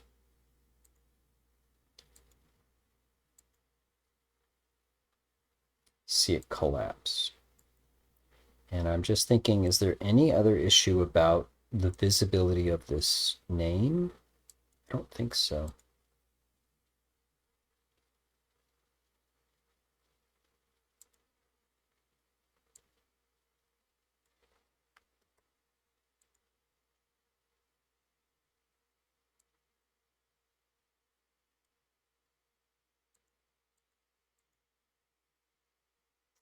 Moving it around doesn't matter. And that's it. Okay, let's go back and try to find a case that matches where it was going bad. What we're looking, we're proving a negative again. We're looking for, like, for example, this center lane should not be collapsing, and yet it thinks it should.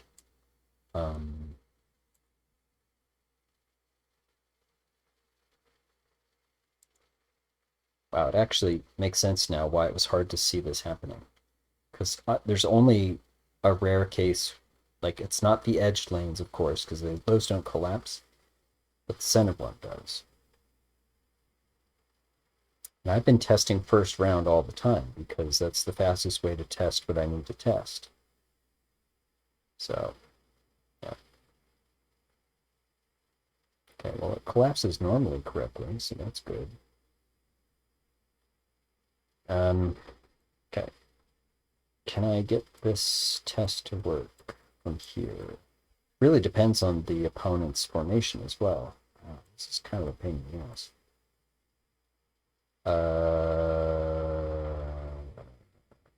Yes.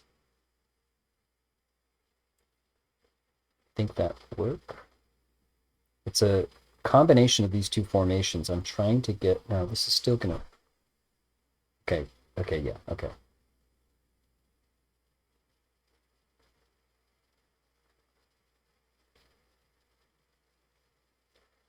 So again, we're trying to prove a negative. Like, don't collapse. Sure enough, it didn't collapse. Wait, is that a positive test? Or did we not get the test conditions correct? Ugh, this is painful. I think the way to do it is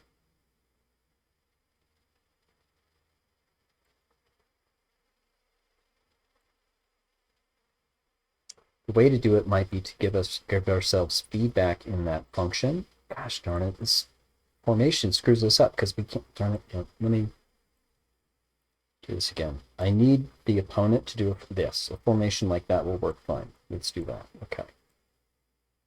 So that the center lane, these cards are turned over. Okay. Does this collapse? Because this was the conditions in which we saw it collapse.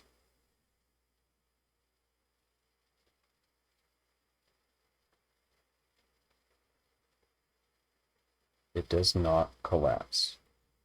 Okay. Good. What I was going to say was, I mean, I guess I will do this because I'm frankly paranoid. We'll put some feedback here to say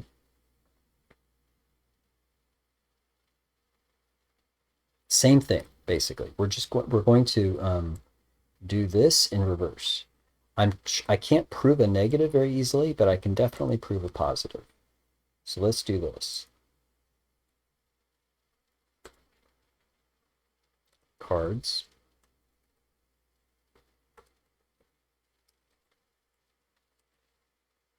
is alive, and I need to actually put this in a, wow. Yeah. Okay. Hey, this card is alive. Now, I should see lots of alive cards. That I can prove, right? And I'm proving it because this. And as cards die, it will know the cards are dead. Okay. So, um,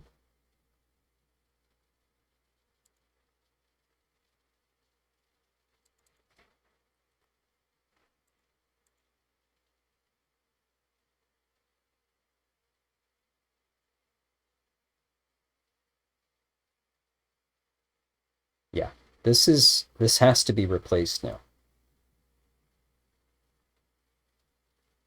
because this is no longer a valid condition. All the cards are alive, basically. Yeah, I need to go back through and fix this because this is actually wrong. This is all stemming from the resurrection stuff. Has nothing to do with the jade wall. Let's look for this condition to make just to sort of finish this part. And we're going to go back and fix all of these things because this is garbage. I can't use that. I don't use that anymore. It's not a thing anymore. So let's look for cards alive. That's what this was. All the cards are alive. Yes. Lots of cards are alive.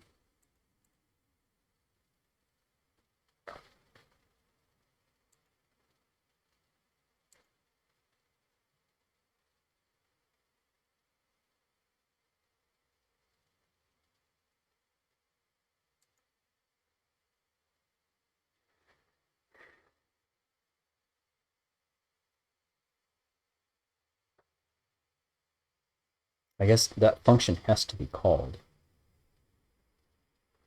We might need to have the same conditions, actually. We did. We do this again. I need to set up the exact same conditions, which means that's not going to do. Let's do it again. Nope, not going to do. Please give me the right conditions. No, I need you to formation. There you go. Thank you. So in this formation, we get the center lane, which can collapse, and we should see it say lots of cards are in fact alive. Let's go.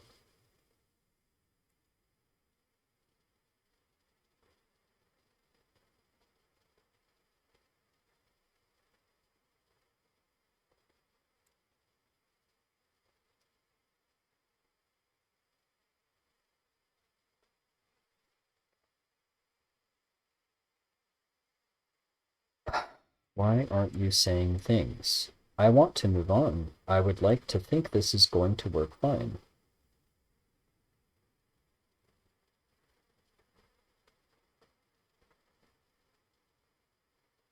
Okay, cards are alive.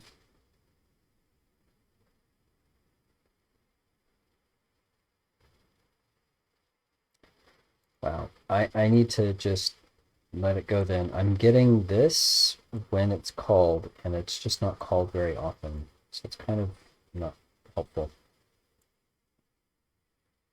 This all has to do with designing tests, which is the hardest part of science. It really is. Okay, so this is what we're doing to say you're dead. and it's only set in one place. This is what we were saying. And I need to replace this all over the place. In fact,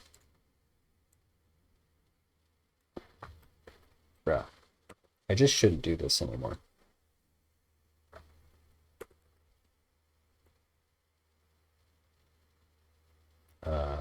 No.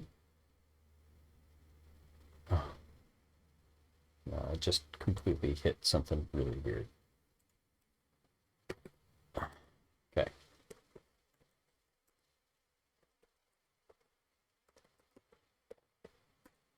Yeah, you can see why uninterruptible blocks of time and focusing are just like the top priority things that programmers need to get things done.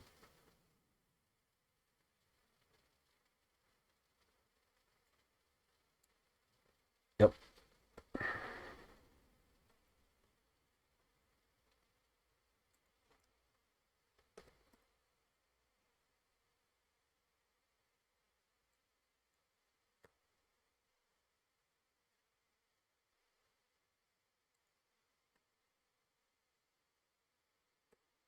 I need to replace this anywhere I do this, anywhere I do this.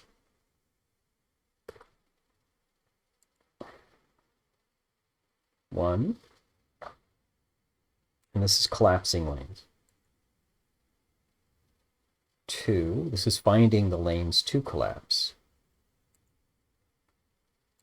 And that's it. Okay, so I need to actually replace these. It is not enabled. Okay, so this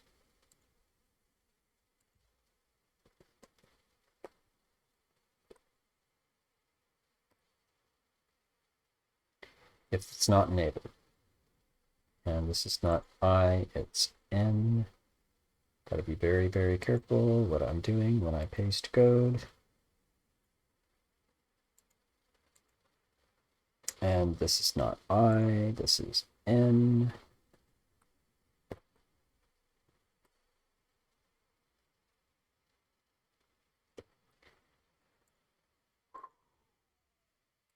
It is surgery. It is absolute surgery.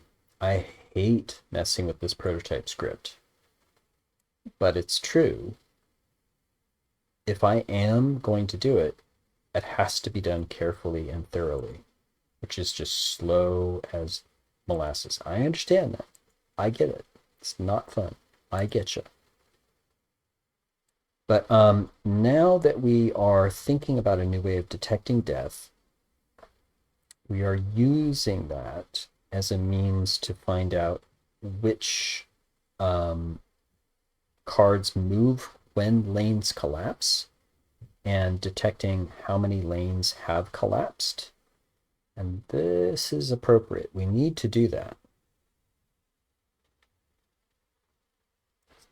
So, okay.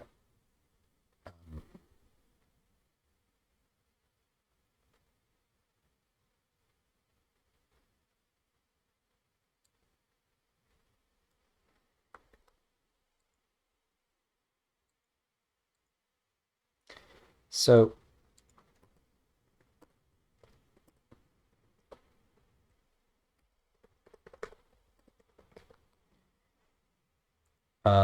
that is new. That is a change, and it needed to be propagated everywhere where I was trying to detect death. You see? This got crazy. So the second and third order effects that I didn't account for because I didn't test thoroughly enough included the collapsing of lanes, which also looks at cards that are dead. Whoops. Yeah. I mean, was I thinking about lane collapse while I was thinking about resurrection? No. Right? Should I have thought about that? Man, that's a tough one. That's a really tough one. Because, yeah, we have a pretty complicated system to do basic combat. We are adding to the complexity. No, scratch that. We are multiplying the complexity when we're adding Perl effects. Yes. But should I have thought about that complicated factor? That's a tough one. That's a really tough one. Instead, I would say this is why we would continually test and hand it off to proper professional testers to test throughout the process to find issues like this and let us know as soon as they find them so that we can catch these and deal with these as soon as possible. It sort of concedes that as we build a more complex system, and believe me, this is not the most complex game. Oh my goodness, this is relatively simple in terms of software made to play games. It concedes, though, that as you build up the complexity of your software, your systems, of your game, you introduce more and more potential to miss the issues. As much as you can try and test each individual feature, each unit that you can test, as much as you try to anticipate the interactions of these features and test as you integrate, you are bound to miss something. And testing as you go doesn't always do it because you might gloss over an interaction of things you've already done. This was an example of that. Did we implement resurrection? Yeah, it works great. Did we realize that that also impacts lane collapse? Heck no, we were nowhere near thinking about that. And in fact, the conditions to make that problem happen were so rare we didn't notice it for a long time. Oof. That sounds dangerous and wrong. Yeah, this is absolutely common. It does highlight one basic truth, which is you can have problems with the individual feature. We could have problems, as we did, with our resurrection stuff. And when we were working on it, we were working on that one feature, and so we were focused on it. So we developed resurrection. We saw problems with resurrection while it was being developed. And we were able to focus on them and fix them. But the basic truth is integration of separate features, you have unit tested all of them as you go, yes.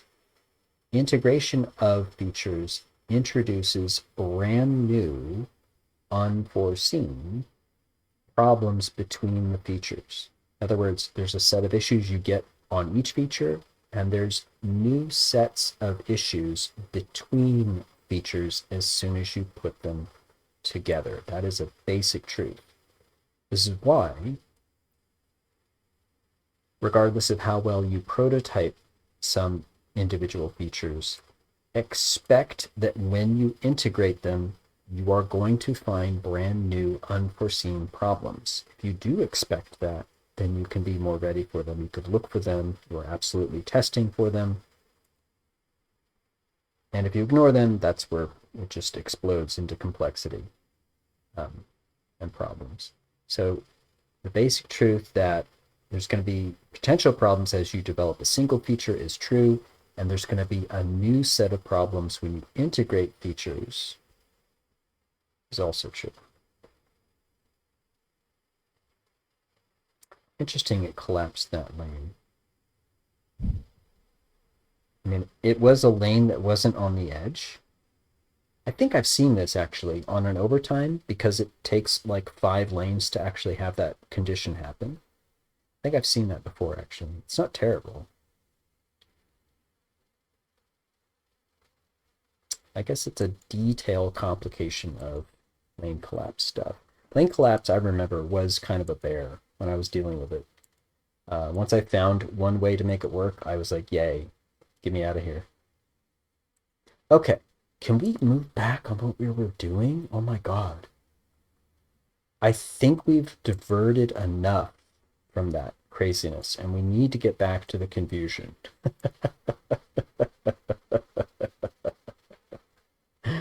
It's true. It's totally true. I want to get all the way to here.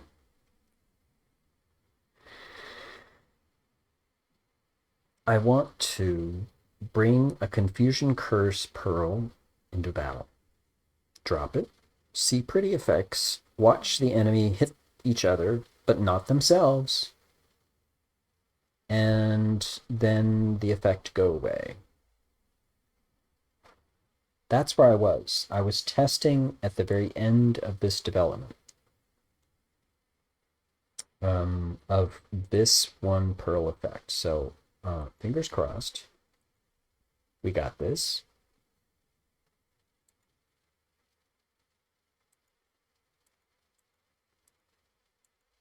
Man, it was such a diversion though, right?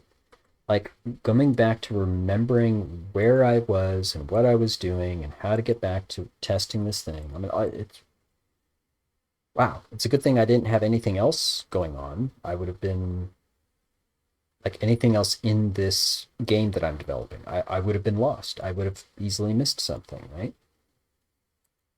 Managing your focus, right? Having one thing to think about. This is so critical.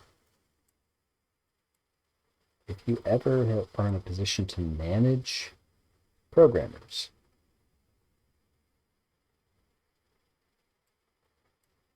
so I have a confusion curse. I'm absolutely going to put these formations like this so I can confuse all of them while all of my cards are up and attacking them. This is tactics, yeah? If you're ever managing programmers, just make sure they have large blocks of uninterruptible time.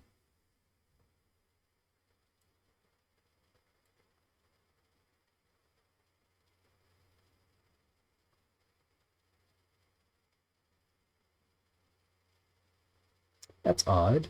I saw one card attack another. Like I attacked them, they attacked their friendly. Where were the other ones? In fact, where were mine? What's going on? Let's stop. Let's figure out what's up.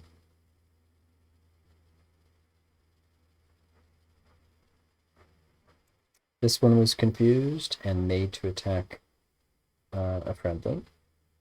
This is, I'm going to guess, Caustic Sponge. Yeah, getting back to this pearl effect and remembering where I was here is tricky, to say the least. This is card 0. This is back to card 0. Okay, so Caustic Sponge was confused and... Wait, what?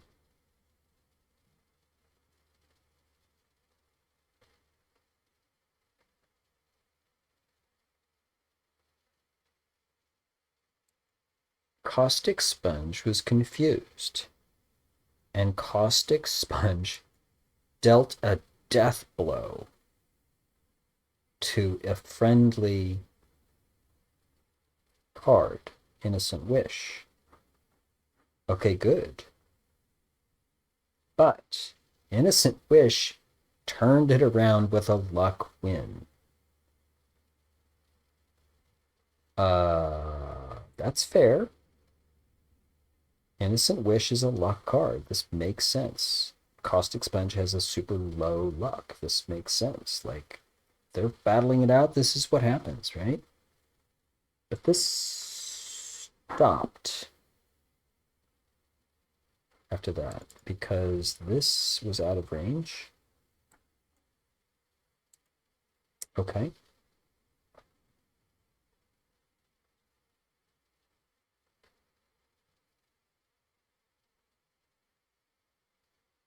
It literally stopped. It's just sitting here holding Caustic Sponge in confusion. Okay. That this is actually fair. This is totally fair. I mean, the fact that it got to this and did a turnaround luck win back to cost expunge is kind of cool. So what happened exactly? This index resulted in a I don't know where the heck you are kind of thing. All right. So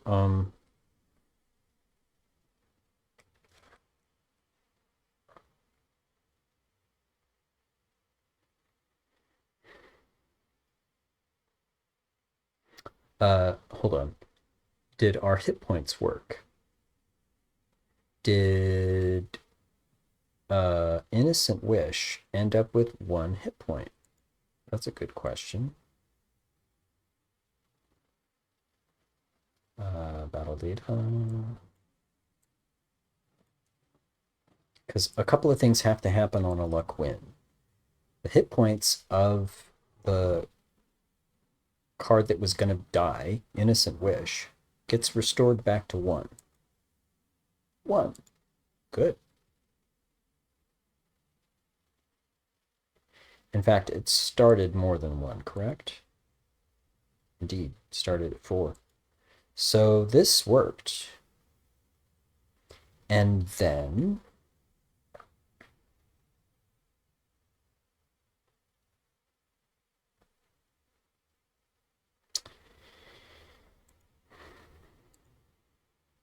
so this part worked. And you can see the green where I modify this code. So thank goodness. Thank you, Visual Studio. You're helping. You're finally helping.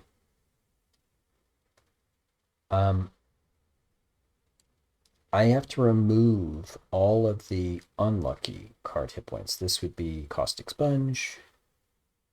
And so I am asking,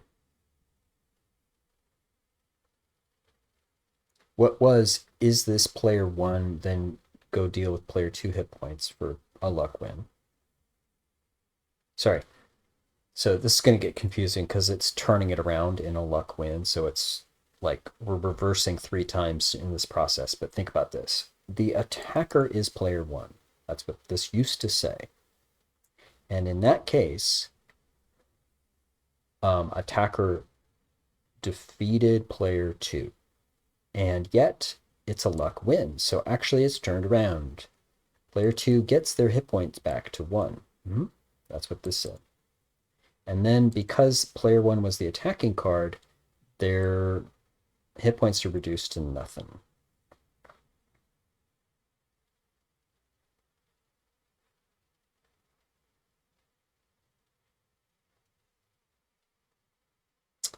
So would this still work?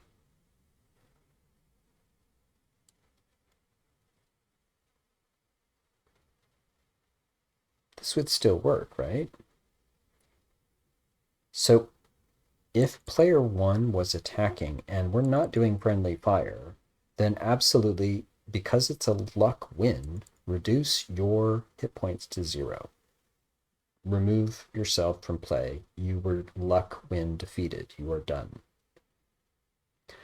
But if it is not player 1's, player 1 was not attacking and it is friendly fire, also make sure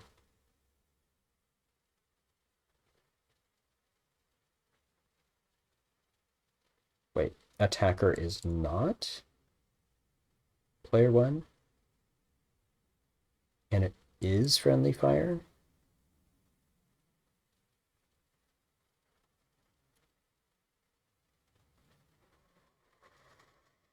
Because it's a luck win,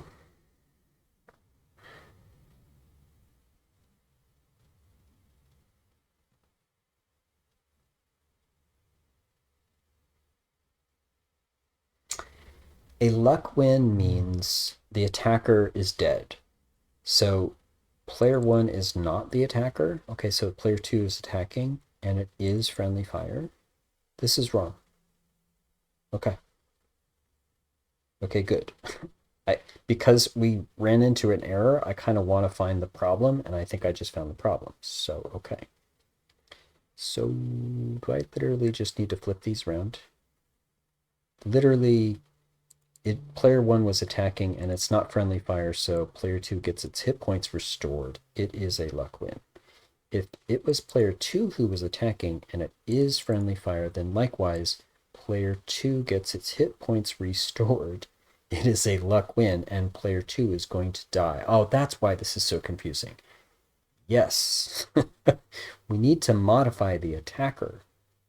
We haven't had to do that yet. Okay, so this is weird. That's absolutely right.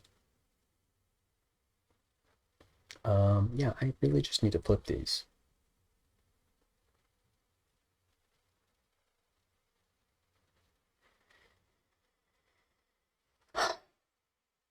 If it is player 1 who's attacking and it's not friendly fire,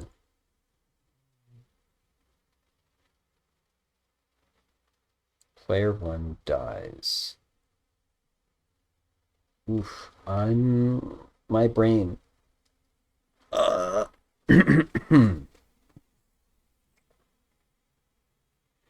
This is why I like following patterns, because I should just replace this with what was there. But I believe what this said was, is player 1 turn. In other words, player 1 is attacking. And since it's a luck win, take out player 1. But what I actually need to do is affect player 1 or player 2 based on this more than anything. Yeah, I want to affect player 1 because they were attacking and it's not friendly fire. Or I want to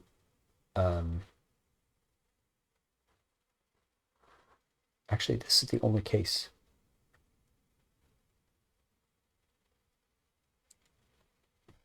Player 1 turn is the whole ballgame.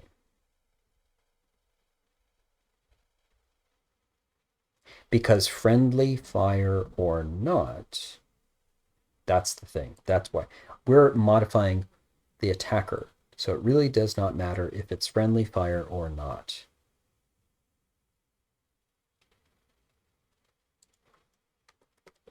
Yep. It doesn't matter if it's friendly fire or not. If it's friendly fire, then the defender stuff has to change. That's why this got so complicated. But in a case of a luck win, we go back and modify the attacker stuff. So it really doesn't matter if we're friendly fire or not. It's the attacker who got janked. This makes sense. Believe it or not, all made sense. Okay, so now let's try this again.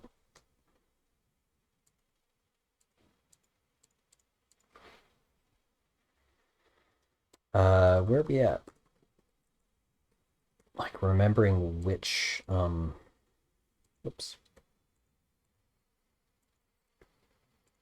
Remembering which account had the right pearl and, oh my goodness, right?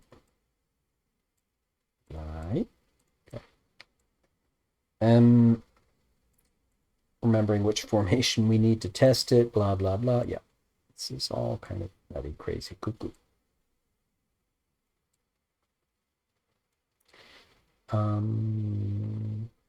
Confusion curse. I want to be mirroring their formations so that I can attack all at the same time. Tactics. Yeah.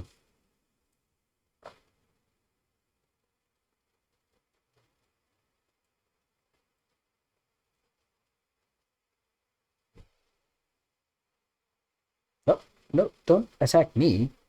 What are you attacking me for? Bruh.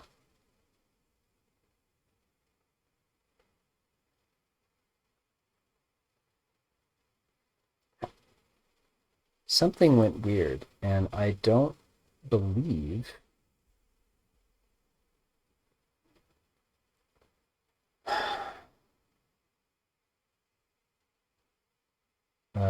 Well, it cleaned up. That's one thing that worked. Unfortunately, we need a multitude of things to work at the same time. Yeah, this cleaned up. Nice. But I saw cards attack Sorry, I saw cards that should have been confused, not confused. So what up? If I look at this, I'm looking at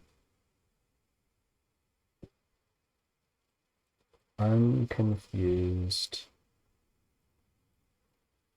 cards. There it is. There is a counter shiv who's confused. Makes sense. Its speed was pretty high. And then Coffee Badger was confused. And eventually Caustic Sponge was confused. But I gotta admit, and their look rotation viewing vector is 0. What's up with that? You're not supposed to hit yourself, dude.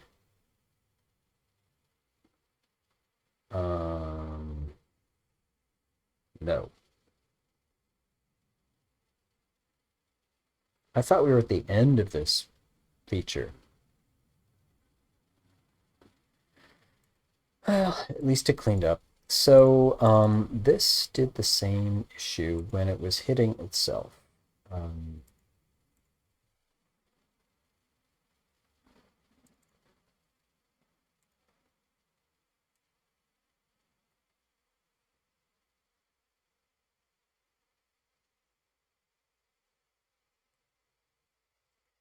Defensive reference comes from getting the target index, which comes from the fact that it's not -1.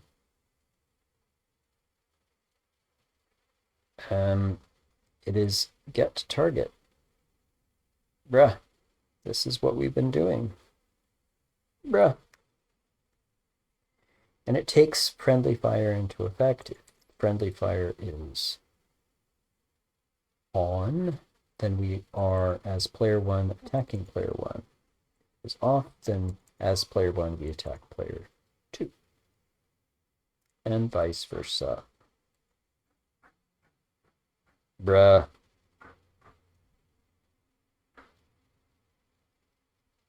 For some reason, this was pointing at itself.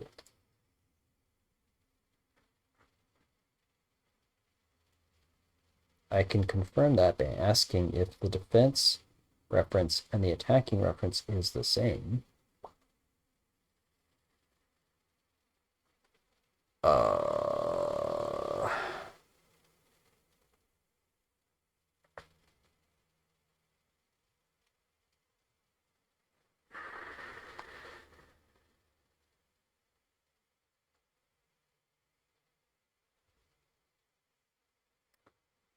I am thinking,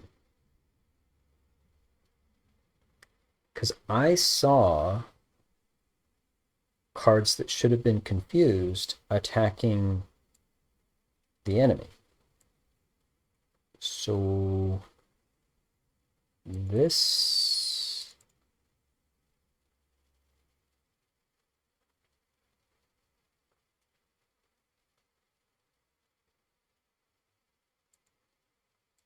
I mean, the feedback that I saw came from here that said confused. In other words, it was found. In other words, make them confused. I could be extra careful and feedback what this script knows.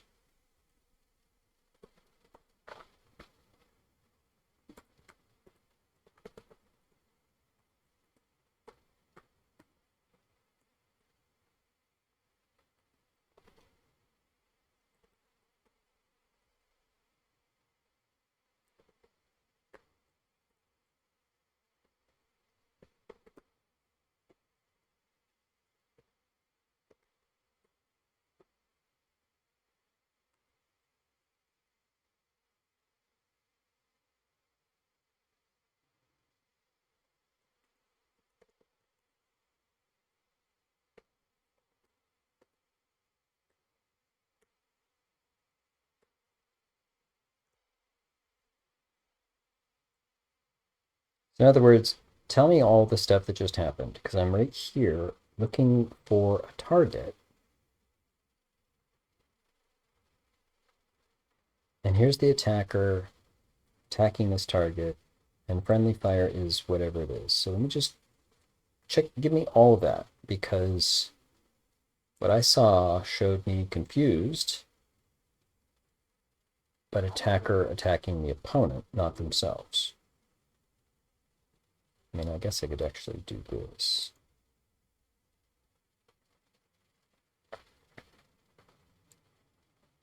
It might not be too bad. I could do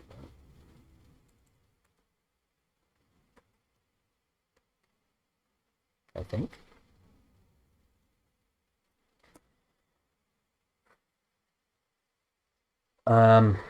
Let's test.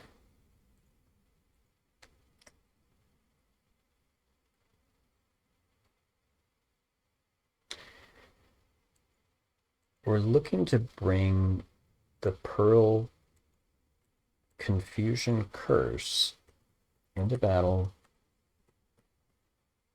and look at the log. Because while cards should be confused, we want to see that they are not attacking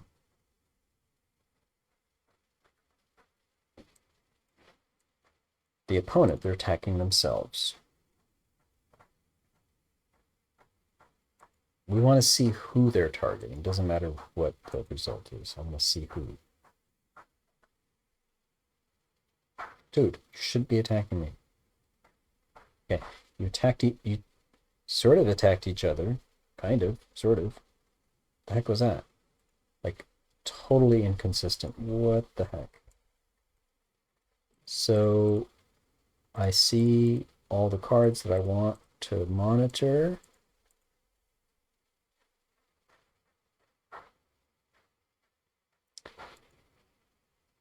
So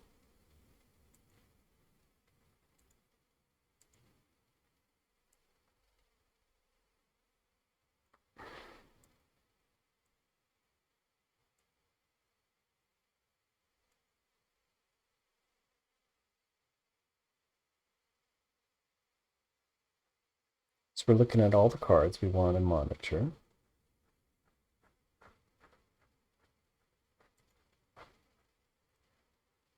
And Time Pony, which is one of our cards, found... Oh, sorry, the Time Pony is the result. Okay, so actually this is... yeah, this is player 2's card attacking player 1. That's fine. And their speed is high, so this makes sense.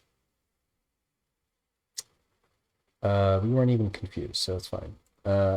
Still attacking, so we're doing this very often. Another player 2 card. Uh-oh.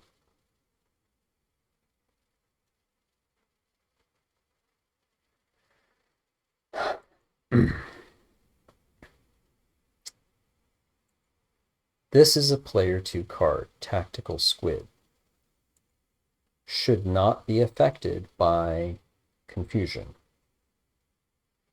Yet, there was a card found to be attacking. It saw Time Pony was about to be attacking. Ooh, in fact, it was. Bruh, what happened?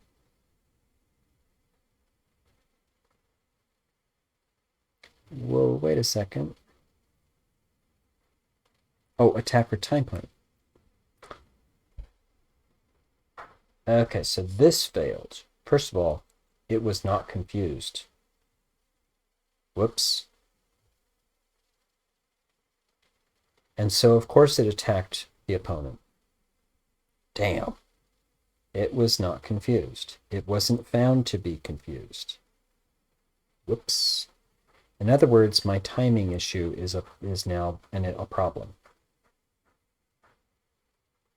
So first, electric dog attacked time pony, but then, flipped it around, time pony attack electric dog. The problem is, this really should have seen that time pony was attacking so that it would know to make it confused. It did not. And while we've seen that work most of the time so far, it doesn't work all the time. Whoops. In other words, the method I'm doing this is a problem. Now, when it has worked, it seems to have worked. This didn't detect it, so it acted normal. That's what it's supposed to do when it doesn't detect it. Here's another problem, though. A moment later, it does detect that time pony is currently attacking, but it's not. In fact, it just finished the attack. Gives me an idea of how to fix this, but so it said time pony is confused, confuse everyone. And now tactical squid is attacking, and of course they're confused. So of course they're doing something crazy, but even then it's like hitting itself. Yeah, this is actually a big old deal.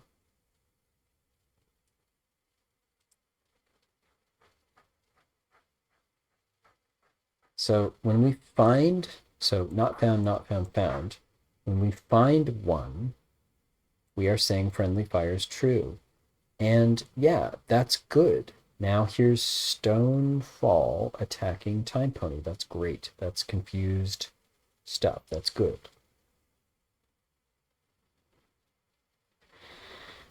Not found, found. So we found one. And so you're confused. And so Powder Keg is attacked by Powder Keg. Awesome. This is literally, that's why the look rotation is 0. Yes, you're hitting yourself. That should not happen. It should be disallowed. I thought we fixed that. So we need to fix that. And then we need to deal with the method that we are handling the confusion, not confusion. I was concerned about how we did this because I was saying this is going to confuse anyone who attacks. So if we don't have this right, it's going to be wrong. And it was. Let's fix this one first. I don't want them to hit themselves, ever.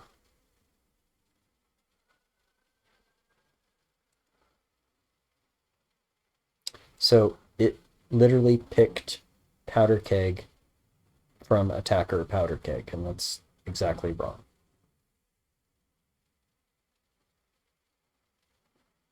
Let's fix that first. And then I think I know what I'm going to do here because you know what does know when a new turn has happened? It's the prototype script. If I can say, hey, prototype script, tell the Perl manager that the battle turn is updated, then we can avoid this. I think we can have an event based on new turn in battle. And I think that might solve this problem and other problems that come up with other Perls.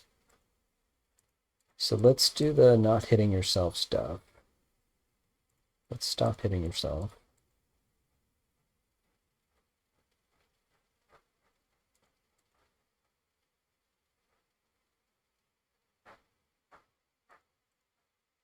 And then what's this?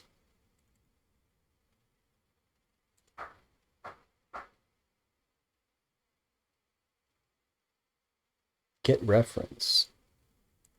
From what?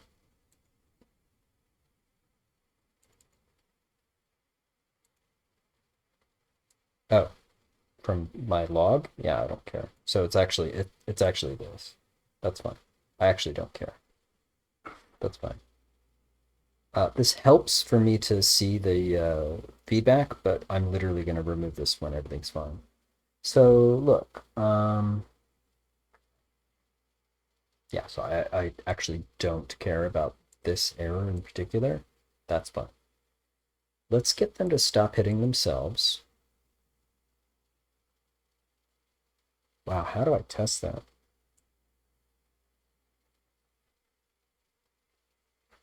Ugh. Um, I need to cause the condition where it would hit itself, and that's actually really difficult to get to. It's not consistent. Bruh. Um, all right, but let's try and get them to stop hitting themselves.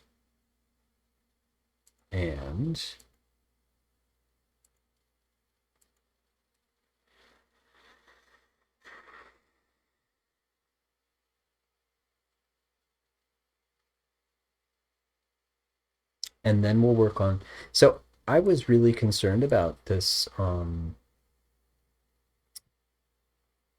detecting which card is currently attacking. In other words, whose turn is it?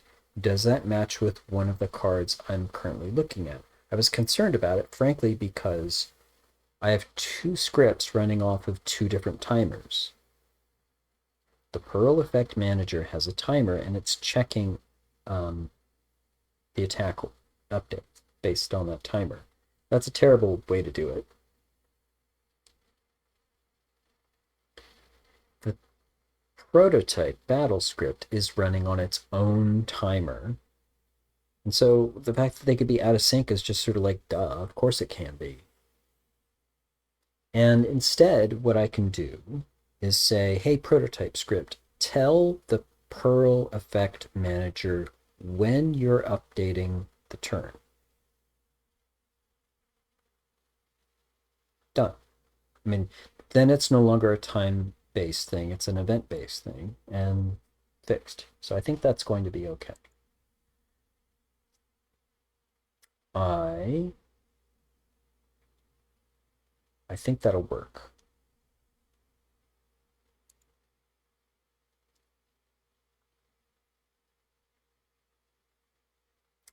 So I'm going to ignore this error. That's fine. In fact, I'll let it error when it errors. But this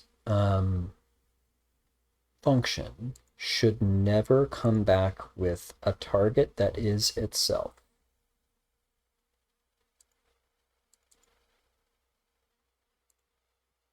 I should know itself by checking to see whose turn is it, and this is consistent. It is no.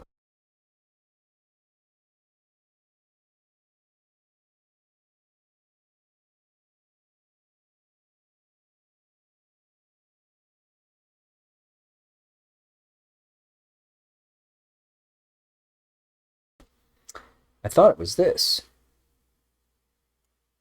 Is that not this? Oh, of course not. Oh, bruh. Dude. Okay. Um, is this player one card? Cool. Go through all player one cards. Dude, this is not the same.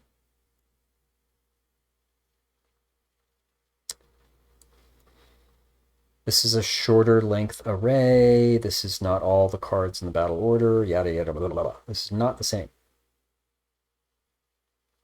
And then if it's not player one, two card, sorry, if it's not a player one card, it must be a player two card. And so look through all the player two cards. So of course, this is wrong. This is all wrong. I'm trying to remember the test we just went through. It was a player one card who got itself. And so this condition failed because it says, well,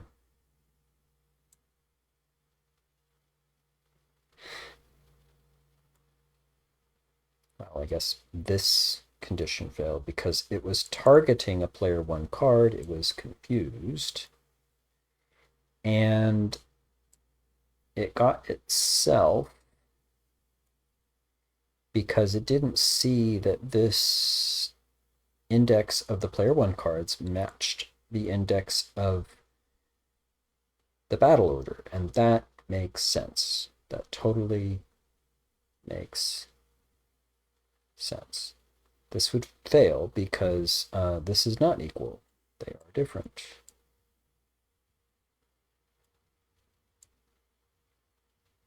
Right? Actually, for player 1, that's not true. Player 1 cards is a smaller array of only the cards that player 1 holds. I'm using this because it's a convenient way to say all the cards you're looking at. You're targeting a player 1 card, so yeah, look through those. In fact, but I want you to look at player 2 cards. You're targeting player 1 card. Okay, fine. Yet, it's still the case. I don't want you to hit yourself.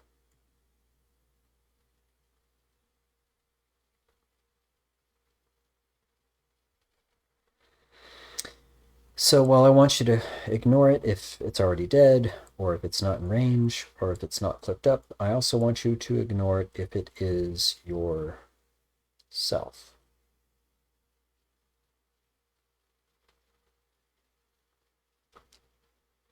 It's more complicated than just that. It's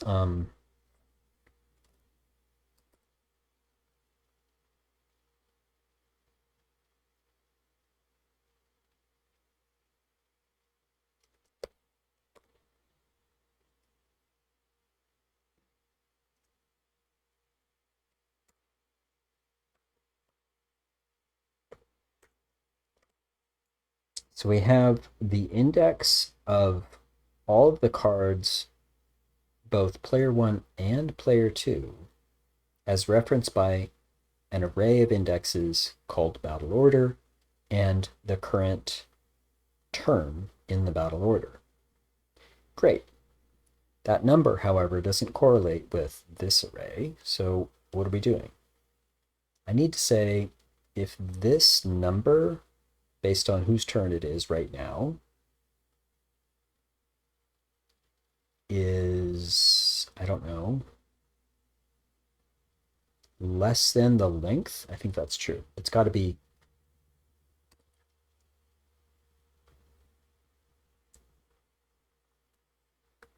it must be less than this length, and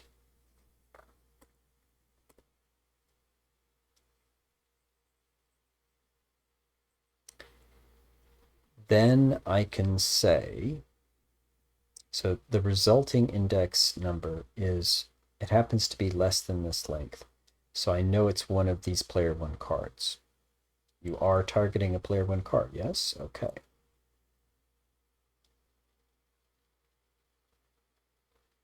Based on the fact that you are the attacker. Okay.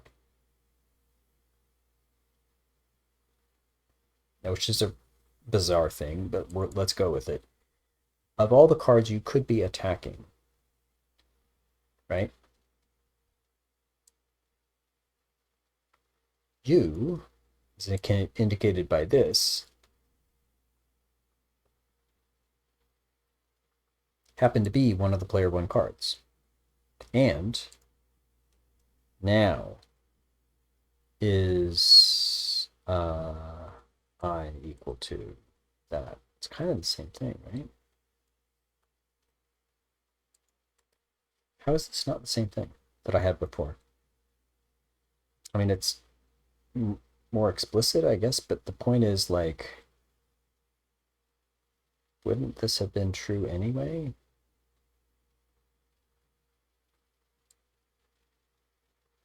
This battle order, the resulting index is first all of the cards in this array, and then it's all the cards in the other array. So that should have been the same, actually. Ignore if the card's dead, not in range, not flipped up, or if it is the case that this attacking is also a player one card and you happen to be that.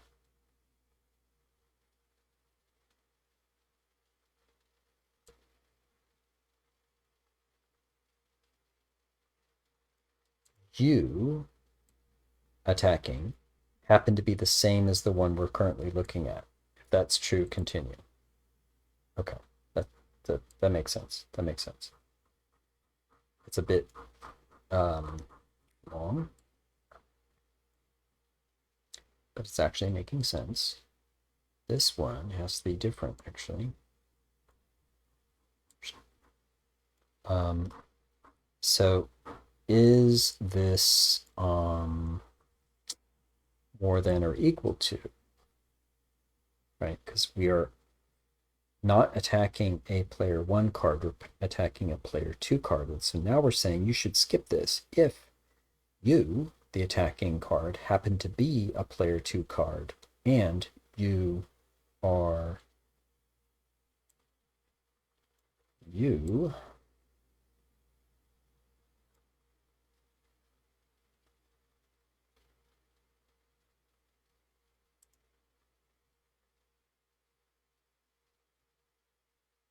yeah, this confirms this is a player two card that is attacking. I don't know which one, but it's one of the ones that is in the player two cards array. That's true. I'm now looking at this, which is actually the cards among that smaller array, and I need to look at this number and say, oh, that's right. Let's subtract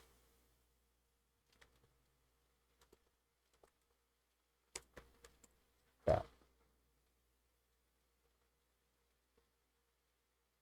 Yeah, this got complicated. But stop hitting yourself, I guess, is a complicated thing to ask. Never expected cards to potentially attack themselves. Let's move forward and see if we can see. Wow, we need to prove a negative again. Oh, this is wonderful. Constantly trying to prove a negative. I can't do that. I literally can't do that. I can tell you what.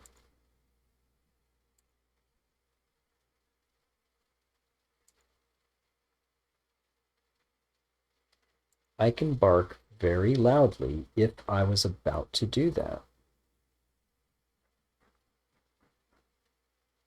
No. Um,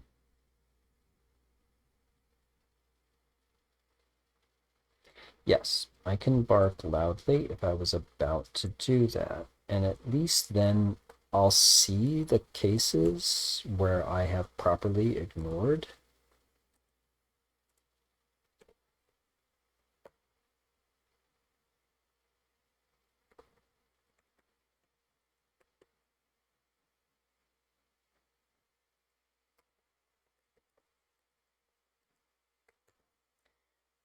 I don't know how much I need to say who it was that was stopped from hitting itself. I literally just want to make sure this caught. Yeah. Um,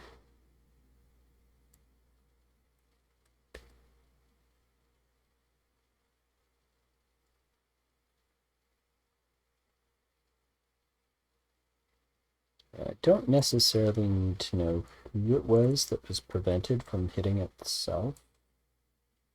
I literally would like the confirmation that this is being caught. Not only is it we skipped something for one of these reasons, but specifically for this reason.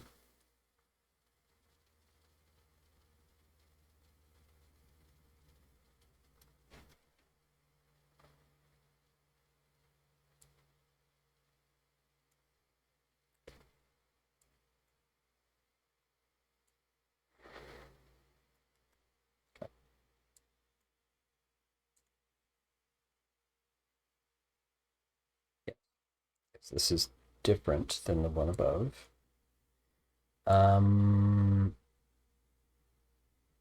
Yeah. Even just logging has to be done carefully. Isn't that weird?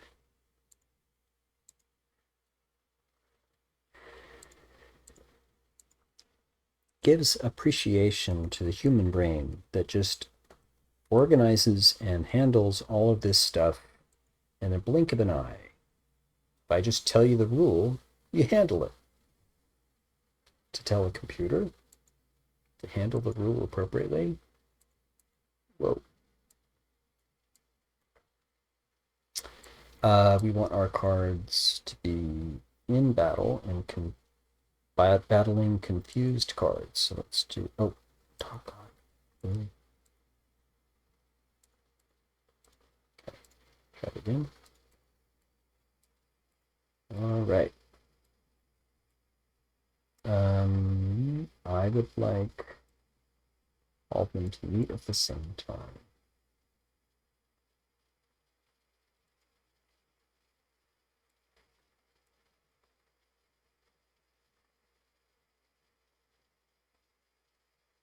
Wait, why is everyone confused? Oh, right, because I have a stupid way of handling that. Right. I haven't fixed that part yet. Stop from hitting itself. Well, at least we can see that, right? And instead, twin ogres. Yeah, okay. And actually, stopping from hitting yourself must happen often on cards that are on the edge. So twin ogres being prevented makes sense. It's one of two cards that's within range. This actually makes sense.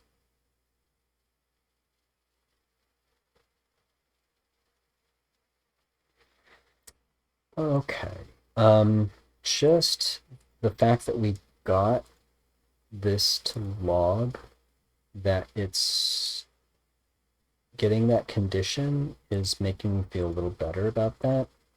I know this is messy, but I'm just going to keep it like that for right now.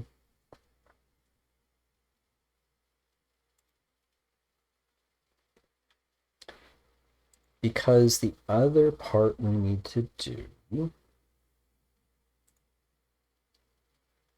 so hopefully we're not going to be attacking ourselves anymore. I'll keep an eye out for that look rotation vector 0, whatever. Look out for that problem, just in case it happens again.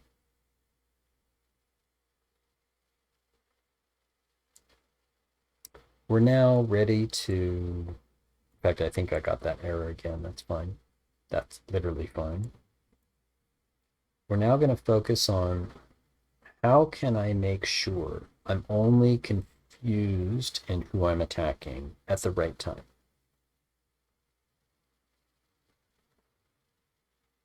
Again, I kind of want this to be the only script in charge of that. But doing it on this schedule is junk. Now, I could aggressively update it. I mean, literally just turning this down would do it, but it's wrong. I shouldn't do it that way at all. I shouldn't be doing it on a schedule. And by the way, I have a lot of other, wow, I have a lot of other Perl effects to manage. Likewise, I should not be doing them on a schedule. Yes, I just said that. Doggone it. In other words, this whole method was probably garbage to begin with.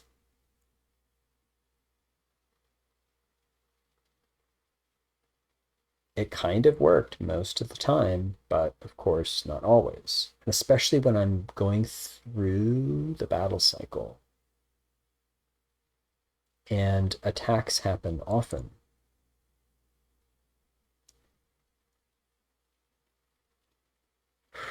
Yeah, this is me questioning the whole method right there. That's exactly what I'm doing.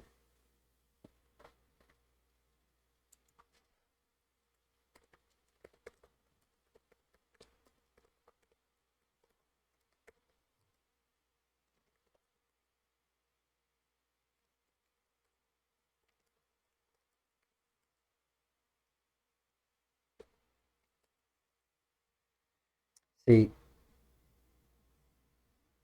it's test play that knows when the turn is updated, so it makes sense to say, now is a new turn. Perl effect manager, go to town. Then you could do an attack update knowing that it's a new turn, yada, yada, yada. I'm only going to check it once because I only need to do it once. Oh, that makes so much more sense, right?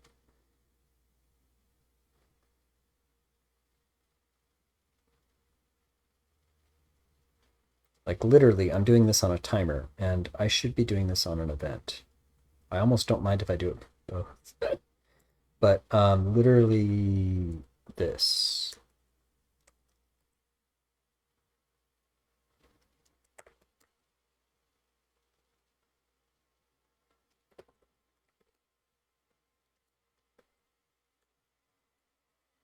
Let's say I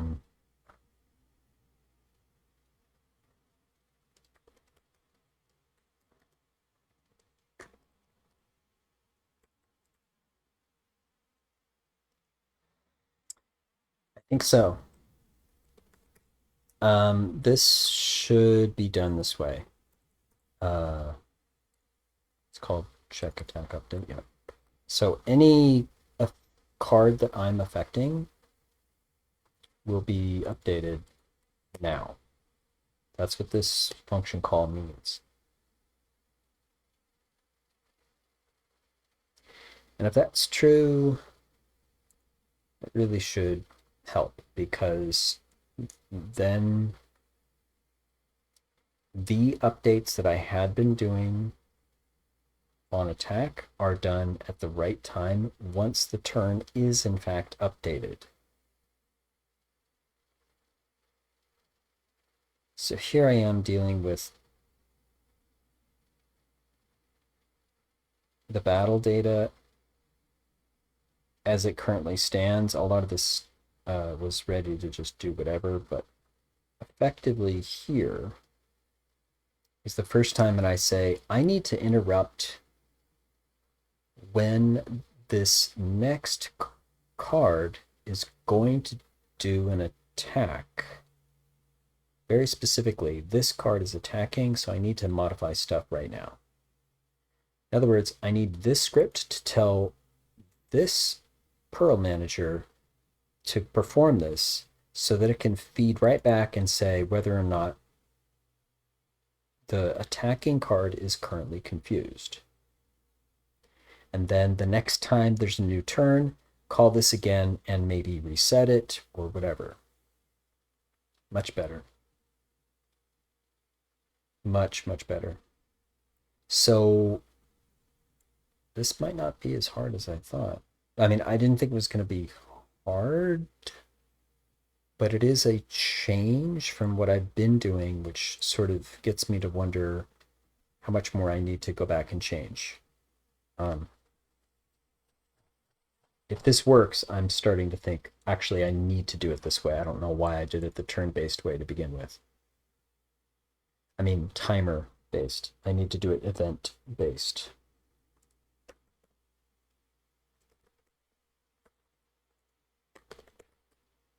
Let's see.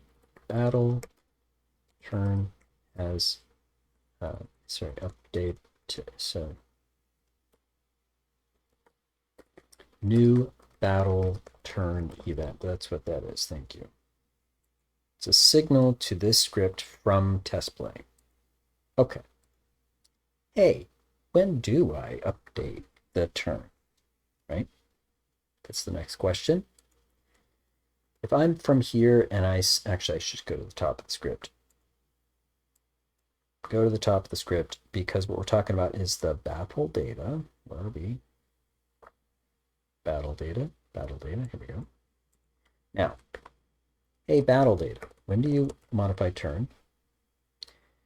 I mean, specifically, when do you increment turn? I guess you could set it to 0 as well. So I do set it to 0 here. Okay. I increment it there. Okay, but actually I'm doing something where it's not quite certain that I'm done yet. I'm in a while loop right there. I don't necessarily want to, I could, I guess, signal every time I change it.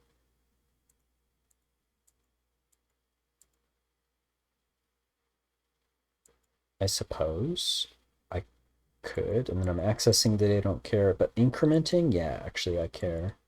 Setting it to 0, I care.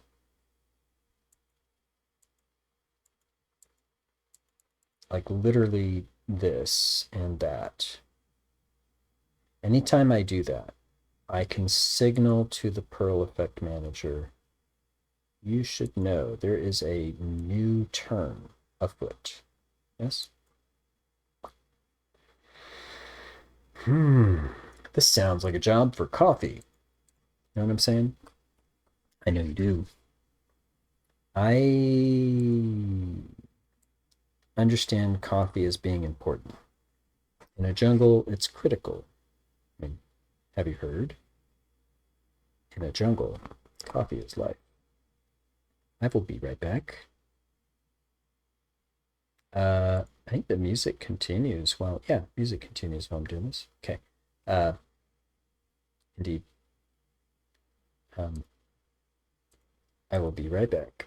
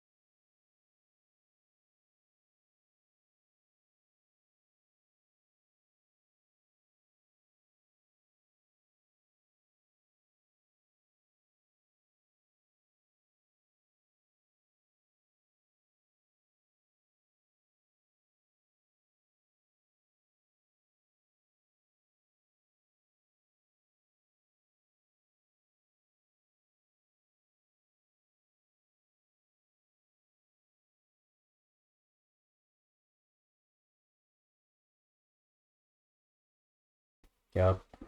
Okay.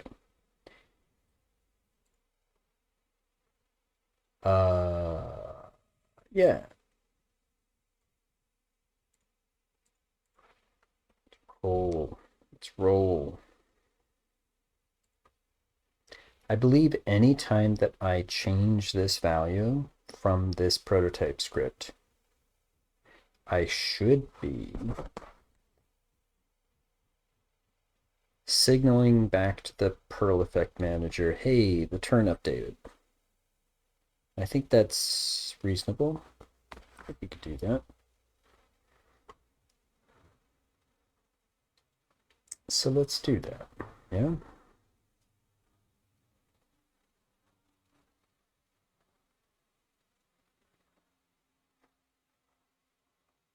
I'm just checking the monitor of the stream. It seems like I'm just a minute or so behind. It's okay. So again, anytime I access this data is no big deal, but anytime I change that data, like this or like that, that's where I want to say, yo, Perfect Manager, you got something to deal with now. Okay. Well, let's see. First of all, this already has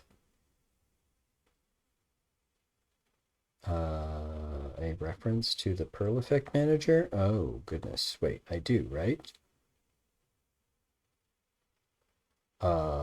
Shoot. Wow.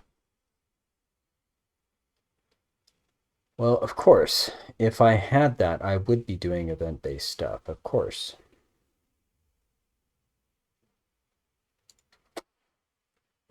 Of course I don't have this yet, because it would have made far too much sense if I did, right?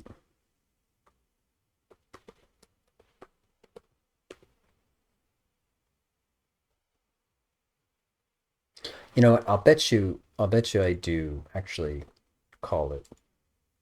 Yep. I started calling it. Yep. Yep. So let's do it for real because I have a feeling this is going to make a lot of sense. All right. All right. This.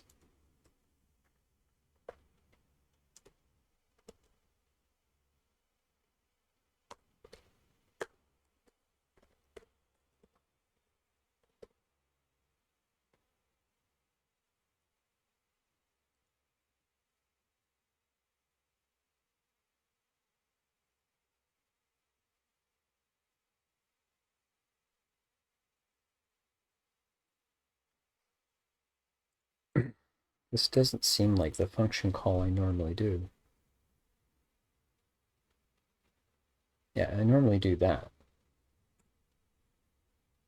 Why was I not? Why am I doing this? Okay, so like literally so many things in this prototype script need to be reviewed. I mean, I'm just casually looking at this code and being like, oh yeah, that needs to change. Wow. Okay. I know it's a big effort that I've been talking about for a long time. Gonna get there. We're going to update this entire prototype script. Wow. This is messy.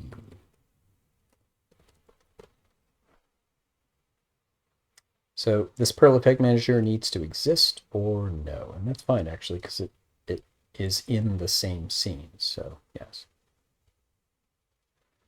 So I can error out.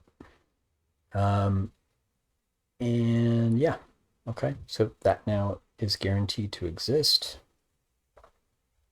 And so when I say battle.turn and change this value, not reading it, changing it, I need to say, yo, Perl effect manager, battle turn update event go. Right, that's all I need to do is just say it's changed.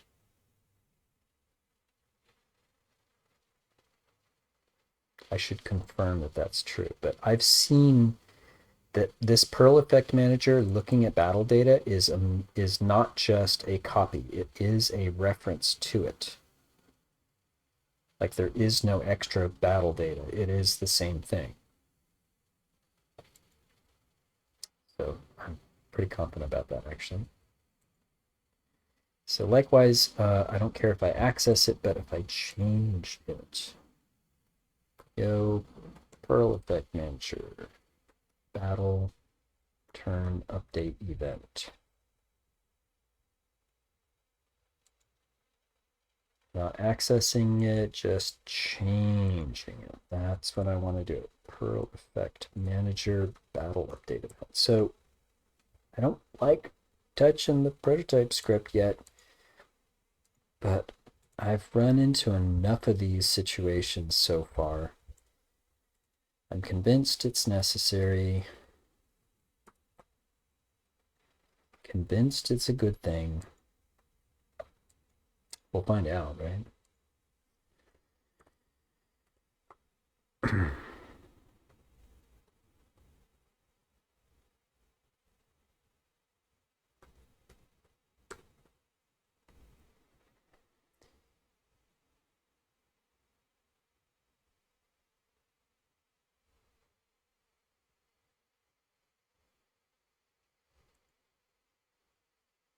The time that this data changes. Yeah, that's right. That is the right time to do this.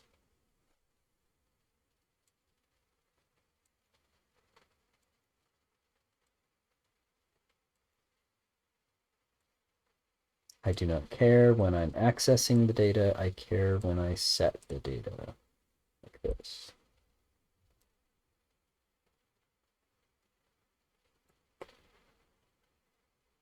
This says it has changed.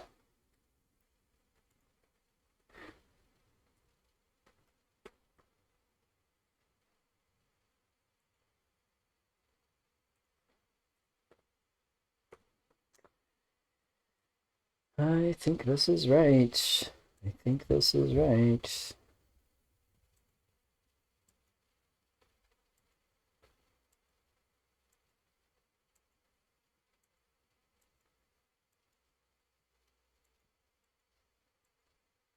I'm looking at all the times that I'm setting this data and making sure that I immediately then signal the Perl effect manager that the turn has updated.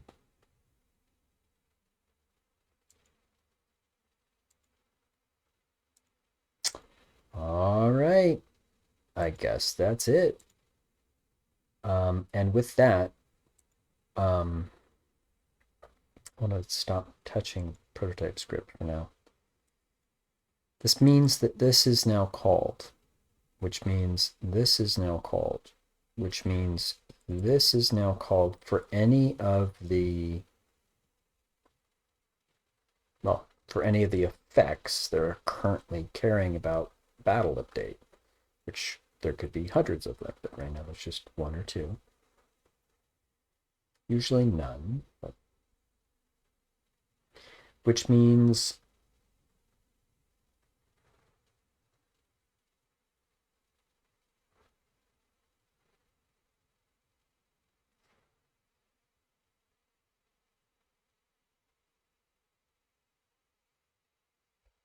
this is called.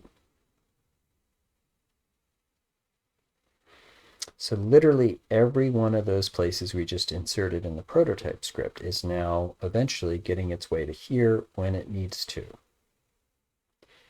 So now it's not, well, it is also on a timer, but it is specifically updated when turn is updated, and that's good.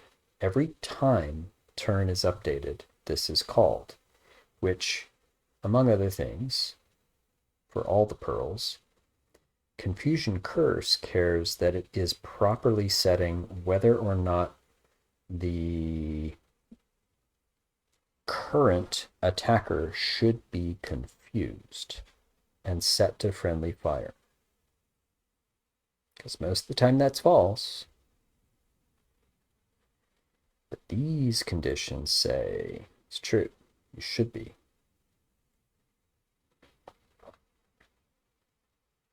And so if bound, yeah. If not, no. I think that's correct. And shall I go ahead and bark loudly when we do this? Yeah, I don't know. Just because this is brand new. Sure, why not? I'll clean that up in a second. So, and again, I guess first things first, let's just do that.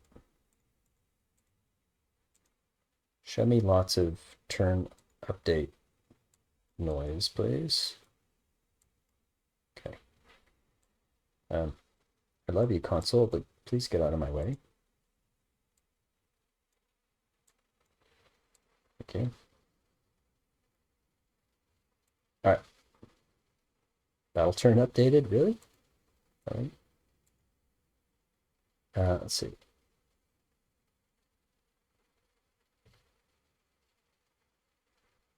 Okay. Lots of noisy battle turn updated. I mean, that looks pretty good, actually.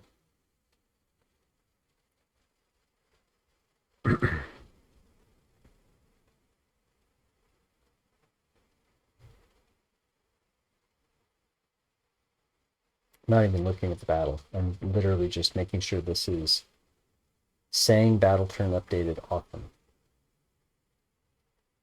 Because when it doesn't say it often enough, that's where the issue gets, like, I'm doing all the logic to properly check what to do when the battle turn is updated. What I wasn't getting was when the battle turn was updated. So, yeah, as long as that happens, I'm happy to just focus now here, down here.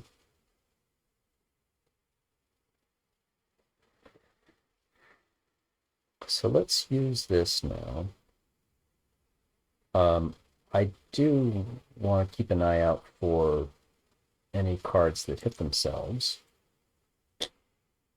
We told them stop hitting yourself.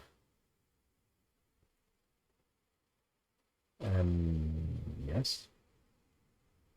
And let's use our confusion curse pearl.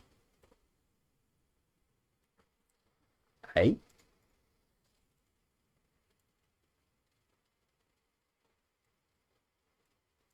By the way, remember at the beginning of the stream, I was talking about I need to manage the idea of assigning specific pearls to test. Yeah, I still have not done that.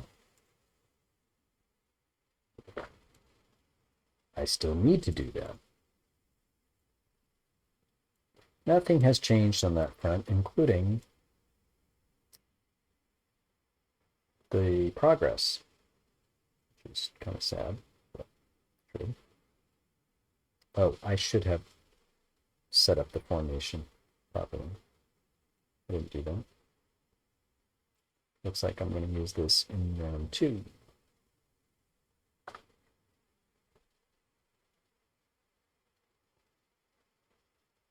Okay, so normal battle. Normal logging of stuff. Oh, we're still talking about which target we had, and we're still complaining about that thing. Oh, that's actually freezing stuff. All right.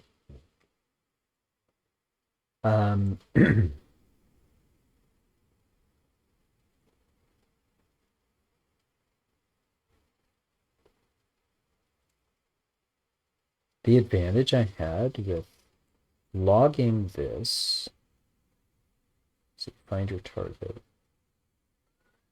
Here, find your target and tell me the name. It's just because I can just read the name. Whatever.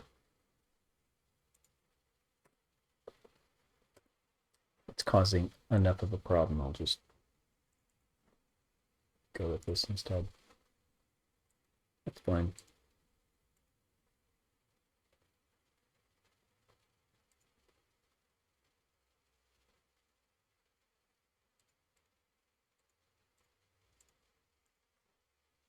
I mean, the reason why I like that I could read the name is I could just look up and, I don't have to do any more calculation to figure out who is this. But if I need to, I can do it.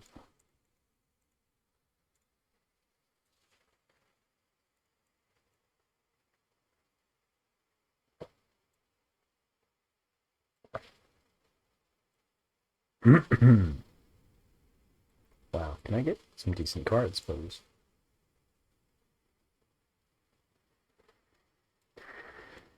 Okay. Yeah. And again, I'm doing the formation like this, so I'm going to meet them all at the same time. That's a good tactic for this confusion curse, because I need the cards to be flipped up. They're only going to be confused for one battle cycle.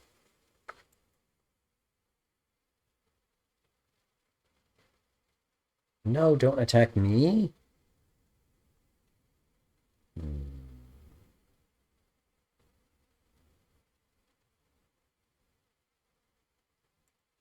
So now explain to me what happened, because there's no error, and you will continue to go. But,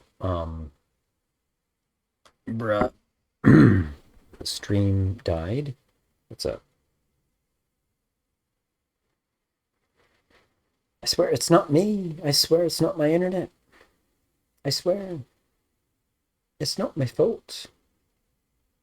Holy crap. Have I been streaming for 6 hours? Whoa. Okay. Well, I did want to do a double stream.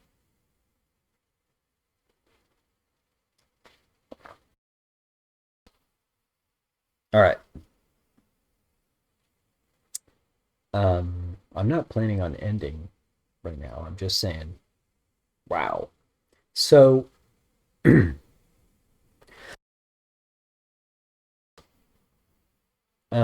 excuse me.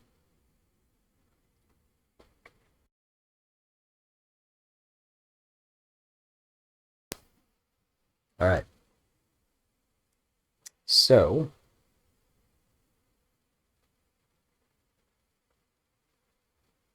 keeping an eye on this monitor of the stream and wondering why it's not moving. Like, bruh. No, for real. Like, what's going on? Is it Twitch? Is it my internet? Is it my machine? Is it my phone? Like, what? For real. Whatever, man. Okay. Apparently it's working now. I'm going to go with it. If it cuts out, I apologize. It comes back apparently a moment later, so just deal. So, okay. This apparently saw updates. This is not when I'm attacking. Is that true? Let's look at the data.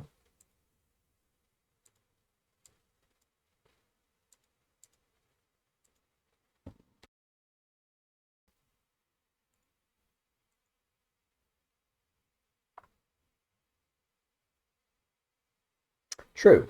Lightning Toad is one of my cards. So not confused. Good.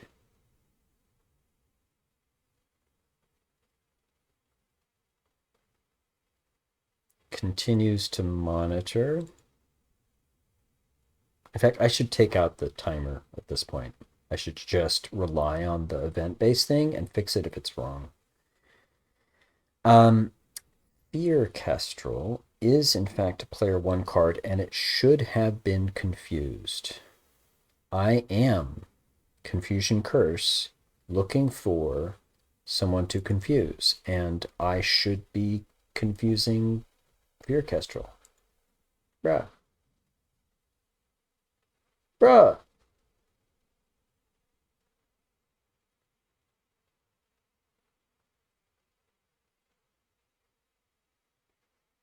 Attacker's not affected, too. What?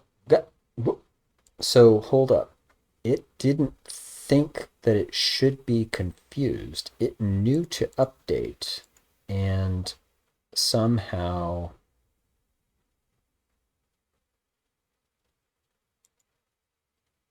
Okay, so a second later it is confused. Yay. Too late, Bubba.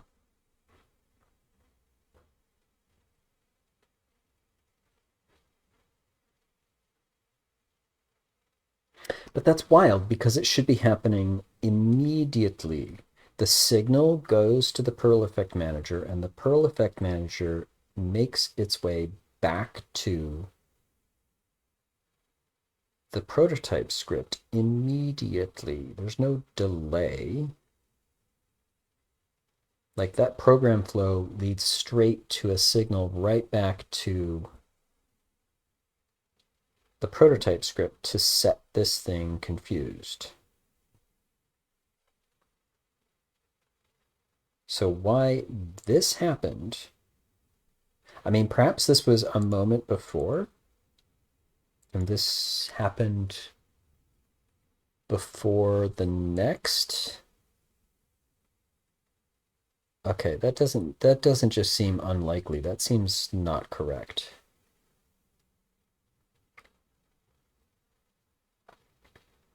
Bruh, what is this? Okay. Okay, I'm gonna take out the timer thing because I swear I'm seeing the old problems and the new development at the same time. So I'm certain this is not because we signaled it. It says, in fact, Fear Kestrel should have been confused. Not exactly sure why.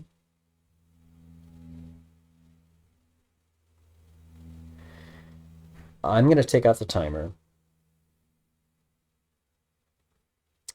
I'm going to take out the timer for attack update.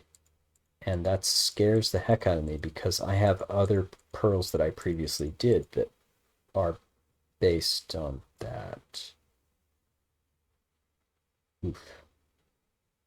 But I should take that out, rely only on this event base, and test that to make sure it works so I can put all that behind me and then figure out what's up here because I'm seeing more than one problem. I'm sure of it.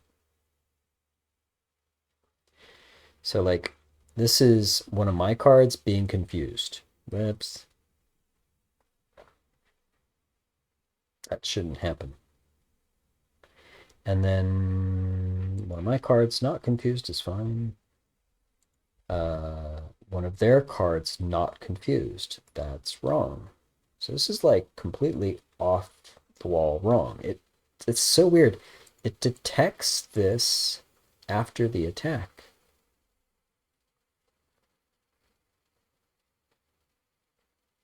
Uh,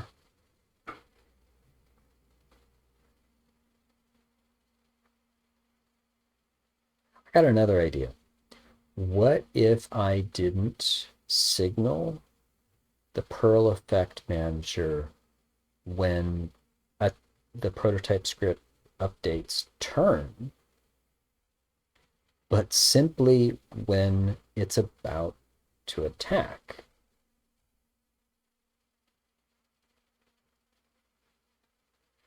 Um, I mean, that makes sense, but there's a secondary consideration. When I say the Perl Effect Manager gets an update to the attack, I mean two things. One is I want to modify stuff before an attack happens, and I want to modify stuff after the attack happens. I actually do that. I resurrect cards after. I modify things before. Now I've kind of been relying on the idea that like, well, if I always do it consistently, then I should be able to jump in, do a thing, and jump out and, reset things afterwards. If it's always consistently, say, before or after or whatever, that's true. That music does, in fact, cut out like that, yes. Okay.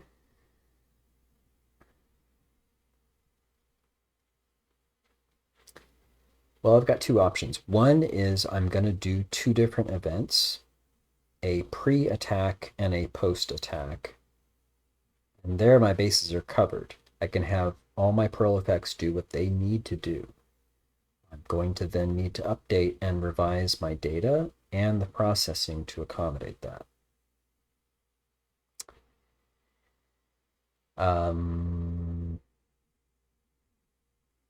The other option is I'm going to have to really figure out what's going on here anyway. This seems strange.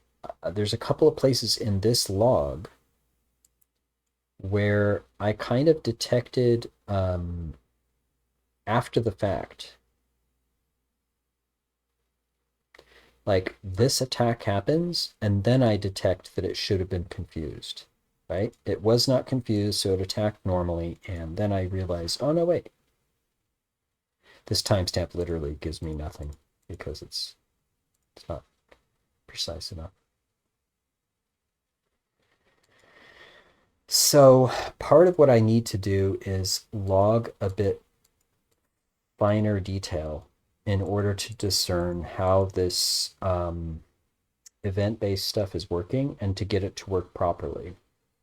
I then need to analyze what's the best approach to manage all the different ways my Perl effects should change things for each attack.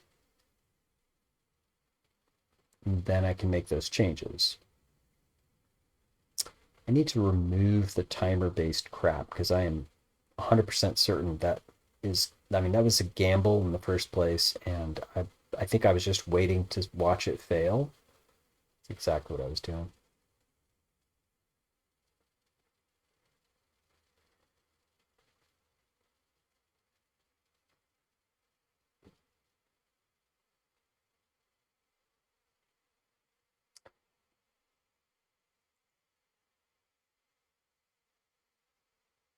You know what?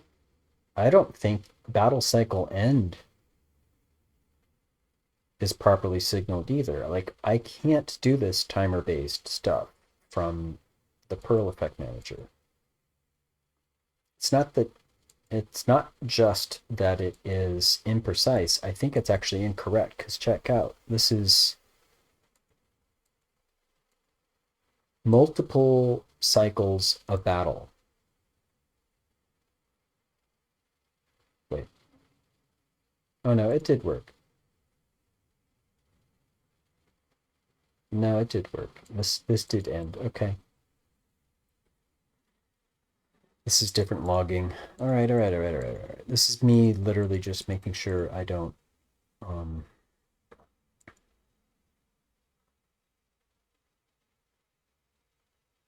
I need to know when I'm confused and not, or when I'm doing friendly fire and not, and so I need to keep that up. Okay, so there's at least three things that I want to do.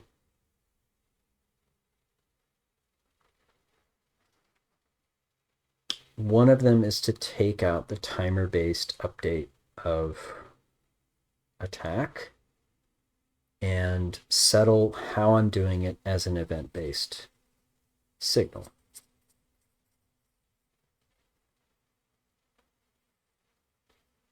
Wow, I really should I should do everything event-based.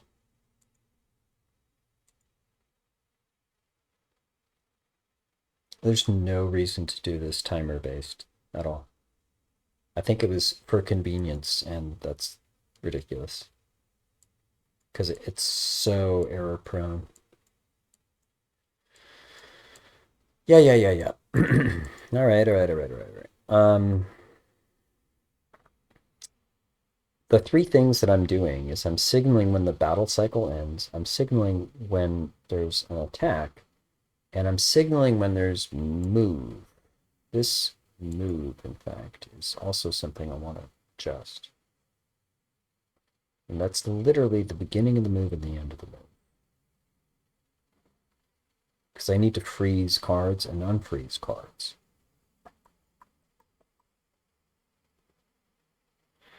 Okay, so what does that mean, y'all?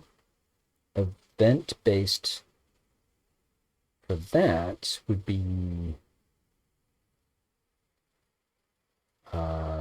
setting the move timer on the prototype thing and then reaching the end of the timer. Actually, yes.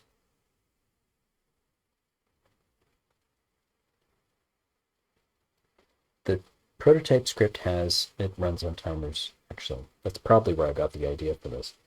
It runs on timers specifically for humans to follow what's going on, because the prototype script could run the battles instantly and we just would see it.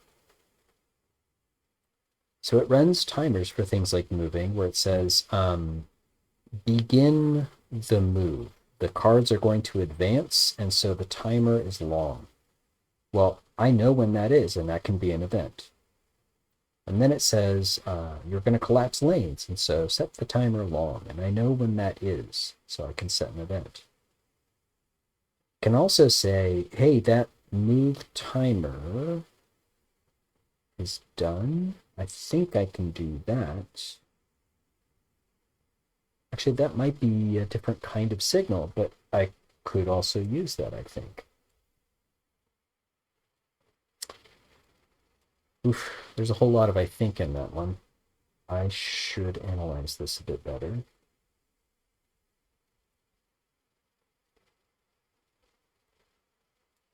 My thoughts go something like this. Clearly, the way that I had started to approach these Perl effects has a basic problem that I should correct now before I go any further. And given that, I should be able to analyze a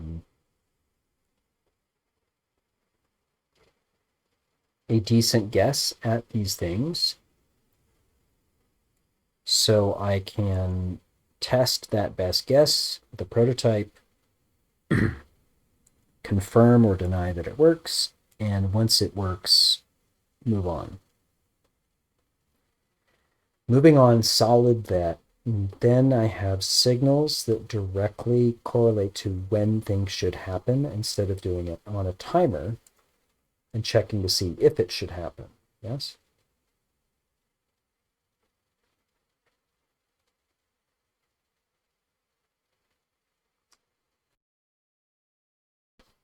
The advantage there is that I've been checking if it should happen and getting bad results. Instead, if I say when things should happen, it's going to be the other script that is already doing things properly that's in charge of that. And that's better. So, I think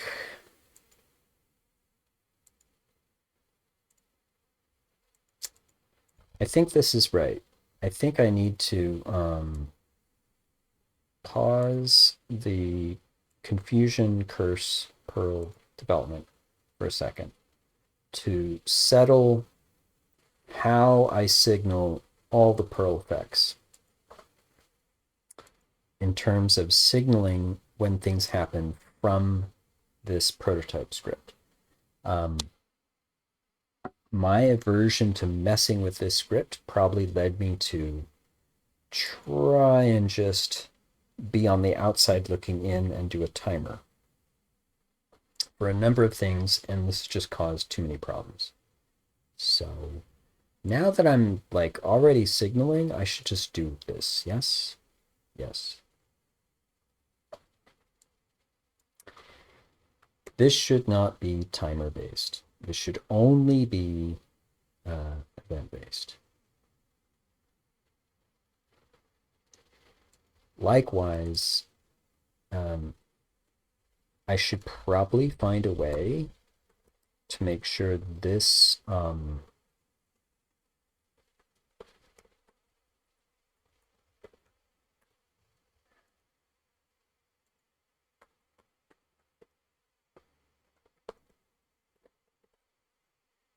to make this happen, because I'm not exactly sure event is the right way to describe it. Move happens at the beginning of some move, but then continuously every tick until the move is done. So I'm not exactly sure event is the right way to describe that, but I absolutely want to have a pattern that I can use. And I'm down. I can't think of a situation where I would want to like mess with it every tick, but who knows, man. I'm not sure yet. Let's do this. As a pattern, let's do this. And we'll kind of have to figure out later if it's absolutely unnecessary, we'll just remove it. But I think this is actually a thing.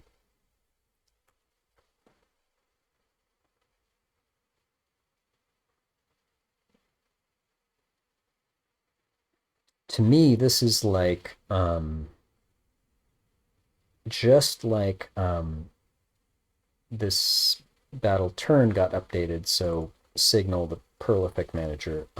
This is we've reached the end of the battle cycle where we would normally like pause and allow the user to press the button again to continue.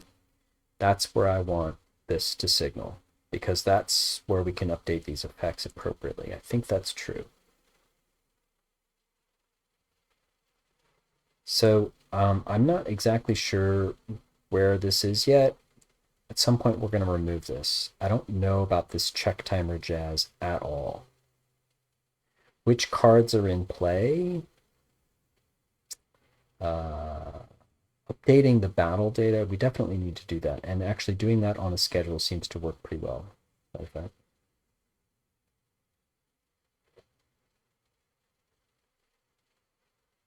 Wait.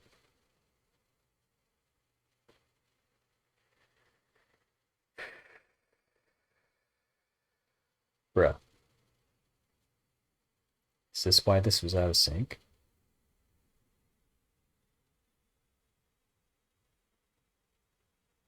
The battle data needs to be updated. I don't necessarily care on move, but I care on attack. Bruh. I can't see how this would be out of sync except if the update happened later than the signal. This, oh, no. I'm looking at it wrong. This only happens once, but this happens on a schedule.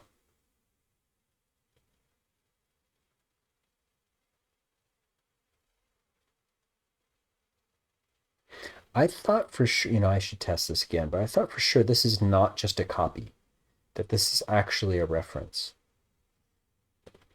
But I'm paranoid right now. I kind of want to do this. Right? If we get the signal,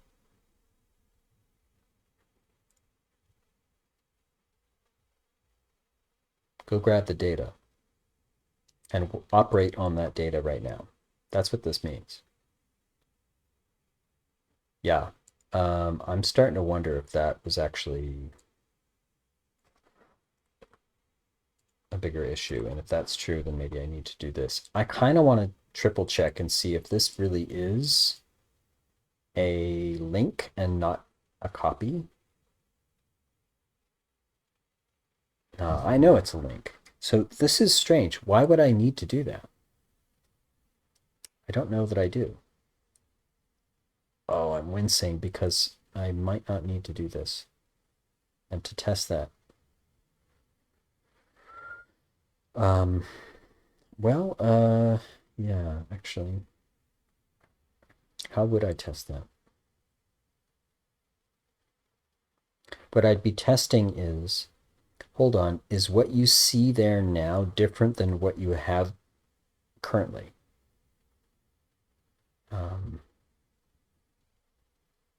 Wow, what a pain. Yeah, this was not a deal. I did that. This was actually a different problem. Okay, one day I'll come back to that.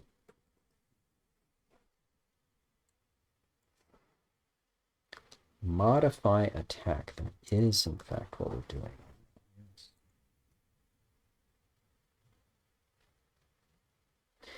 Um,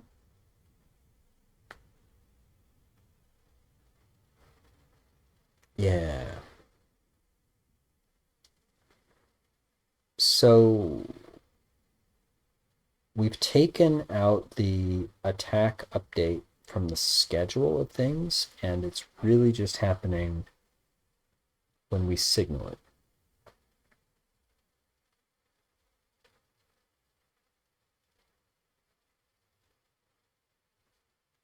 Our battle data should absolutely be up to date, and so this should absolutely work 100%. I don't know why I would need to do this, but it didn't work before. I'm really confused why it would need to do that. But okay. Oh, but here's the deal. We were actually talking about doing this.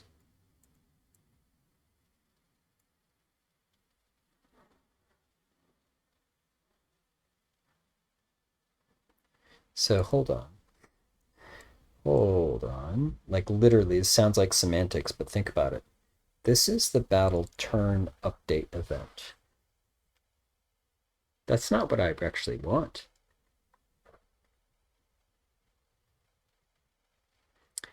I'm actually asking for the attack update, right?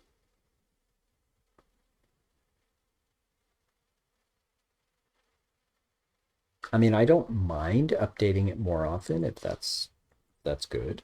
I don't know. But bruh, what I actually want is an attack update event. That is what I want. Though, I mean, I know this sounds redundant, but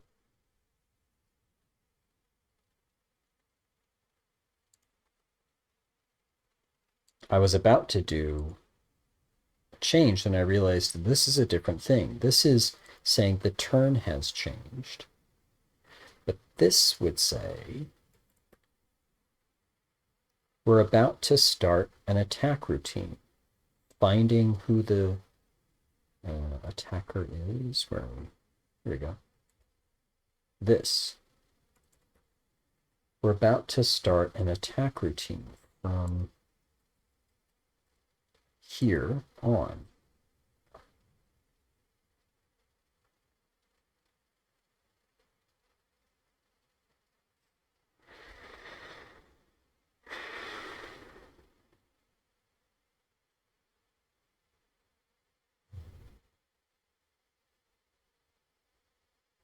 Like, we're looking at a card who's going to attack, and we might skip out of it if they're all by themselves.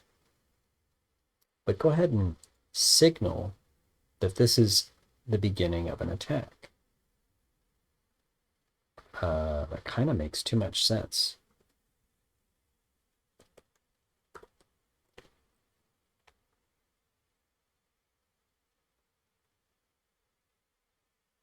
I'm only going to do this once. I want to see where this happens, actually.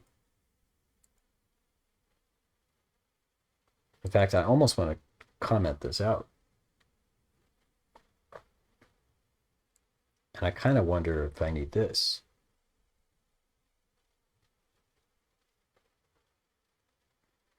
Oh, there's a whole lot of kinda and I think and I'm not sure going on there. I want to be a bit more sure about this. This is fine, right? I should be able to say, yeah, we're about to start an attack. And if we need to call this a bunch of times before we actually do attack, fine. Who cares? We're going to do some checks. Totally fine. I don't know that I need this at all. I don't know. I suppose I really need to just sort that out. Well, here, I'm going to take it out now and look for problems. And I can't prove a negative, but I can certainly see problems. So I'm going to look at this and say, tell me when this attack update, tell me when this turn update, in fact, let's just full boat follow this pattern.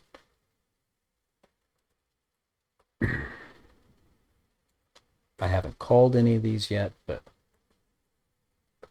I will. Okay. I should probably make it clear in my log. This is different.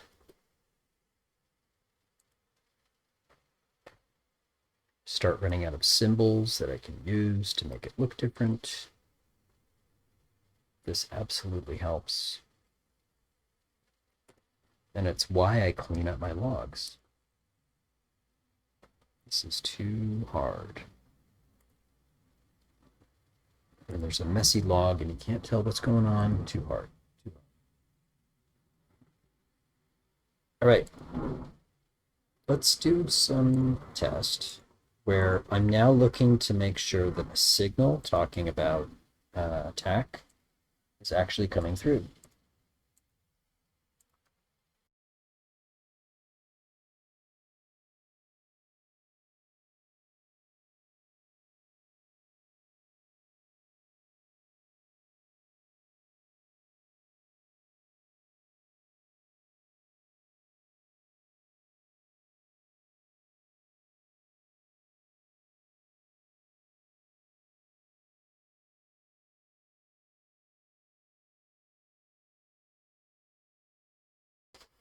So we see turn update immediately. Makes sense.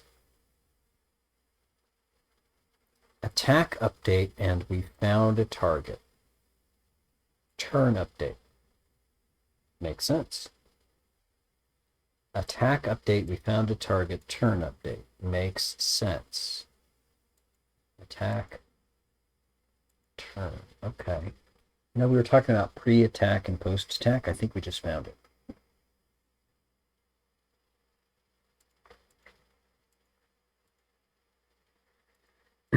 And this turn update happening twice is literally because we increment and we realize we are beyond the attack, the battle order. We've finished a battle cycle, and so we're done.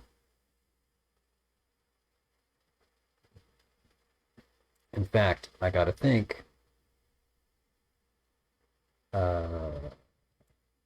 this is precisely where we want to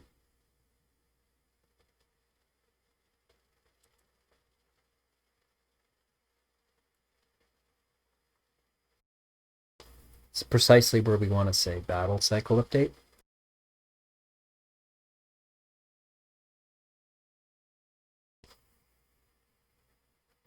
So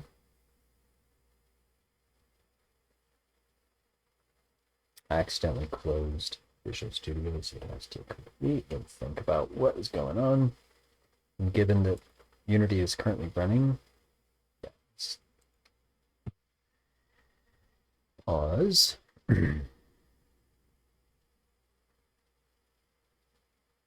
What I was going to say is, it seems like we have a good signal for attack.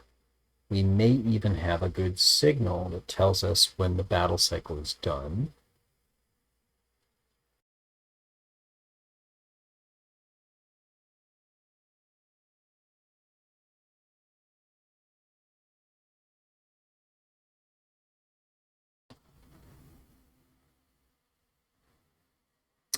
Wow, I'm just waiting for this to come back. What's going on?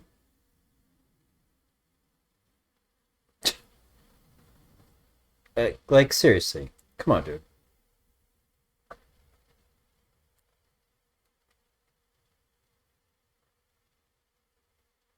Why might this take some time? What's going on? Dude, if I was not in the middle of a thought, I would say, hey, it's a great time to end stream. But no, I'm totally in the middle of something. I can't stop here. So we're going to have to wait for whatever the heck is going on. with Visual Studio. I would almost kill Visual Studio and restart it, thinking it might be faster, and I can't tell if that's true. Lord, what the heck? Ugh, for Pete's sakes. You know what? Let's not end, but I'm frustrated enough that I would like to not look at that screen while it's doing that. Yeah. we're not we're not ending. I'm just frustrated that I can't see what the problem is, and I need to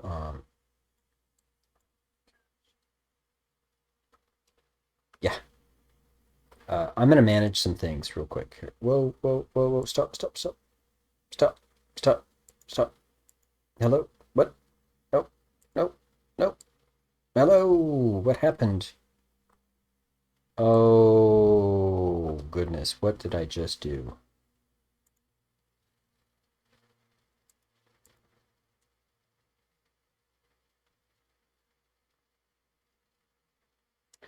Um, give me a moment.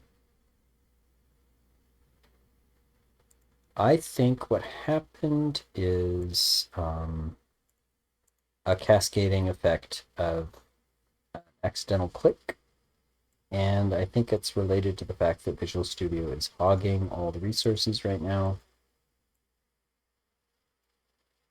Well, folks, I didn't expect to end the stream at this moment, but it might be a really good idea. I have a feeling I'm still streaming. Oh, I know I'm still streaming. I can see the monitor. Lovely.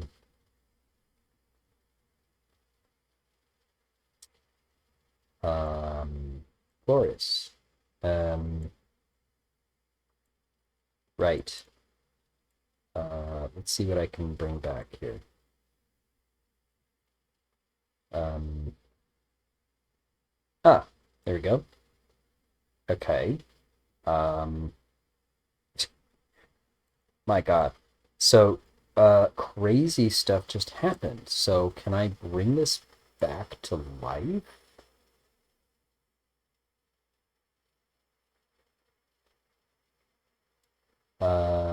I am not certain that's true.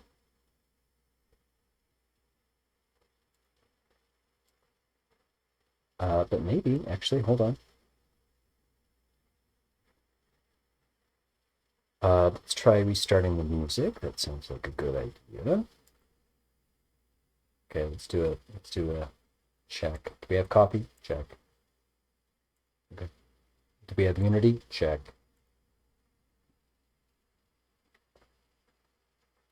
Um,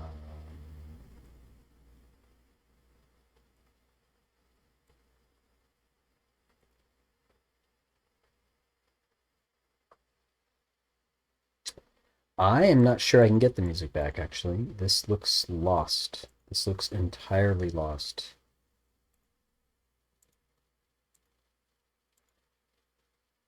Yeah, I think, oh!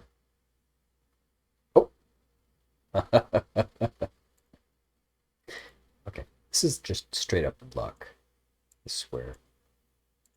Okay. Um, okay. All right, so is this good? Um, I I think this might actually be okay. Let's see if I got it back. I'm not 1,000% sure that I'm hearing the music yet, but well, let's see.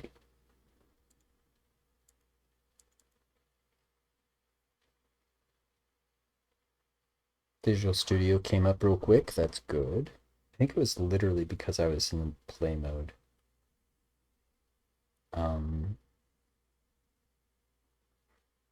am I still live? swear I've almost been going for 7 hours. That's kind of crazy.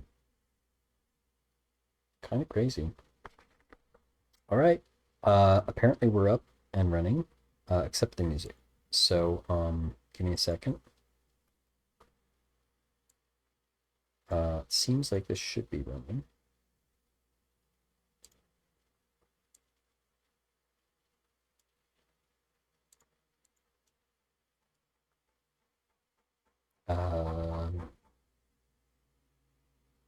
But it's not.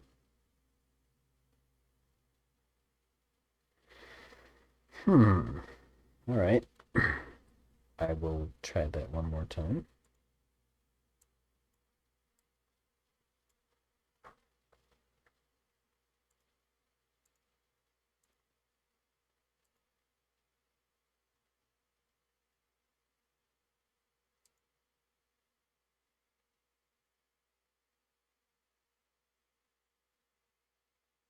Okay.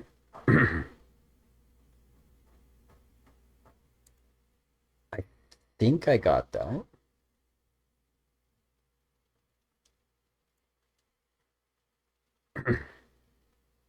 Hey, I almost don't care. I can hear it. But uh sorry for the stumble down the stairs, but I think we're back up. What I think we can see here is this is effectively before every attack, we get this event. Good. This is after every attack. We get this event, and that's great. In fact, we get it for every turn update, and then this happens, or it should happen, at the end of the battle cycle. I think we have a better hook for this. Now that I'm committed to doing these event-based things, I have a much better place to do this. Anytime that we say turn should equal 0, instead of calling this, we'll call this. Yeah, I guess we could do both. I don't know that I need to do attack update on both, but it's okay.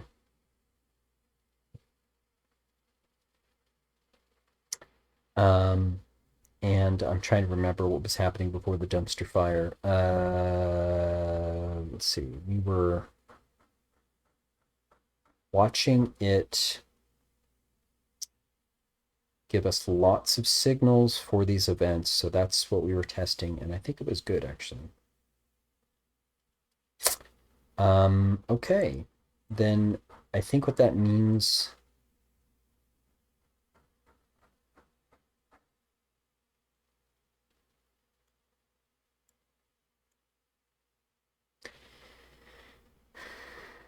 that time that we would like for the battle cycle update to happen, I think we can make better. I think this is great, actually.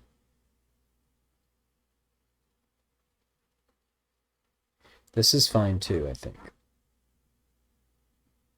This happens first, this happens second, and it happens second in the right places, and I think that's great.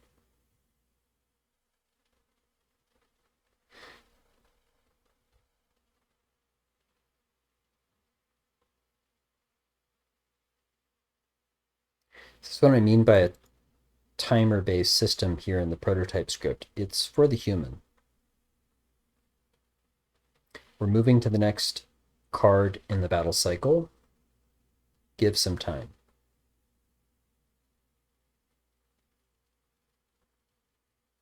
So here is where we might say, like, battle cycle, right?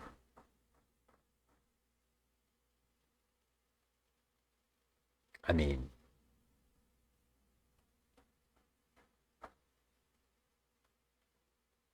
like, exactly that, right? I mean, we're already... So the whole reason I have this variable is because of the effect manager. Like, literally, that was added.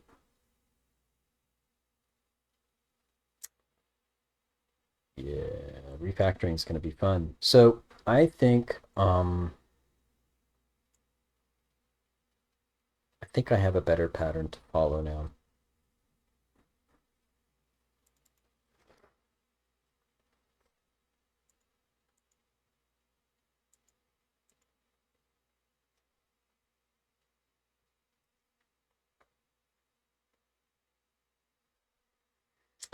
This is beginning the round. This is the next battle cycle.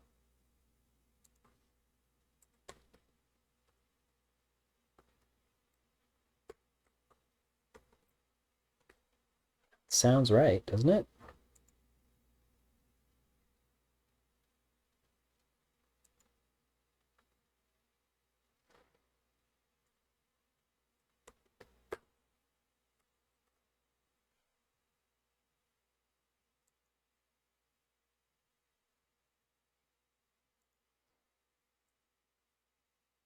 I mean, whoa, whoa, whoa, whoa, whoa, whoa, whoa. Right. My avatar copies something to the clipboard. Didn't expect. I had to restart the avatar. So, what else?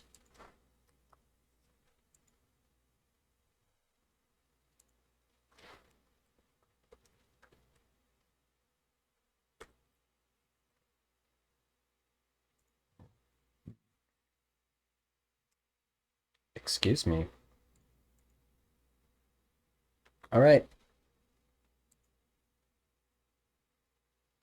That should be a better signal for battle update.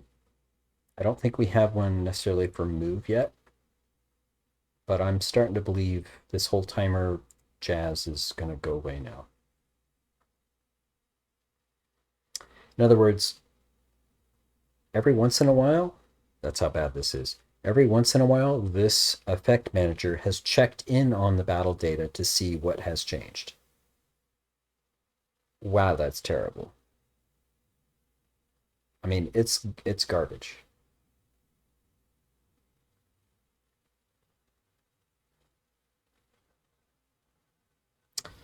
Instead, and now I'm getting a signal.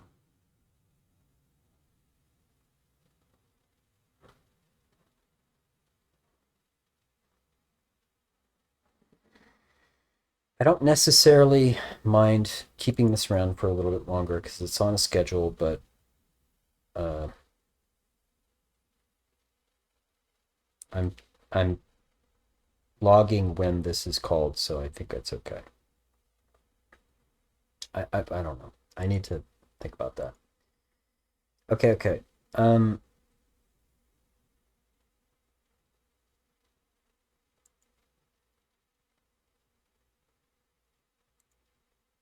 Let's take another run at looking at the confusion curse pearl.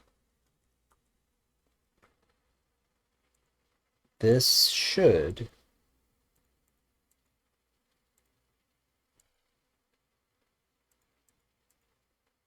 accurately reflect when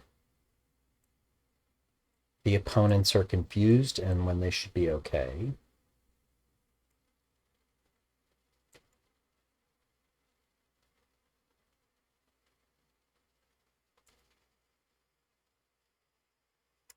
So I'm going to monitor this console, even though it's behind the avatar.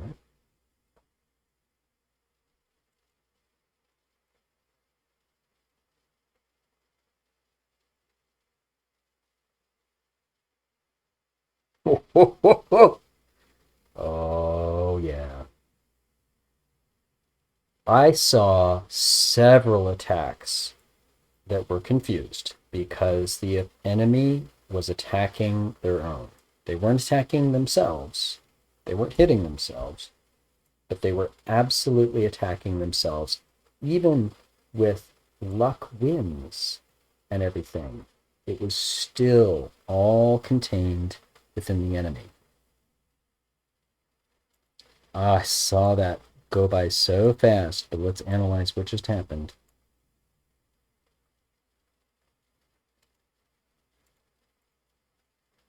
All right. While this was going on, these were the three cards that were affected. 1, 2, 3.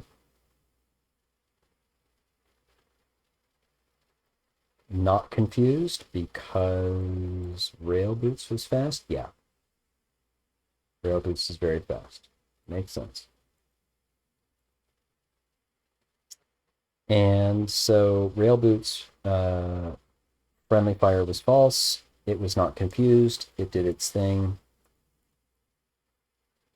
Now, remember, this is all attack update because it was signaled to attack update, right?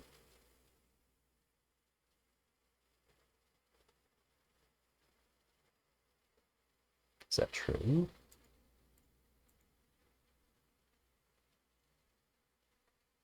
This is called from test play. No. This is called from attack manager. Yeah, this is the attack update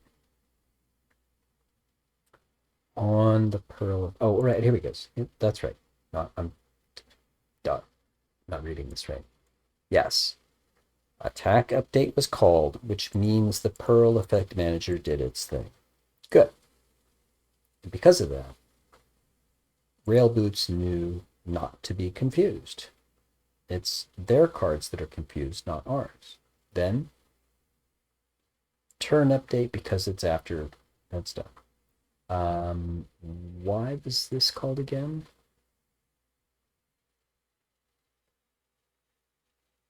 I'm not sure. Why was this called again? I thought we took this out of timer land. Did we not do that? Um,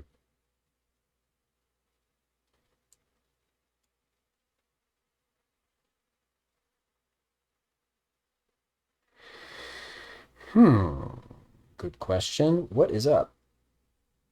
Why was this called if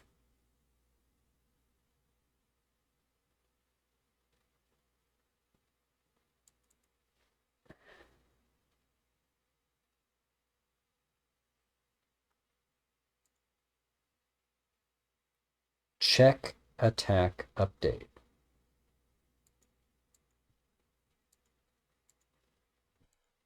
When is this called?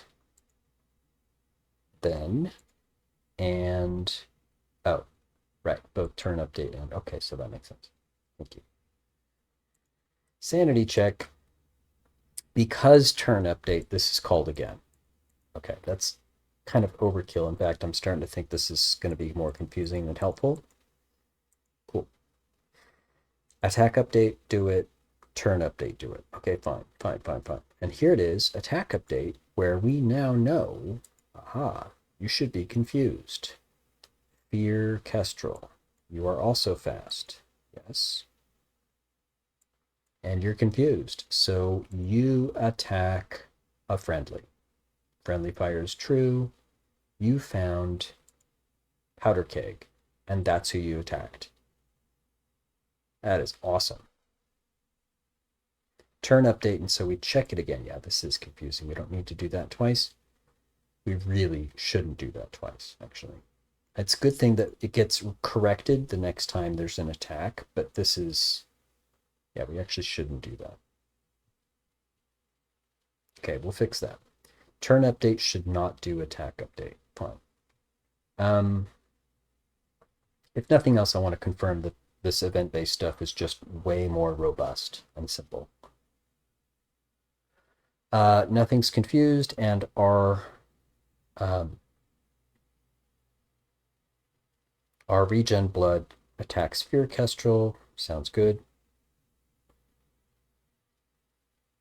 Attack update. Stonefall is confused. And so they attack Fear Kestrel. Nice. And that would have caused a death blow if not for a luck win. Because Fear Kestrel happened to have a fairly decent luck compared to Stonefall. And so, boom, Stonefall died. And Fear Kestrel was left with 1 health. Again, turn update, we don't need to do this, but we did it. And it understood that Stonefall was still confused, even though it was dead. So, attack update. Now it's Powder Keg who's confused. Totally cool. Powder Keg attacked Fear Kestrel again, who is now dead. Bam. That's great. That's exactly what that pearl is meant to do. Along with us attacking you, you attack you. And let's try to get this done real quick. In one battle cycle, that's pretty much exactly what happened. And then after that, something else took out. So friendly fire's false. Rail boots is going to attack. Ooh, what's this? Target index -1. An invalid target.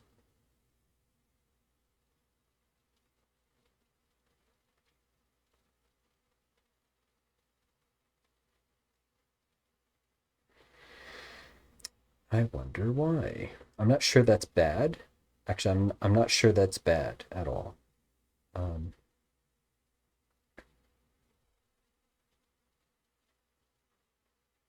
-1 target means I couldn't find a valid target for you.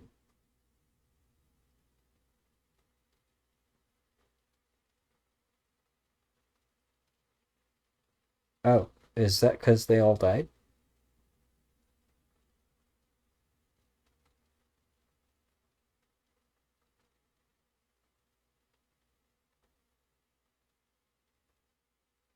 That's interesting. I can't understand why this card would not be in range. Oh, because it's out of range. Wait, was it? Powder Keg was the one who was. Yeah, actually, I don't know where Powder Keg was. Maybe it was up top. Oh, it was. Okay, so it was out of range. That's why it was -1. Rail boots couldn't target it. So, and then we move on, and friendly fire is false for everyone, and we just take out Powder Keg, and done. Nice. Bruh, that actually worked.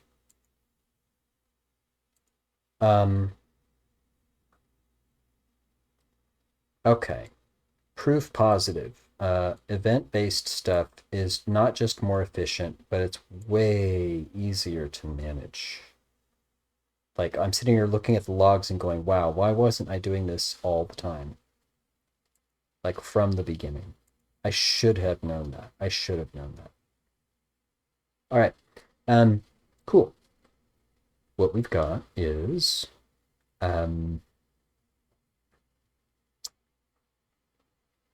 a reason to refactor our Perl effects that we've done so far.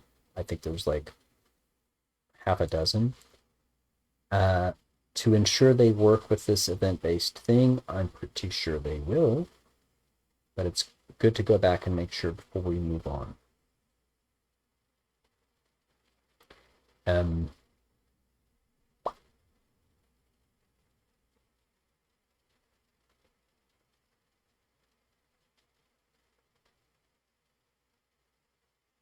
Yeah, these pearl effects are meant to be game changers. They're meant to be overpowered. And then you're meant to be like, oh, that was so awesome that I did that. Oh, but I have to wait this long for a cooldown. Perfect. That's exactly what we want. Damn, that worked really well, didn't it?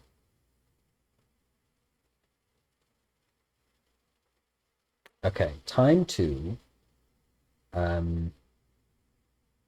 clean up the work or the logging that we had to confirm Confusion Curse is working. And then we can clean up the logging that I think we don't need anymore for the event-based stuff. I would like to figure out an event-based thing for movement. Yes, I would.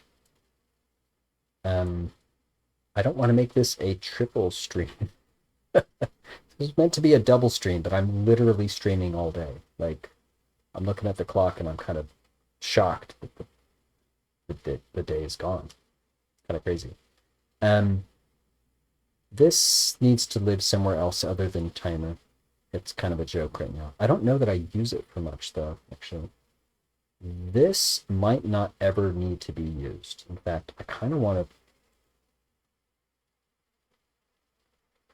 to test that, right?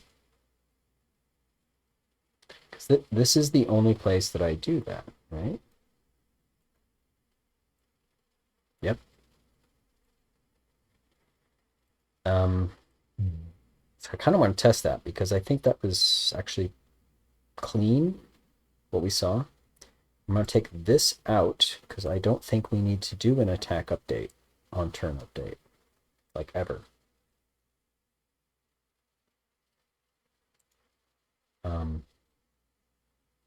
We're not doing this yet, but I kind of want to see when it does happen.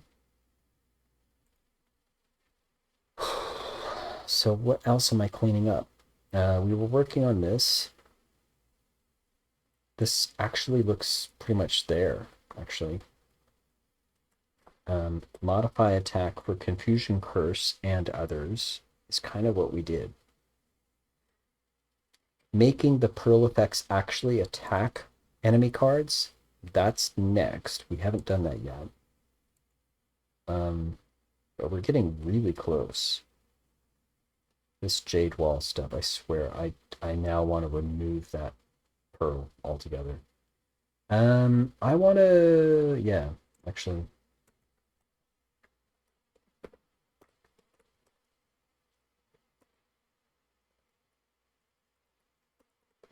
In other words, this is specifically loading this effect, but then it does all the general things that we normally do. Like, literally, I just need to say, make this effect, make an effect, and just name this thing as like a string. That's really, like, literally.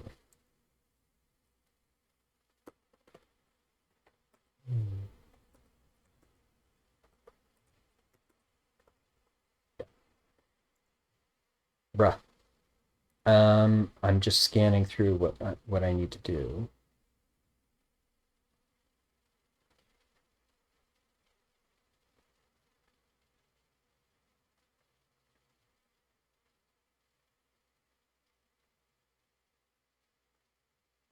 This was what I was thinking about.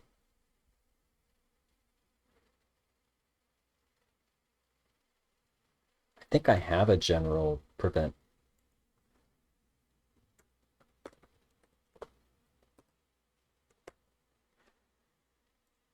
Yeah, I need to do my bookkeeping here. See, like this is exactly the same routine, just a different effect.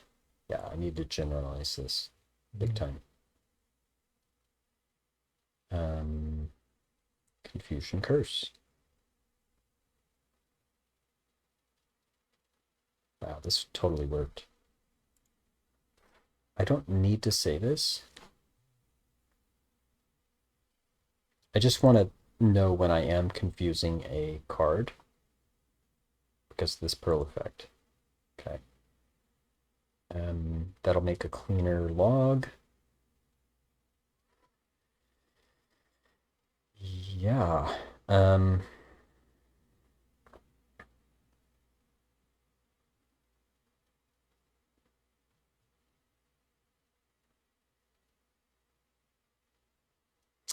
And I have cleaned this up in the past. I saw this working. I'm good. All right, this is not done yet. In fact, I'm wondering if I'm ever going to do that. What kind of sort of cleanup do I need to do here? This is the big one. I can probably focus on what has changed.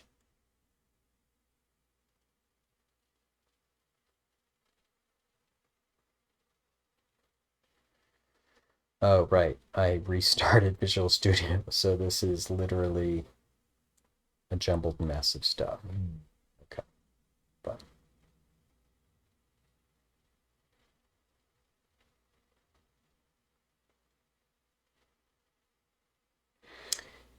Visual Studio will keep track of what I have changed, and that helps.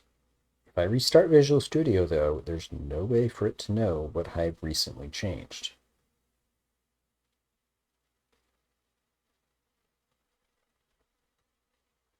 Otherwise, it would say everything. Okay. I believe I am good to go.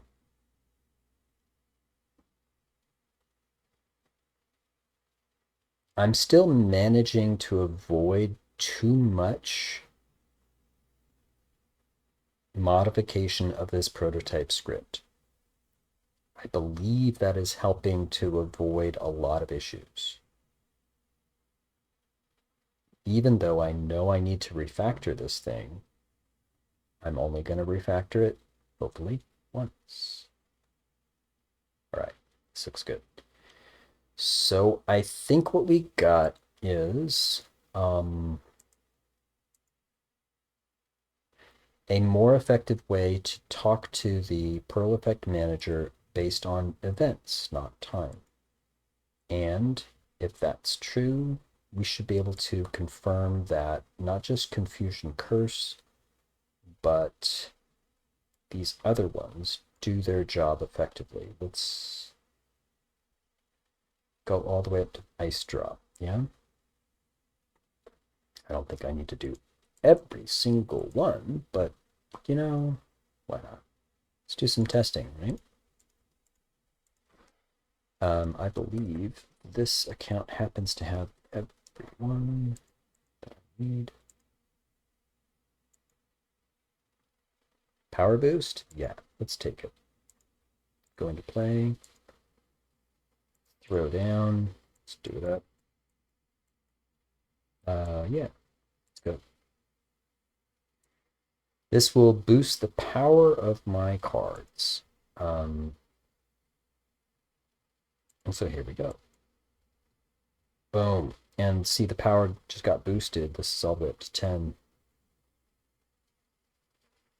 Nice. And it stays that way. So even this card got its power boosted. Oh, it's past 10. It's 12. It shouldn't. It should be like capped at 12. I mean 10, excuse me.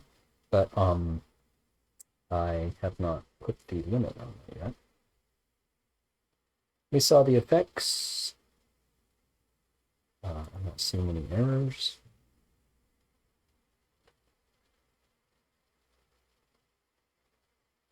The log is relatively clean. I'm not sure I need this anymore. Now that I've done the Confusion Curse, I think this is okay to clean up now. Until I see that thing fail, I'm going to leave that there. Yeah, otherwise it's just a noisy log item that I don't need. Oops. Of course, I saved. So, let's look at another pearl.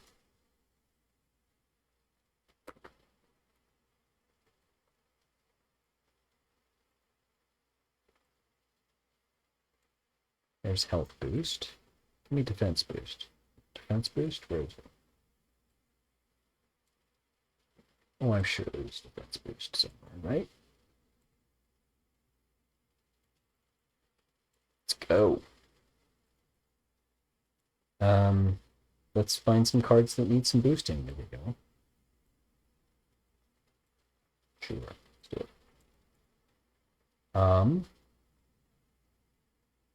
This will raise the defense of all the cards. Doesn't matter if they're up or not. Defense boosted. Look at that.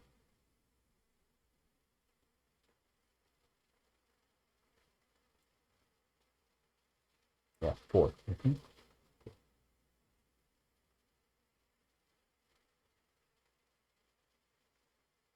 Nice.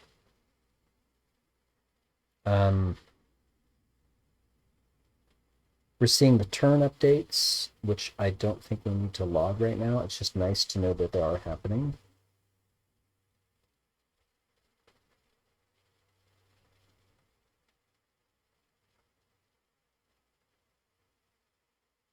Yeah. The only thing we're really, because we don't see logs for attacks anymore, I cleaned that up already. The only thing we're seeing is a lot of those event signals until something actually dies. That's fine, actually.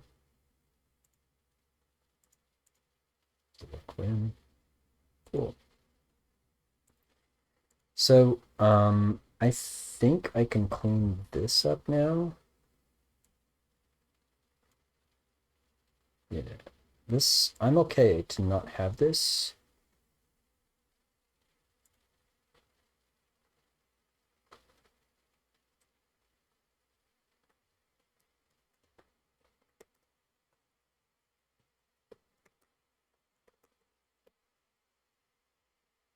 I don't need this right now.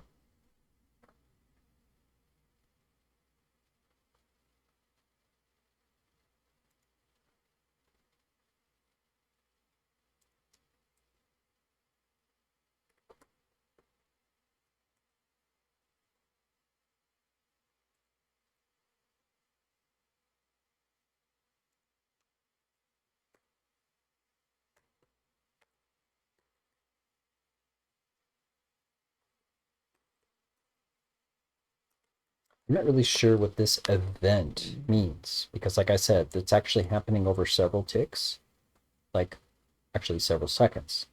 So, when is this, like when it starts or when it ends or both? Actually, need to review that.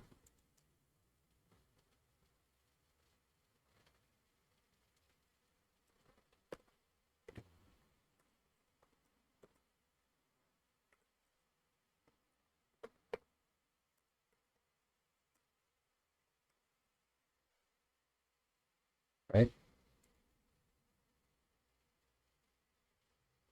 So I'll leave that there because I'm not actually calling it yet. These seem to be working and I'm about to clean them up. I think they're good. Yeah. There's more than a little cleanup I still need to do here. But better. Let's continue testing all of the effects for the effects that we have in place so far. Sorry. Nope. Here. What do we need? I mean, yes, but let's look at, do we have a speed boost here? I don't know that we do, actually. Oh, there it is. Okay.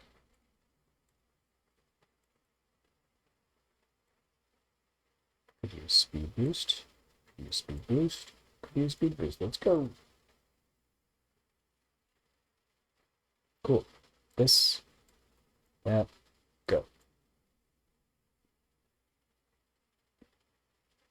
Boosted. Boosted. Yep. That means that they're earlier in the attack order. So you want to drop that pearl before the battle engages, basically. So they are set early in the battle order.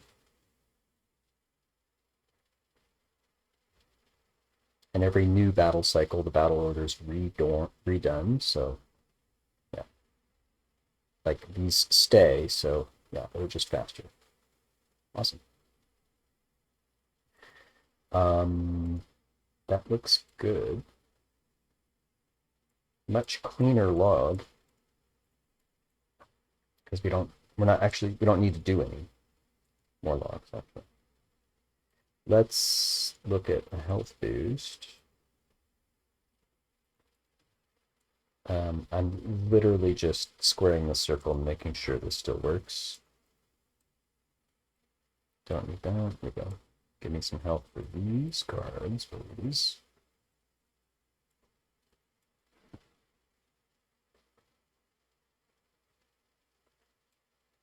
Right on, let's go. Boosted. Boosted. Nice. Now, that doesn't mean they're invulnerable. It just means that their health got boosted. So, make with that what you will, right? Still lost, but could have picked better cards. Could have had better luck. Whatever, you know. Speaking of luck. Oh, dude. I know. I know. I know.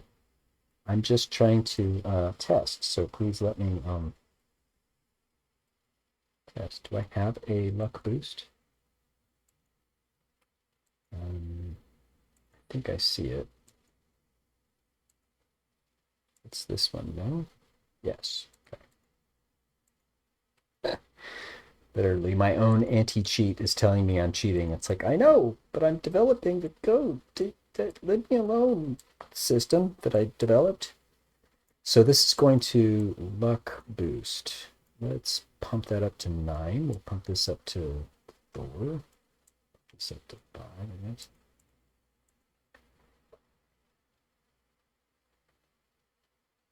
Right on. Go. Bang.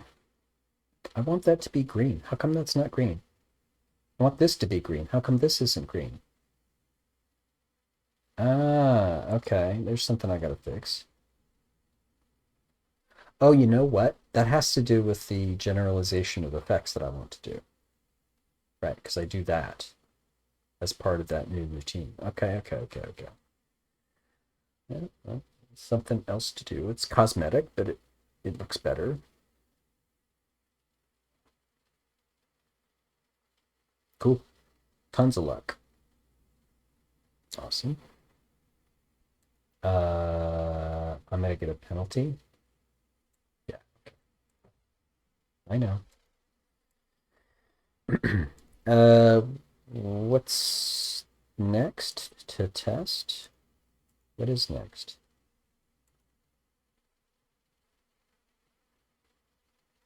Second chance.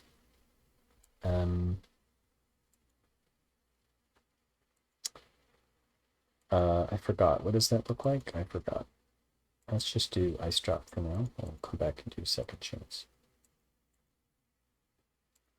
So ice drop freezes the cards. So we get free attacks and they're prevented from moving. I think it's most effective when you can attack. You can't attack them unless they're turned over, so I'm going to do this all at once. Boom. What do I need to adjust the... see, that's what I mean. The color should change. This looked pretty good. I think they were... oh, hold on. They were prevented from attacking, but they stayed that way. Whoops. That's bad. So what happened is I dropped the ice drop. They, I guess, might have been prevented from moving. They were definitely prevented from attacking. In fact, they stayed that way. They just got annihilated. That's not acceptable. They couldn't attack at all.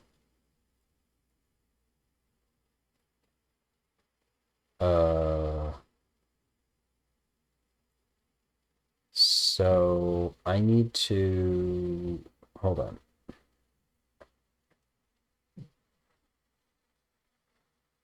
Okay, I'm gonna stop progressively working on the pearl effects.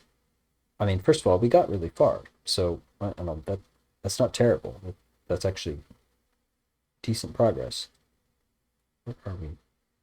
Oh, I'm in the wrong script, doing the wrong thing. Here. We got really far. The problem is I need to go through these and check this is okay. So far, that's fine. This is fine. This might be okay. We haven't looked at it yet. this looks like it's got a problem because we're not unsetting this flag. So we need to deal with that. Along with that, I kind of want to put these to-do items together so I don't forget them. I mean, I could just do this, I guess.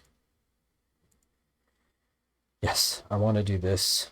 If nothing else, I'm getting tired of making a new Perl effect and saying, oh, that's right, it's got its own visual effects. I should do all this stuff again. Just garbage. I shouldn't do that.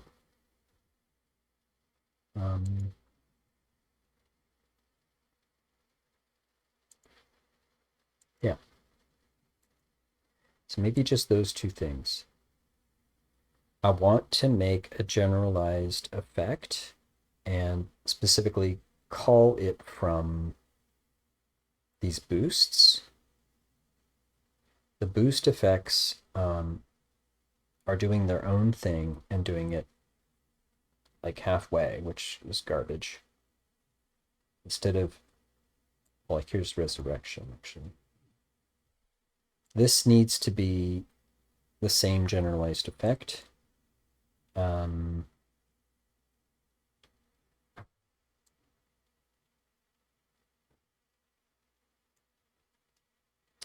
we drop a pearl, this immediate effect thing happens, and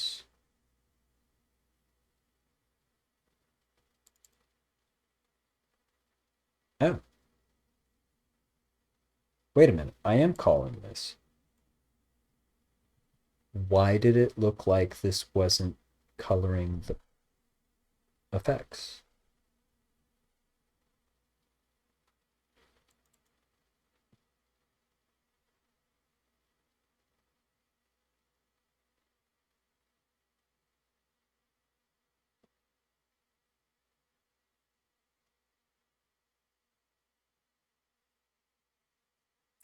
Uh, uh, what? Isn't this got a color to it? Oh, the base hue does not. Damn. Thought that was going to be clean.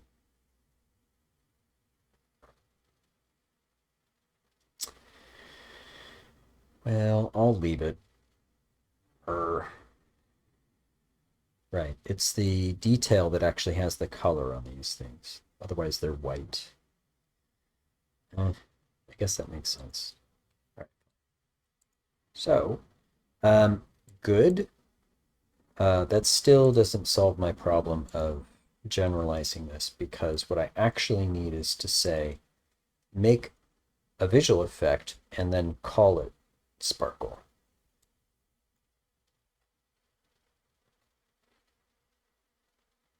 Here.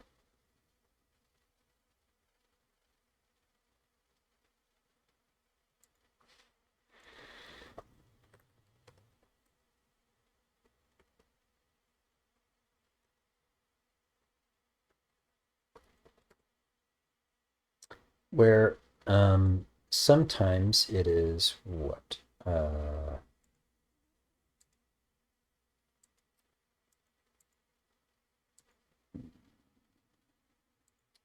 Layer, okay.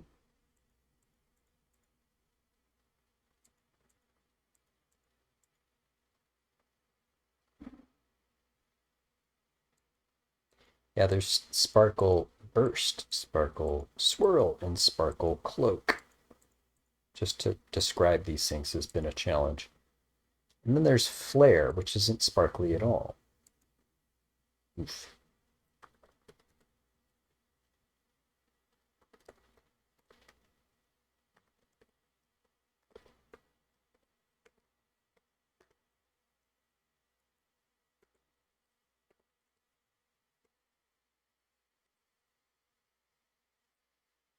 And I'm sure there will be more.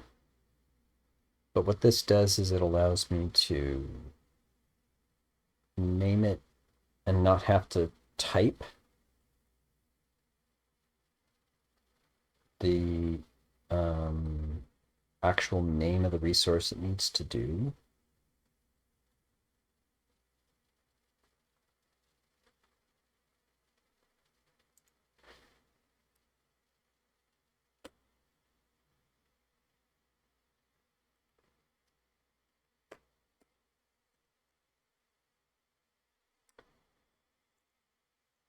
And um, this is the only place I do that. I guess this is fine. No, I need to make a function. No, I will do that, and then I will almost immediately regret not doing this. So let me just do that. Resource.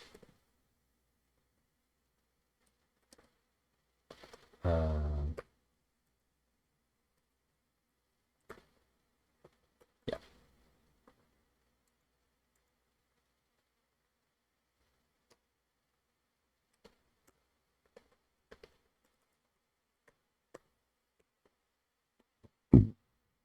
Excuse me. I keep trying to hit this cough button, and wow, it is like not working half the time. Thanks. Thanks, Alienware. Return this, please. So, okay.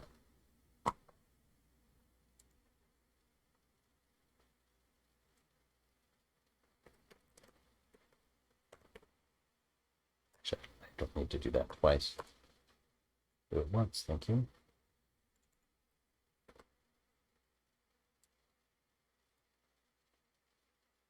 Okay, let's actually copy this.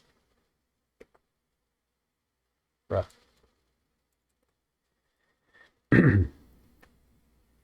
Whoa. Bruh, Visual Studio, you are so not helping. Wow. No joke, man. That's bad. Okay. Switch the effects, and now, yes, and case there, break, case, first, case, cloak, case, swirl. And I swear this is going to be so much more useful once I start making a bunch of these things. I'm going to be glad this is just in place and I can just do it. This.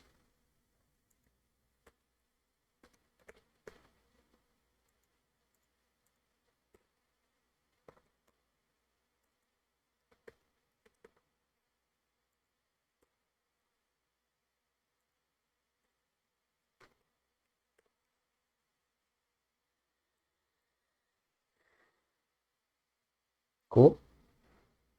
This is not just some unknown thing. This is actually this.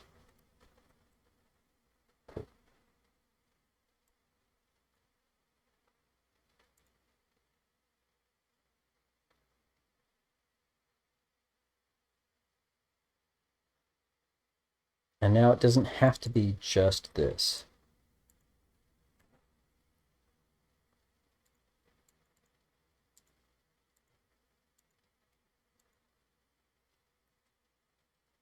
This is based on cards, though. This is card VFX because it's all the cards that we are affecting. So that's true, actually. Probably make this more generalized, but right now that's good. And now it's complaining because I call this in different places. So let's just do this. Not only that, but I don't have the right inputs for this yet, so it's going to complain a lot. This is literally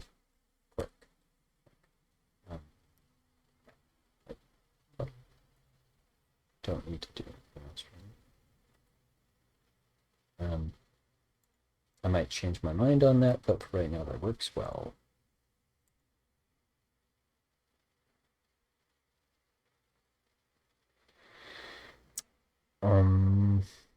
Good. Generalized effect. Now I could even say things like, hey, do you want it to be based on the base color or the detail color?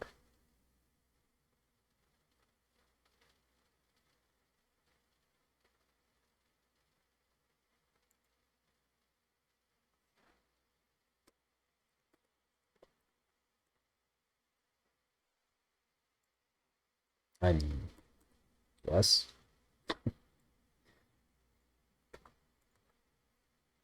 Uh, in other words, the texture color.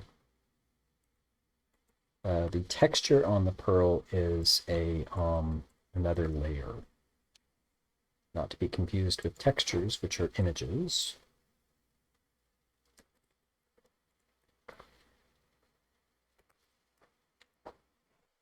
Yes, I should do that. And this would then be what? True. And now it's going to look different.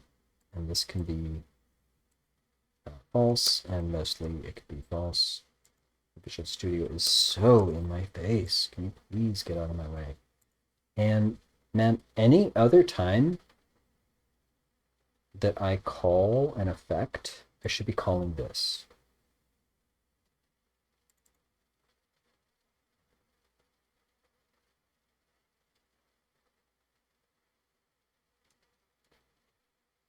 Like this.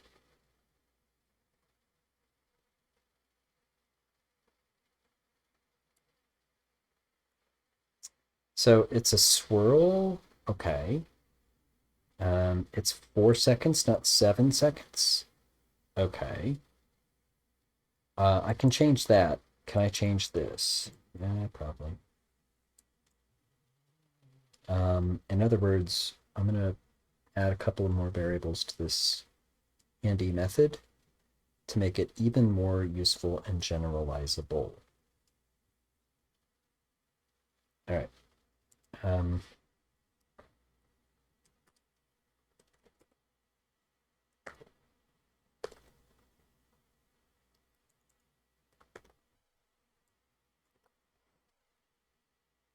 Okay. So again, this is going to complain because I don't have all the inputs. Fine. There we go. I'll keep it the same for right now. And now I can say, you also do this, and you also do this. There's no reason not to.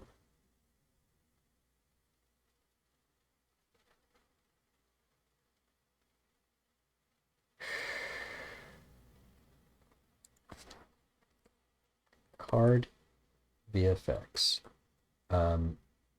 Give me the effect.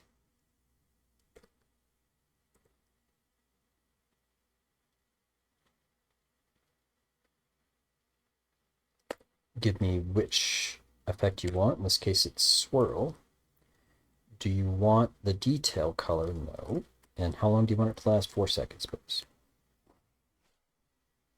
So, like, is there anything else on this that I'm missing? I don't know. Let me just reserve the right to have a complete disagreement with myself. And done. I think this is what I want. Yes.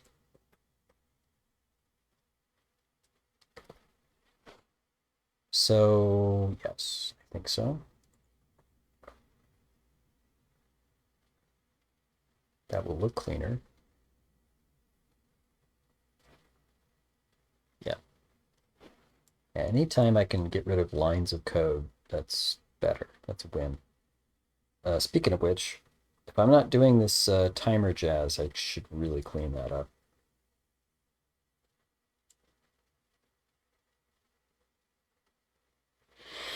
All right. Well,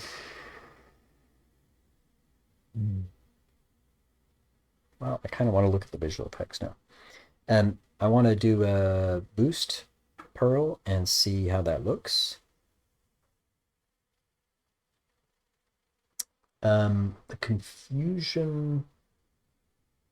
No, it was the ice drop. The ice drop didn't stop attacking. Okay.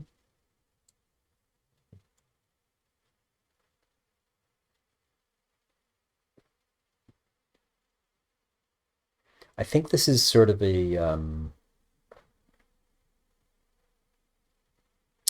residual problem from signaling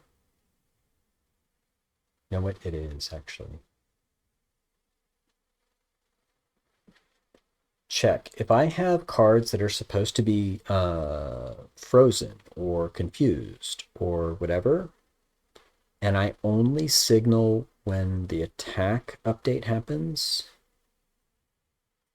So when they're confused, it makes sense that I can just use the signal that an attack is about to happen to fix things and make it appropriate. But when I say you are frozen and you are unable to attack, I think, in fact, I prevent it from even getting to that point. Oof, wow. Okay. I think that's true.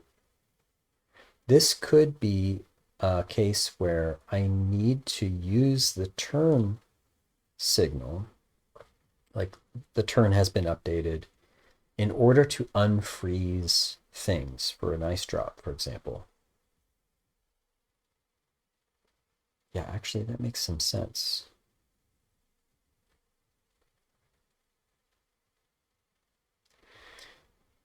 So if I had the ice drop freeze and unfreeze things,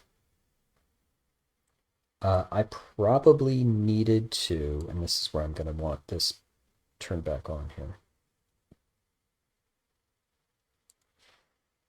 I probably want to, like I have an attack update, I probably want a post-attack update. Like a separate thing for Pearl effects to check. I probably do want that, as a matter of fact.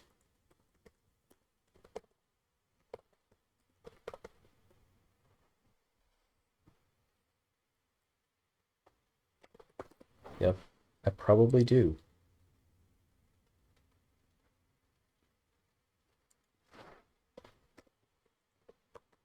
Yep. That would actually make sense, but also I need it. I mean, I can see an example of it right now. It's the pearl drop. I mean, the ice drop. So, yeah, actually.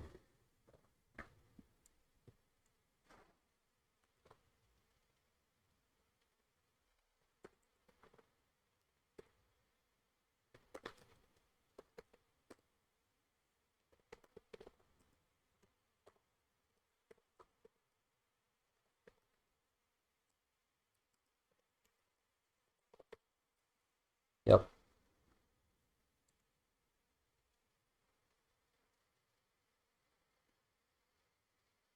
Mm-hmm. I want to look at the effects. And then I want to see if it's actually a good place to stop because I have been streaming forever. I have been streaming forever.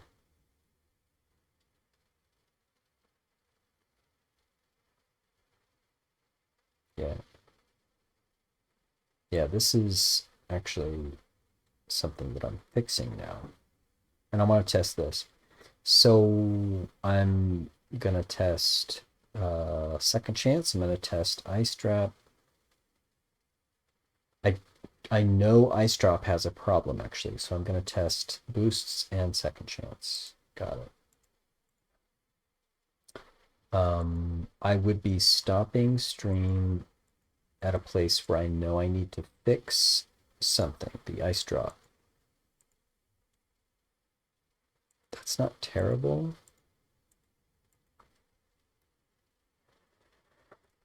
That's not terrible.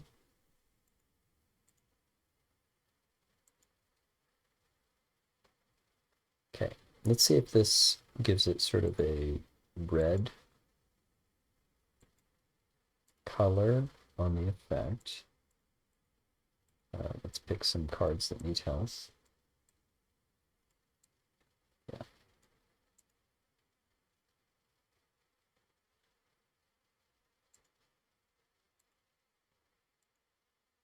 There we go. Nice red. Pink. Sounds good. Actually, that's good. Cool. and they're boosted and blah, blah, blah. Good. Um,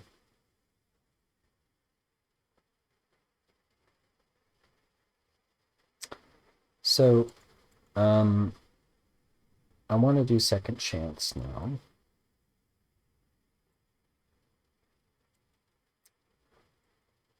There's that thing. What does it look like?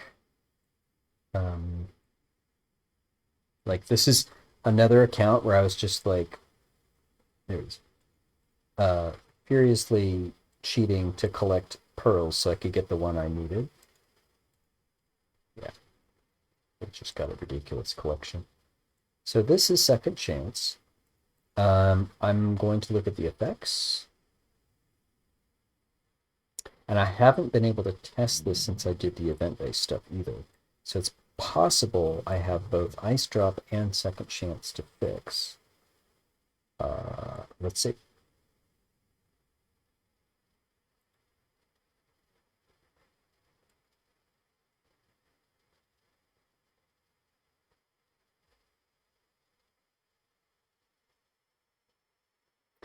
Second Chance sits around until one card dies, one of my cards.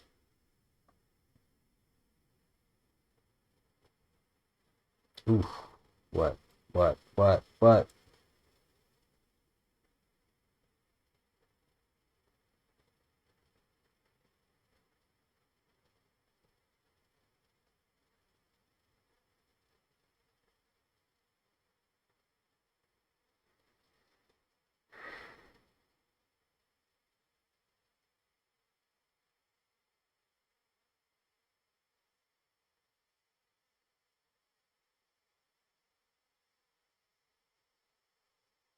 Really?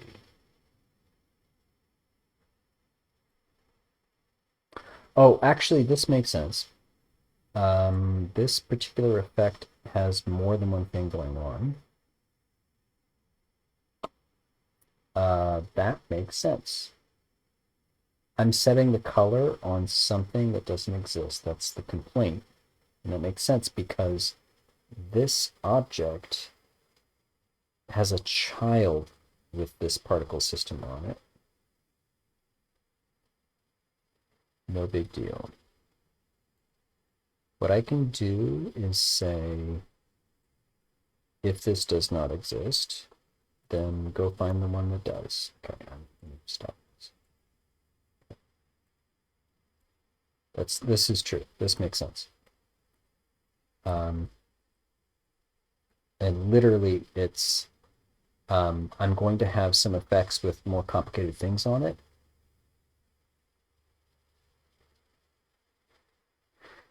This is an example of one of them.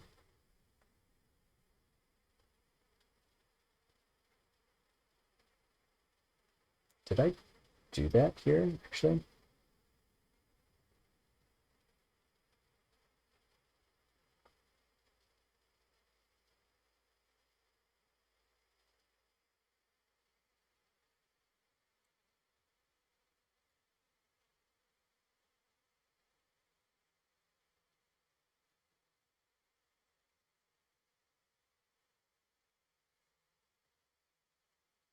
That's funny.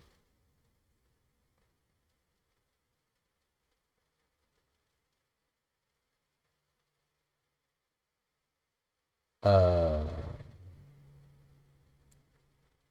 that's funny.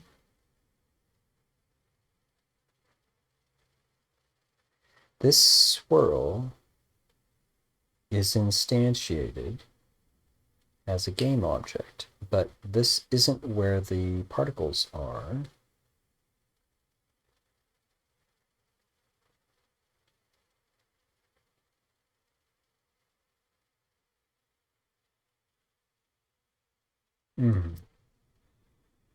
And I just say, go get the particle system renderer.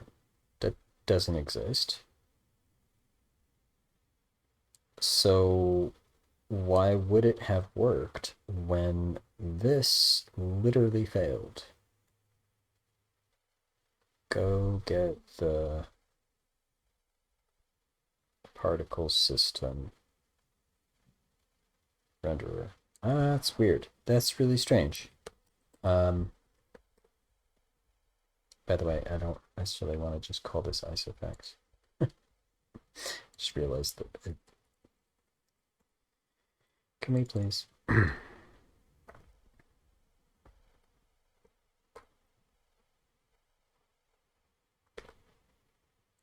Let's name this appropriately. What the hell? Here we go. Bruh. Visual Studio. You can be helpful or you can get the hell out of the way. What? Seriously, man. Not okay. All right. Special effects object. Sorry. PSR can now equal. Get the component in children. Okay. There we go. Thank you. That has to be there. I mean, there's no other way. This has to be there. So, yeah.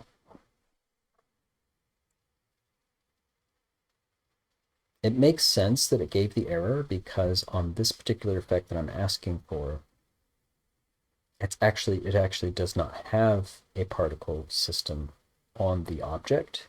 It's on a child. It makes sense. Why this worked down here, I do not know. Is there anything different with this?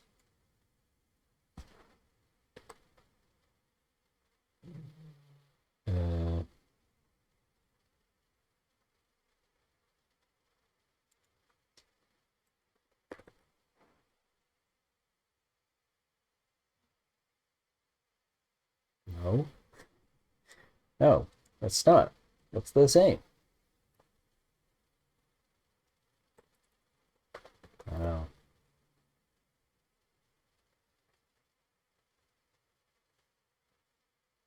That's confusing then. Did I read the error correctly? I mean, I'm not sure why I would have given an error here but not before.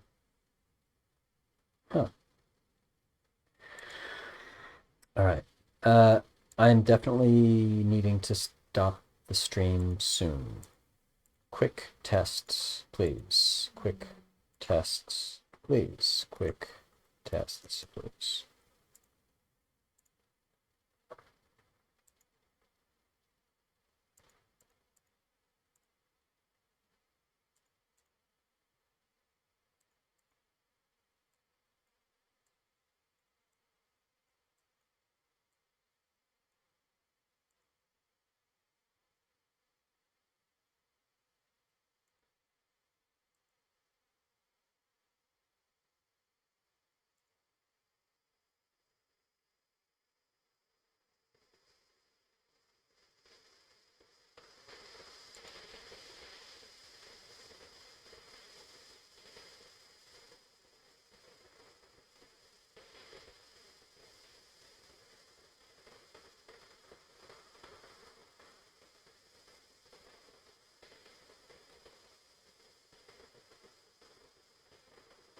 So this looks good, and I'm thinking now, I know I'm going to come back and look at ice drop. I'm thinking now turn update is going to go back to signaling attack update.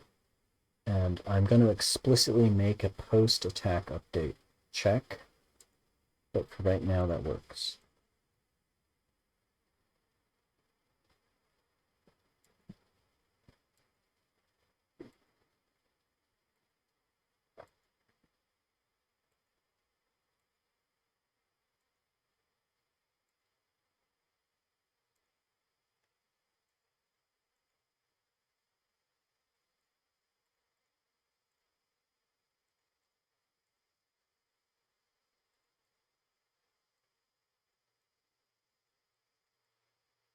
I need some weak cards that are going to down fast here.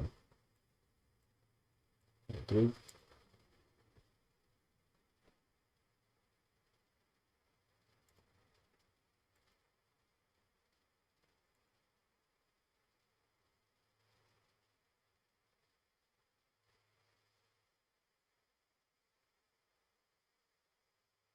Where's my effect?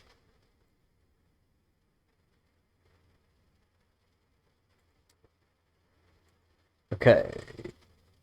Um. Okay, there's my effect. It's in the wrong place, doing the wrong thing. Okay. Um. I don't know how to note that. Um. Hmm. Okay. Um.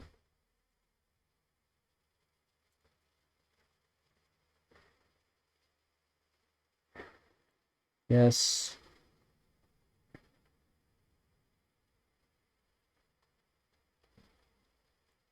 Yes, I'm gonna have this also do attack update for now. I'm going to have to note that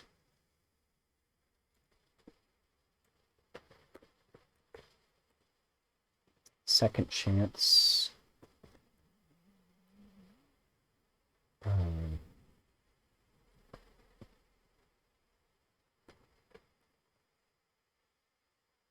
I need to review that. All right. I am going to end stream now because it's been way too long. I did want to do a double stream, not a quadruple stream. I think that's what happened, actually. It's fine. It's all good. But what I realized is we wanted to work on some of the assumptions we made with the Perl Effect Manager working on timers, and that was garbage. And so we got it to work with, well, we got it to work with, oh, I just realized now my avatar has been oddly muted and muffled. There we go. Sorry about that. Now it's a bit more active. Hey! Yeah, that's what it should have been. Well, yes, and